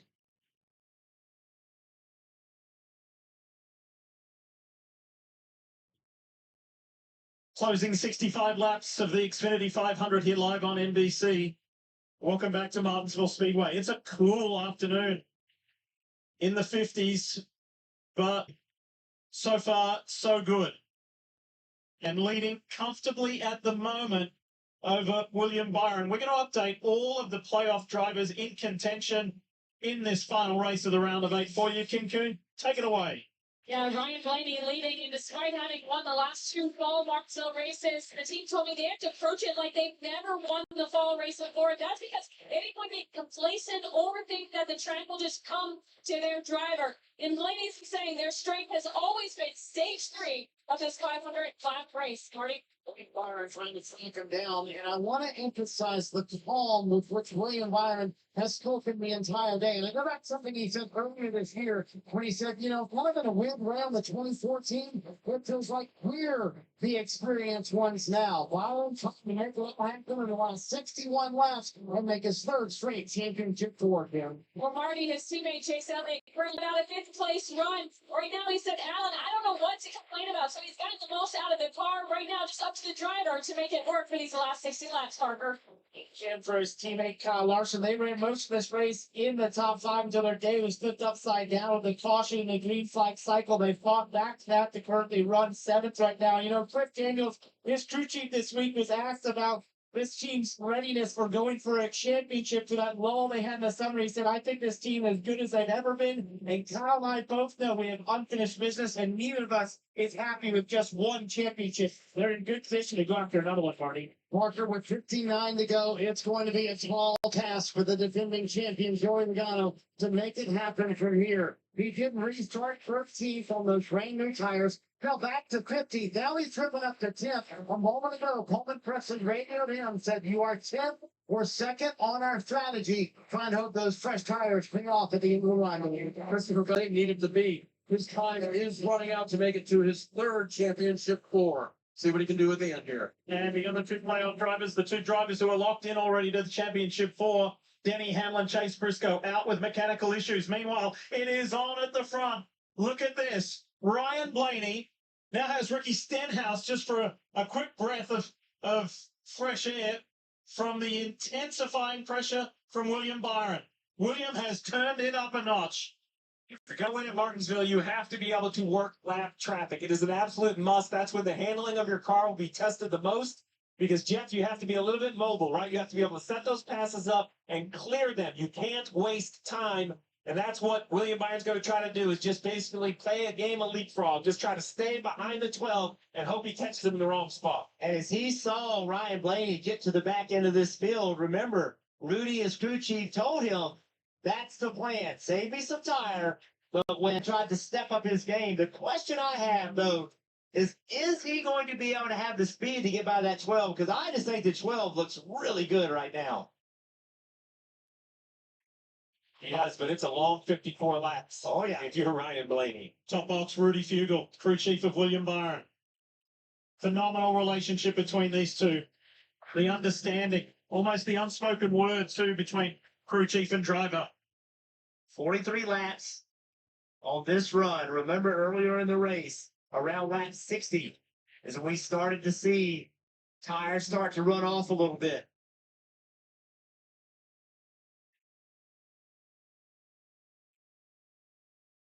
They had driven away from second, from third. Almost 3 seconds. Think about today, and Steve, you're involved in this intimately. Think about the legacy of the 24. It's not William Byron's fault. It's actually his honor to drive that 24. But the legacy of that is enormous with Jeff Gordon, the Hall of Famer, the 9-time Martinsville winner. And he got his 93rd and final win here.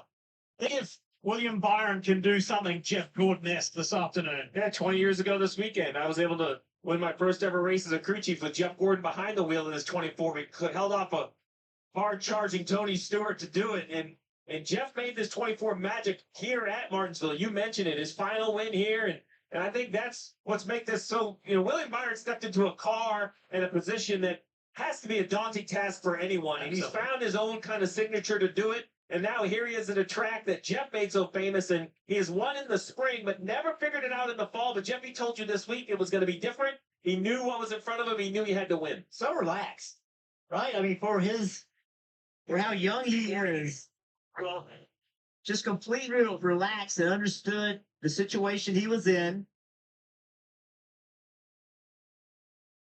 What I like about both the 12 and the 24 is they just don't use up a lot of track. Like the 24 moves around, I think, trying to find a run. I don't think he has to. I think it's an option to run this second lane. And right now, the 24 is moving forward, though. The one thing I have seen with the 12 car compared to earlier in the run, he doesn't leave as low on corner exit, especially off of turn 4, as he has been able to do. Let's see this lap. Look at the corner entry speed. Now watch this 12 car.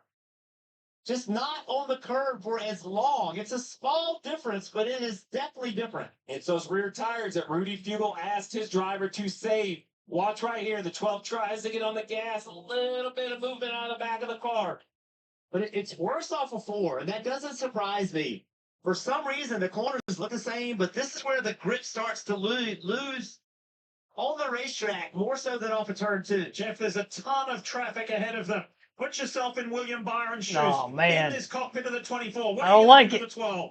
I don't like it. The goal for me is I don't want contact, right? If I can pass him, Oh, do it man. clean. Because if I get by him and there's traffic, by hitting him, he can turn around and do the exact same thing. But he sees right there the advantage he has. Is there an opportunity? He's going for it. William Byron on the Oh! inside.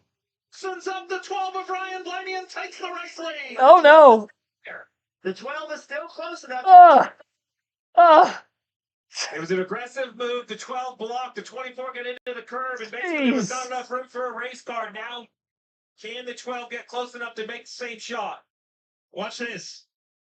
Front stretch. Turn 1. Ty Dillon on the outside. Oh, my gosh. And William Byron says, I've led 260 laps today. I'm not going to be denied a win here. I want to go to the championship 4. He had good run off of turn 4. Right here. See the run? He had that forward momentum, and he saw it.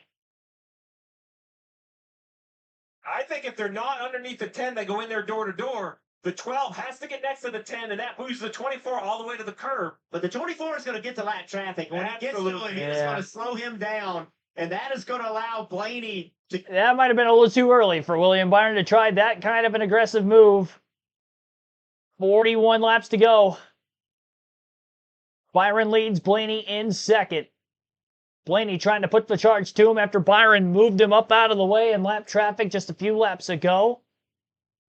And already Byron on the attack to the inside of the 71 of Michael McDowell, the first lap car he catches. And McDowell is going to get in the way of Ryan Blaney. Yep, I think that's where the manufacturer alliance is going to start to come in here. 71 got out of the way of the 24, and the 12 of Ryan Blaney had to physically move the 71. McDowell is running tightly to the door of the 12 car. Now, Chris Buescher in the 17 is going to be a Ford that Byron's going to have to pass. That's not going to be very easy for him. Austin Dillon in the 3 just up ahead, as well in front of the 24 of Byron. Buescher's going to let the 24 car of Byron go. Well, it looked like it. He's running the high side of the racetrack. Yeah, he's going to let him go, and I would assume he's going to do the same with the 12. Blaney lost time trying to get by McDowell, but he has gained time since. And one thing I've noticed with Ryan Blaney, obviously he gets hot behind the wheel pretty easily. Another thing I've always noticed over my times of watching NASCAR and racing growing up, never make a race car driver mad, because if you do, they're just going to race even harder after that. And they're going to find more speed, and Ryan Blaney is closing back in on Byron again. Lap traffic, I mean, they were trading lap times back and forth pretty much this entire run since they've been first and second in this final stage. Whether that was the 24 leading or the 12 leading, lap traffic definitely made things a little tighter. And now we got more lap traffic in front of the 24 car of William Byron going forward. Austin Dillon, who hasn't really gotten out of the way of anybody so far, is trying to make a pass on Justin Haley for position. There are 3 Chevrolets in front of the 24 of Byron. Dillon got really loose getting up out of turns 1 and 2. Byron going to slip underneath him pretty easily. Should complete the pass in 3 and 4. Now Ryan Blaney's got to quickly get to the inside. And he's going to make slight contact with the 3 of Austin Dillon on exit of turn 4. That's going to bog Blaney down just a little bit. And Blaney's going to be clear of Dillon off of turn 2. Took him an extra corner, but he does get by. About a 3 car length or so gap into the braking zone of turn 3. 24 car over the 12. 24 did not get back to the gas very soon on Justin Haley in the 7. And Blaney gained some time off the exit of turn 4. 33 laps to go here at Martinsville. Blaney wraps the bottom well through 1 and 2. And again, Byron can't clear the 7 of Justin Haley.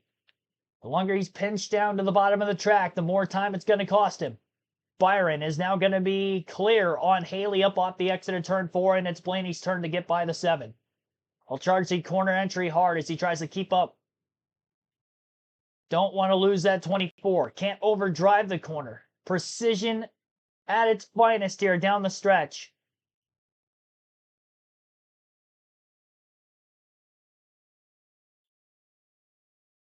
Blaney is struggling to get by Haley. Byron did for a couple laps too. Byron going to get by the 99 of Daniel Suarez pretty cleanly through 1 and 2. First corner, he caught him. He gets by him. Blaney is charging so hard on entry into the corner. The back of his car was coming up and slipping out from underneath him. I think he lost some time. He might have overdrove it. Down in turns 3 and 4. Through 1 and 2, a slight nudge to the back of the 99. He'll look to slip underneath him next. Cole Custer in the 41, next lap car ahead of Byron. Blaney clear of Suarez out of turn 4. He's 0.6 of a second off the lead. Byron going to get by the 41 of Custer pretty cleanly on the front stretch, well clear before even getting into turns 1 and 2. And now there's a lot less traffic ahead of the 24 car. Ryan Blaney in the 12 is now catching Cole Custer.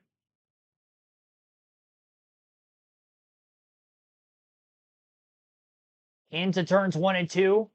Custer around the outside of the track. Bottom lane open up for Blaney. No lap cars between the top 2 positions now with 27 laps to go, this time by at the line.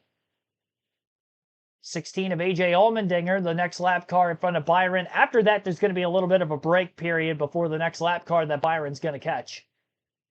A.J. already a few laps off the lead lap. So he lets the 24 by pretty quickly. Ryan Preece, by the way, up to third. He's 3.5 seconds off the lead. He's since got by Chastain and Berry, while the 24 and 12 have been battling for the race win. And Preece is actually running about even lap times with the leaders. Hand out the window for the 12 of Blaney, appreciating that the 16 didn't hold him up there. 25 laps to go this time by. It's going to be tough. Ryan Blaney trying to win 3 straight fall Martinsville races. Byron trying to get his 3rd career win at Martinsville. This will be his first in the fall race. He's won 2 400-lap spring races, but he's not won the 500-lapper yet. Larson and Bell separated by 10 points right now. Larson to the good over Bell. Which would mean if the 24 or the 12 wins this race, Kyle Larson will be in the championship for and not the 20 of Bell. Will we stay green to the end of the race is going to be the next question. A couple more lap cars Byron is starting to close in on. Bubba Wallace and Brad Keselowski are side by side right now, and I believe they're battling for position. Oh boy, a little contact, 23 on the 6 there. Byron's been a little bit quicker than Blaney these last couple laps. 6 car right in front of the 24. 24 going to look to get to the inside. I mean, I don't really see the 12 or the 24 struggling more than the other in lap traffic recently. There's only one lap car that was difficult for Blaney to get by, and that was Michael McDowell. And he was definitely running the 12 car maybe a little bit tighter than the 24, but that was almost 30 laps ago now. And Byron's been able to kind of manage, if not increase, his gap over the 12 car here recently. Blaney looks like he's overdriving the entry to the car just a little bit. Entry to the corner with the car. Get my grammar correct there.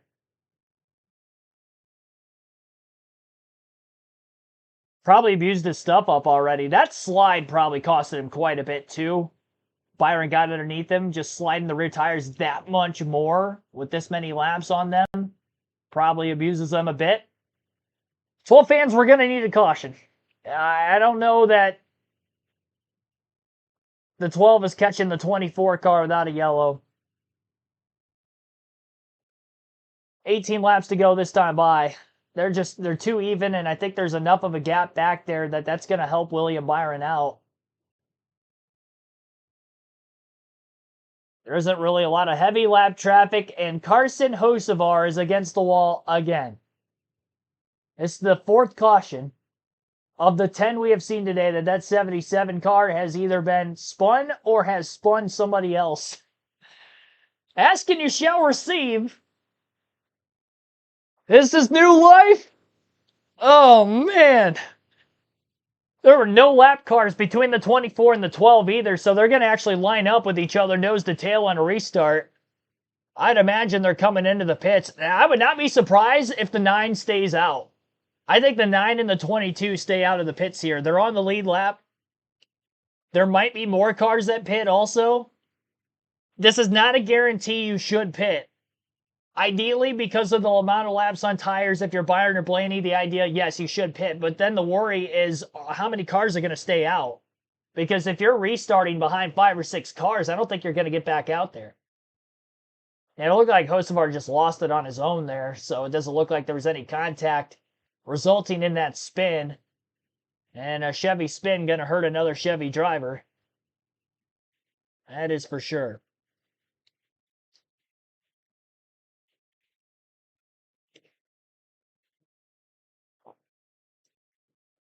Oh boy. Caution late at Martinsville. Don't know if this is the last. I don't know. I don't know if you stay out or if you pit here. I think if you're the 12, you do whatever the 24 does. Oh, but it's so tough because Elliott's not that far behind. Pit road's open. Blaney, they're right on his bumper. They're both coming in. He's going to pre-load. He's down here in the middle of 3 and 4. Hard left for the 12. He's looking for his stall. Him, Blaney on pit road. A couple laps before that caution, he said they had no rears left, so he will welcome fresh tires. It was code blue, which apparently means 4 fresh Goodyear tires for Ryan Blaney, Parker. Kyle Washington not excited about this caution, upset about it coming out. Obviously, 4 tires for him. They were in a good position, 8 points above the cut line, Dave. Christopher Bell running 10th. Free up by entry. It's all entry. 4 tires here, Marty. William Byron told Rudy Fugel, nothing new with the handling. Let's leave it alone. Don't make any changes. The 24 pit crew has not lost a spot on pit road all day. Can they deliver on this final stop of the day? They do indeed. Old Surf here on pit road. I will repeat, it is game on when we come back to finish off this last round in the round of 8 and determine the championship for late race caution. Here is the cause. It sets up for a gripping race to the finish. Yeah, I mean, the class of the field has been the 24 and the 12 all day long. At points, the 12 has been better than the 24. Other points, the 24 has been better than the 12. Both of these two deserve to win this race. And it's going to come down to a late race sprint to the checkered flag to decide who's going to make it to the championship 4 amongst them.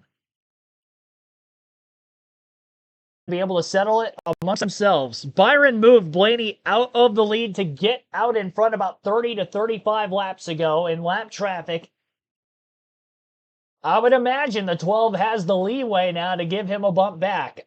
I don't want to see either one of these two dump one another to get the spot, but I would imagine Byron moving Blaney is fair game at this point, that it could go both ways the rest of the race. I don't expect these two to dump anybody. I mean, you're talking about probably two of the cleanest racers. The 24. Byron and Blaney are probably two of the cleanest racers in the Cup Series of the modern young driver era. I don't see these two getting it too out of hand with one another, but we'll see some leanage. We'll take a quick break. Our coverage continues here in the closing laps at Martinsville Speedway of the Xfinity 500. You're listening live on KRC.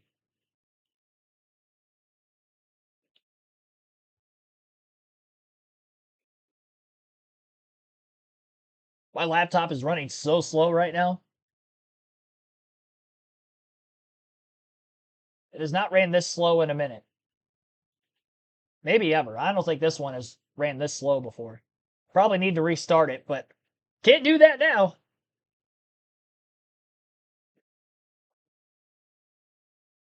Chase Elliott gained a couple spots on pit road. He's very much still in it. Elliott will be outside of road number 2. To go on the restart. And he's got Ryan. 11 laps to go when we go back to racing. Byron's job is to leave the restart zone at least a car length ahead of that 12 car Blaney. Blaney's job is to not let that happen. If Blaney can enter the corner alongside the 24, he can put his left side door on the 24 right side door. Pinch him down, not let. I don't like Blaney being on the outside here because I feel like the 24 is going to run him up or the 9 is going to get into the back of him. I don't like this as a Blaney fan. How will this go, though? Green flag in the air, 11 to go on the restart. Great restart by both the 24 and the 12. They launched nearly evenly. Byron got the nose out in front. He's been great on the restarts today. Blaney has been cleared. Byron to the lead. And Elliott trying to stay with Chastain in a battle for third.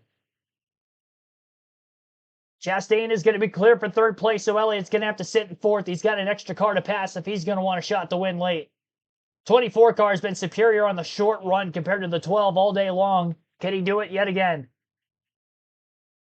9.5 laps to go, and will we stay green to the end of the race is the next question. Logano, also in a must-win situation, buried in side-by-side traffic ahead of him. Larson still 8 points to the good on Bell in the race for the 4th and final playoff spot if the 12 and the 24 go to victory lane. That one of Chastain's putting a lot of pressure on Blaney right now for second. I wouldn't doubt that Chastain's going to move Blaney if he feels he can go out here and win the race from both of them, honestly. Time is slipping away from the 12 team. Hey, can William Byron get a clutch win at Martinsville Speedway late in the season to give himself a shot at his first career title next week at Phoenix?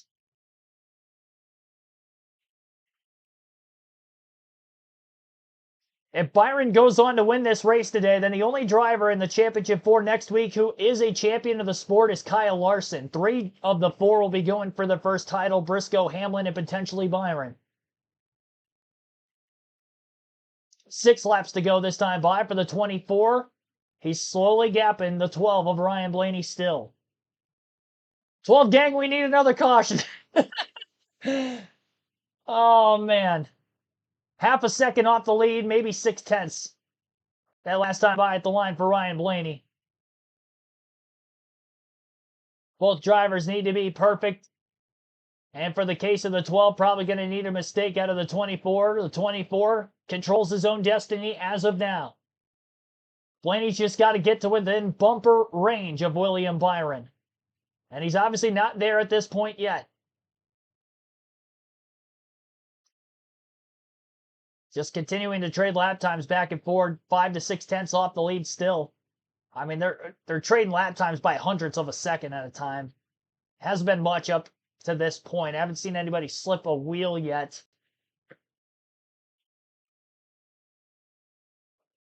Blaney trying to widen his arc out a little bit through the middle of the corner. I noticed that 3 and 4 the last time by, but didn't really get much out of it there.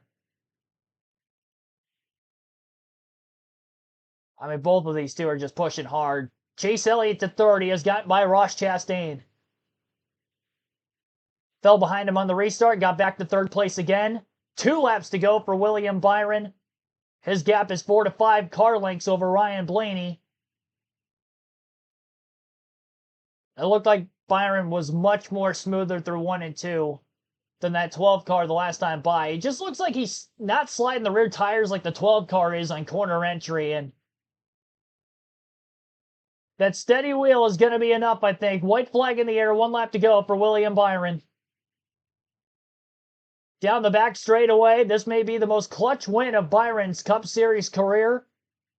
Most of the races he wins, he leads a lot of laps. He led a lot in this one, but it was by no means a guarantee. And William Byron will, in fact, guarantee himself a spot in the Championship 4 as he will win the Xfinity 500 at Martinsville.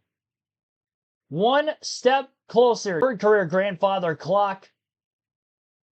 Chase Briscoe, Denny Hamlin, Kyle Larson, William Byron, the Championship 4 next week. Larson by 7 points will get the 4th and final spot over Christopher Bell. It'll be 2v2 next week of JGR versus Hendrick Motorsports. My luck going to the race next week, and Ryan Blaney's going to win the race and not win the championship. Oh, it'd be bittersweet. See that person. Byron with the win. Much deserved. Wins all 3 stages today from the pole.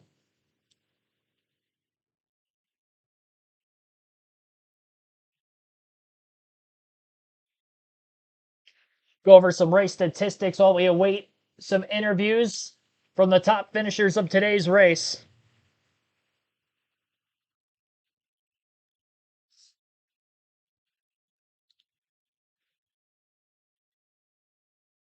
.304 laps led today for William Byron, 177 for Ryan Blaney. The 2 dominant cars of the day finished first and second.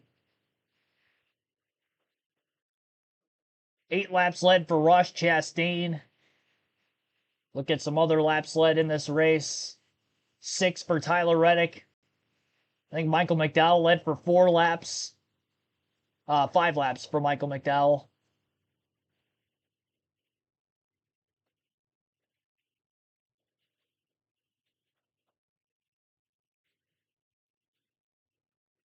And that was it.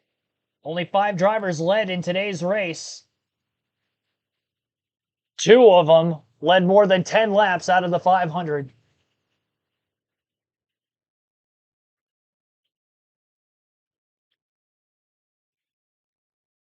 Heartbreaker for some.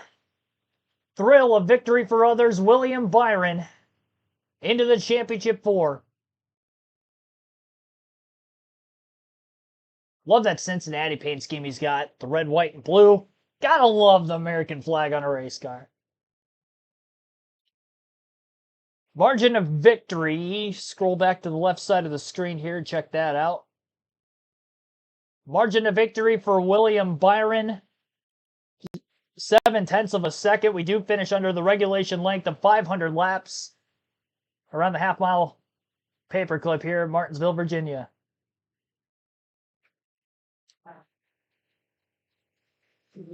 It means so much to him personally. It means so much to the Hendrick Motorsports family as well. Glenn, could you pick a better spot for your first ever walk-off win? No, damn, I got a lot to say. Things have a way of working out, and God really tests your resilience a lot of times, and we've been tested, and just unbelievable. I'm out of breath. Thank you, fans, for coming out. That is crazy. I watched my first NASCAR race up there just before start-finish line, and man, I am just so thankful, excited to see my family, and just celebrate this one. We obviously go to Phoenix and just go try to kick ass there. You mentioned all that you have been through and this team has been through, and you and I have talked about it. These playoffs have been frustrating for you guys. Have you ever been through more emotional swings in 10 weeks to get to this point? No, I mean, you just work so hard. All these guys work so hard, and you put everything into Sundays, and sometimes you don't get anything in return, and that's been the last couple weeks. And honestly, throughout the year, we got some close calls, but yes, sometimes life is that way. But you just got to keep being resilient, and we were, and just feels damn good. Lee, you mentioned that he's won 2 Daytona 500s, but this one to be in the championship for this crowd, this one means something. 12 seasons of the 16-man knockout format of the playoffs, and the regular season champion with Byron winning today has made the championship 4 in 10 out of those 12 years. Byron, after having what has been a near complete season, is now in the championship race with a spot and a shot at the title. Really, all 4 of the drivers running for the championship this year have been 4 of the best drivers all season long. Or up there with 4 of the most. I mean, you can kind of intertwine the 20 and the 12 to potentially be up in there as well, but I mean, there are 6 drivers that have been just so under a blanket consistent with one another from start to finish this year, and 4 of those 6 are in the championship 4.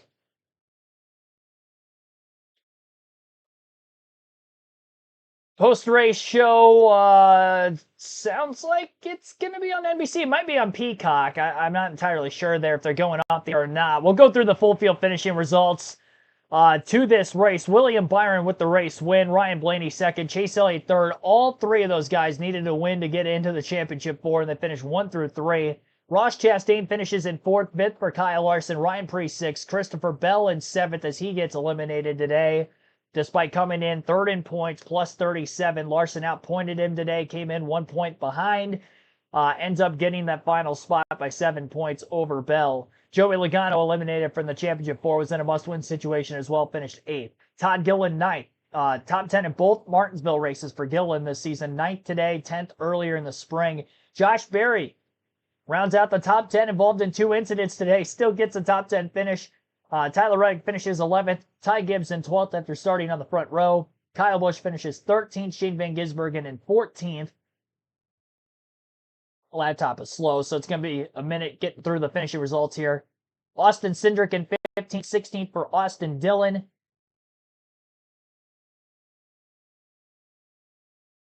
See, 17th place for, come on. There we go. 17th, Cole Custer. Bubba Wallace in 18th. Justin Haley, 19th. Brad Keselowski, 20th. Back half of the field now. 21st, John Hunter Nemechek. Daniel Suarez, 22nd. Alex Bowman, 23rd. 24th for Michael McDowell. Zane Smith, 25th. Ty Dillon in 26th.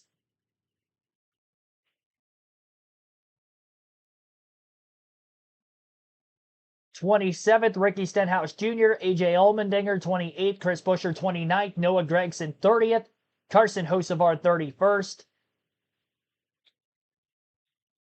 And we'll get to Kyle Larson here in a second. 32nd, Cody Ware, Casey Mears, 33rd, Eric Jones, 34th. I believe he had an engine failure. Oh, no, he had a suspension failure on the right front. That's right. I was going to say that would have been 4 Toyotas with a DNF. Well, 4 with a DNF, but only 3 engine failures. Denny Hamlin, 35th. Riley Herbst, 36th. And Chase Briscoe, 37th. 4 DNFs total in today's race. 10 cautions, 7 lead changes, 78 laps spent under the yellow flag today. 18 cars finished on the lead lap. Again, regulation length of 500 laps completed out of 500. 3 hours, 33 minutes, 58 seconds total time of the race. A couple moments ago, Parker Kligerman caught up with Kyle Larson, who also advances to the championship 4.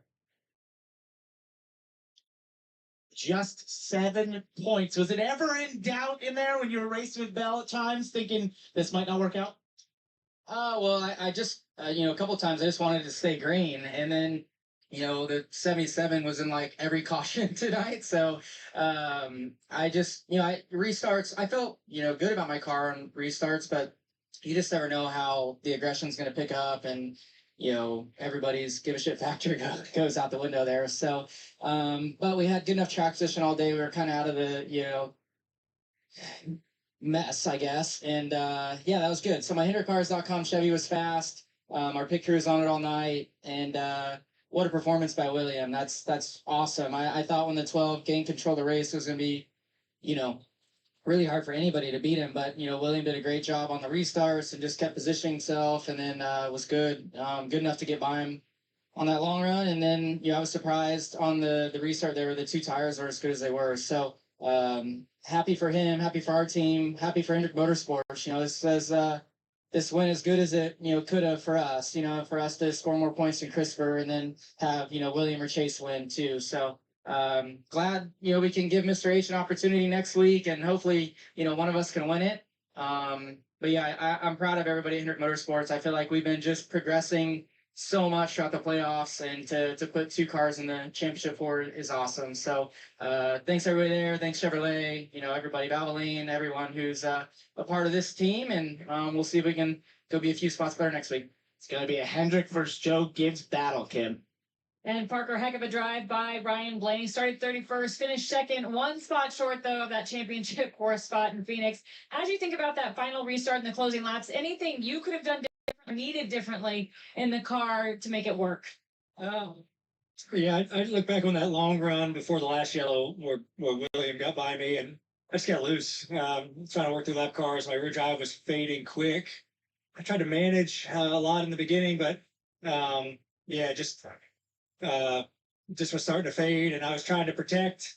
And yeah, I mean, that's just two guys going for it. I mean, I don't blame them for taking that. I kind of lost momentum, and I would have done the same thing, to be honest with you. I knew it was going to be tight, and I tried to crowd as much as I could, but I'm just so proud of the effort by this whole 12 group. Appreciate Discount Tire and Ford, Menards, everybody who puts a lot into our program. Starting where we did and making the ground up we made early was really impressive, and they gave me a great car and race trim, and getting the lead was great. And yeah, 24 is just a little better than us at the end. Just I seemed to lose a little bit rear drive quicker than he did, and he was able to keep it longer than me. That's how he got the lead. And then I thought I got a good restart the last one, and kind of entered up top, tried to carry speed, and he just motored right around me on the bottom.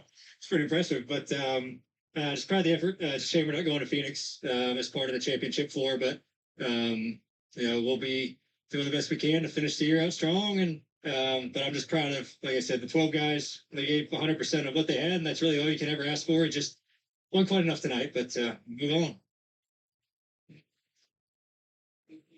All the drivers asked for is a chance to race to be champion, and 4 will get that opportunity next weekend in Phoenix.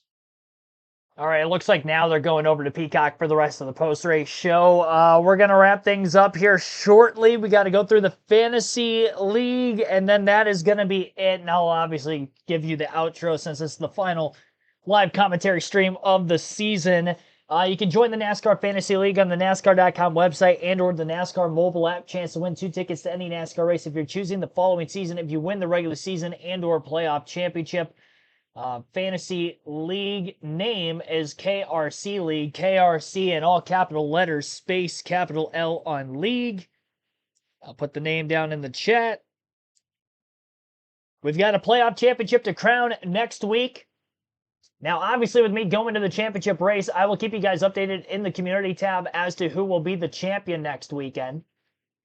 And I'll put a couple of updates in the community tab just so you don't forget the battle. And be sure to join the league so you're in the league for when next season begins, because there are still spots available. I think I could have 100 in the league, and I've got like 60 or 70 something in there right now. So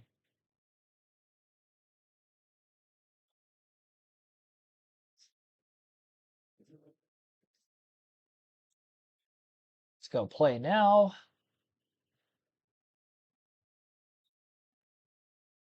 My team shaped up pretty good. I'm pretty sure all my drivers finished up inside the top 10. Well, Ty Gibbs finished 12th. Most of them finished inside the top 10. Mean Dude, thanks for tuning in. Adventures, thanks for tuning in. Yeah, sorry about the not going to be able to be streaming while you're deer hunting next week. Jojo, appreciate you watching. Easy Network, I don't know if I shouted you out. Ethan Chua, many others. So watching throughout the course of the race today, Regina Huddleston and all the usual suspects that tune in here every single weekend on the channel. Still crying. It hurts. As a Blaney fan,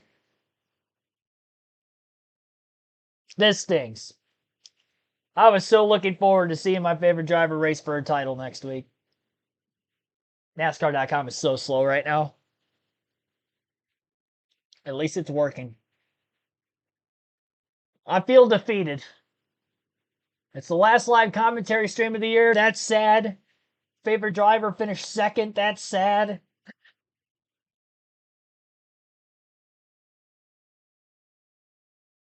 Team is still trying to load up here.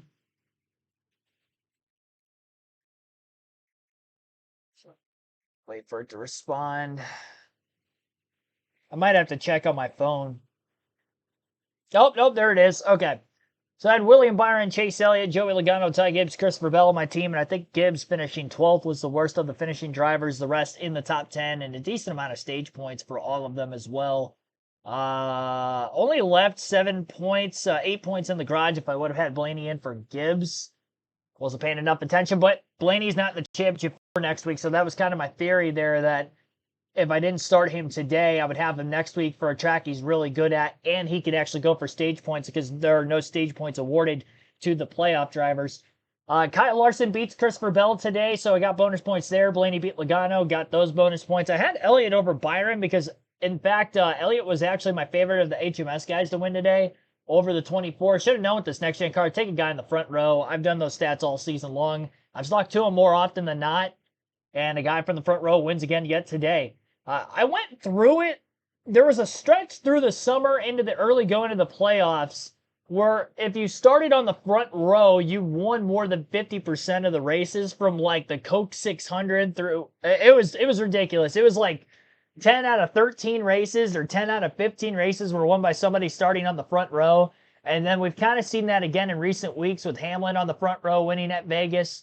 And then this weekend with Byron winning again from the front row. On the pole, in fact, at Martinsville, and I would imagine next week it's going to be the same. If somebody starts on the front row in the Championship 4, I would pick one of those two drivers, honestly, to win the title. They're going to have the pit road number 1 pit box, which obviously helped Byron in the late pit stop down the road here, being that number 1 pit box ensured him that he was going to beat Blaney. Not ensured, they still had to have a good pit stop, but it definitely helped firing out, and he was right there. And Hamlin beat Briscoe. So I went 3 for 4. They both had engine failures, but he was ahead of him. He had his engine failure later in the race. I finished 4th this weekend with 249 points in the Fantasy League. A tie for the win this week with Monster Jam X10 and Inside Uranus at 275 points. Inside Uranus is going to be our playoff point leader going into the final race of the playoffs. He was only 2 points ahead of P-Shat Motorsports. And I believe CRN Corona, and they both tied again this week. Looking back at the points just to make sure. I believe that that's who was tied for second coming into the week. So he's going to grow his points lead out going into Phoenix for the finale. And Monster Jam X10, who was 4th in points, I think like 30-something back, also ties. So it's going to be very, very tight for second. A little bit of insurance for Inside Uranus trying to go for the playoff championship. Again, might I add, this would be his 3rd time winning if he does end up winning the playoff championship. 3rd time winning in either the regular season or playoffs. Diane Elvis, thanks for tuning in. I see you late in the stream. This year did go by too. Congrats to our Championship 4 competitors after a 35-race stretch of the season to get them to where they're at right now. Denny Hamlin, William Byron, Kyle Larson, and Chase Briscoe will be racing for the Championship 4 next week in Phoenix. I'm signing off. We will still be live with NASCAR 25 content, obviously throughout the week, this week, and then next weekend. I plan on doing some premieres with that, so I'm not going to be able to live stream it being on the road, but Friday through Sunday, I'll have premieres set up for Busch and truck races that'll be uploaded on the channel. So I'll be live again tomorrow for NASCAR 25, the Coke 600. full race there, and there will be more NASCAR 25 through the winter. Next live commentary stream will be the Rolex 24 January in Daytona. Let me get the exact date for that so you can mark your calendars of when I'll be back with live commentary coverage. Rolex 24 at Daytona 2026. That's qualifying. It looks like January 24th and 25th will be the Rolex 24. And we'll be live for all 24 hours. So next live commentary stream will be January, Rolex 24. And as far as next weekend, there will be race highlights that will be uploaded from the grandstands as well. So I'll still have some at-track Phoenix coverage on the channel, just no live commentary. Thank you so much for a huge season on the channel. You know, I'm not gloating about my success as much as I'm gloating about just the crazy things that have happened so far this year with these live commentary streams, like Cletus McFarland running Arc in Daytona and Talladega, and the stream flooding with like 1,200 people in the chat. And then the Rolex 24 last year, IMSA's official YouTube channel popped in the chat at like 1 o'clock in the morning. That was crazy. We've had some crazy moments on the channel. Live commentary streams, obviously, with these cup races every week. We've had a couple of classic finishes this year that have been uploaded in shorts on the channel with my commentary as I improve my commentary skills on a week-to-week basis to still, with the ultimate dream, hopefully be able to do this full time. That is commentating real NASCAR races like I'm doing now, whether that's only on the YouTube realms full-time down the road or actually getting in the booth for real races on the radio for real races way down the line in the future. This all is helpful for that. And thank you so much for being here along the road. You guys watching every weekend, subscribing, liking every weekend, running the channel views up, gives me the ability to do this from a monetary standpoint, that I'm not having to work overtime during the week every week at my daytime job, that I can have off on the weekends as a luxury to be able to do this. So greatly appreciate that. And I hope to see you guys back again next year and beyond. Have a good rest of your night. Enjoy the racing next weekend. Thank you for the safe travel that you guys have given me with your good wishes there. And I will see you again next season, hopefully. So have a good rest of your 2025. If I don't see you then, NASCAR 25 coverage. Hope to see many of you guys there for that. And I'll see you guys next season if I don't see you for the rest of the calendar year. Have a good one, everybody.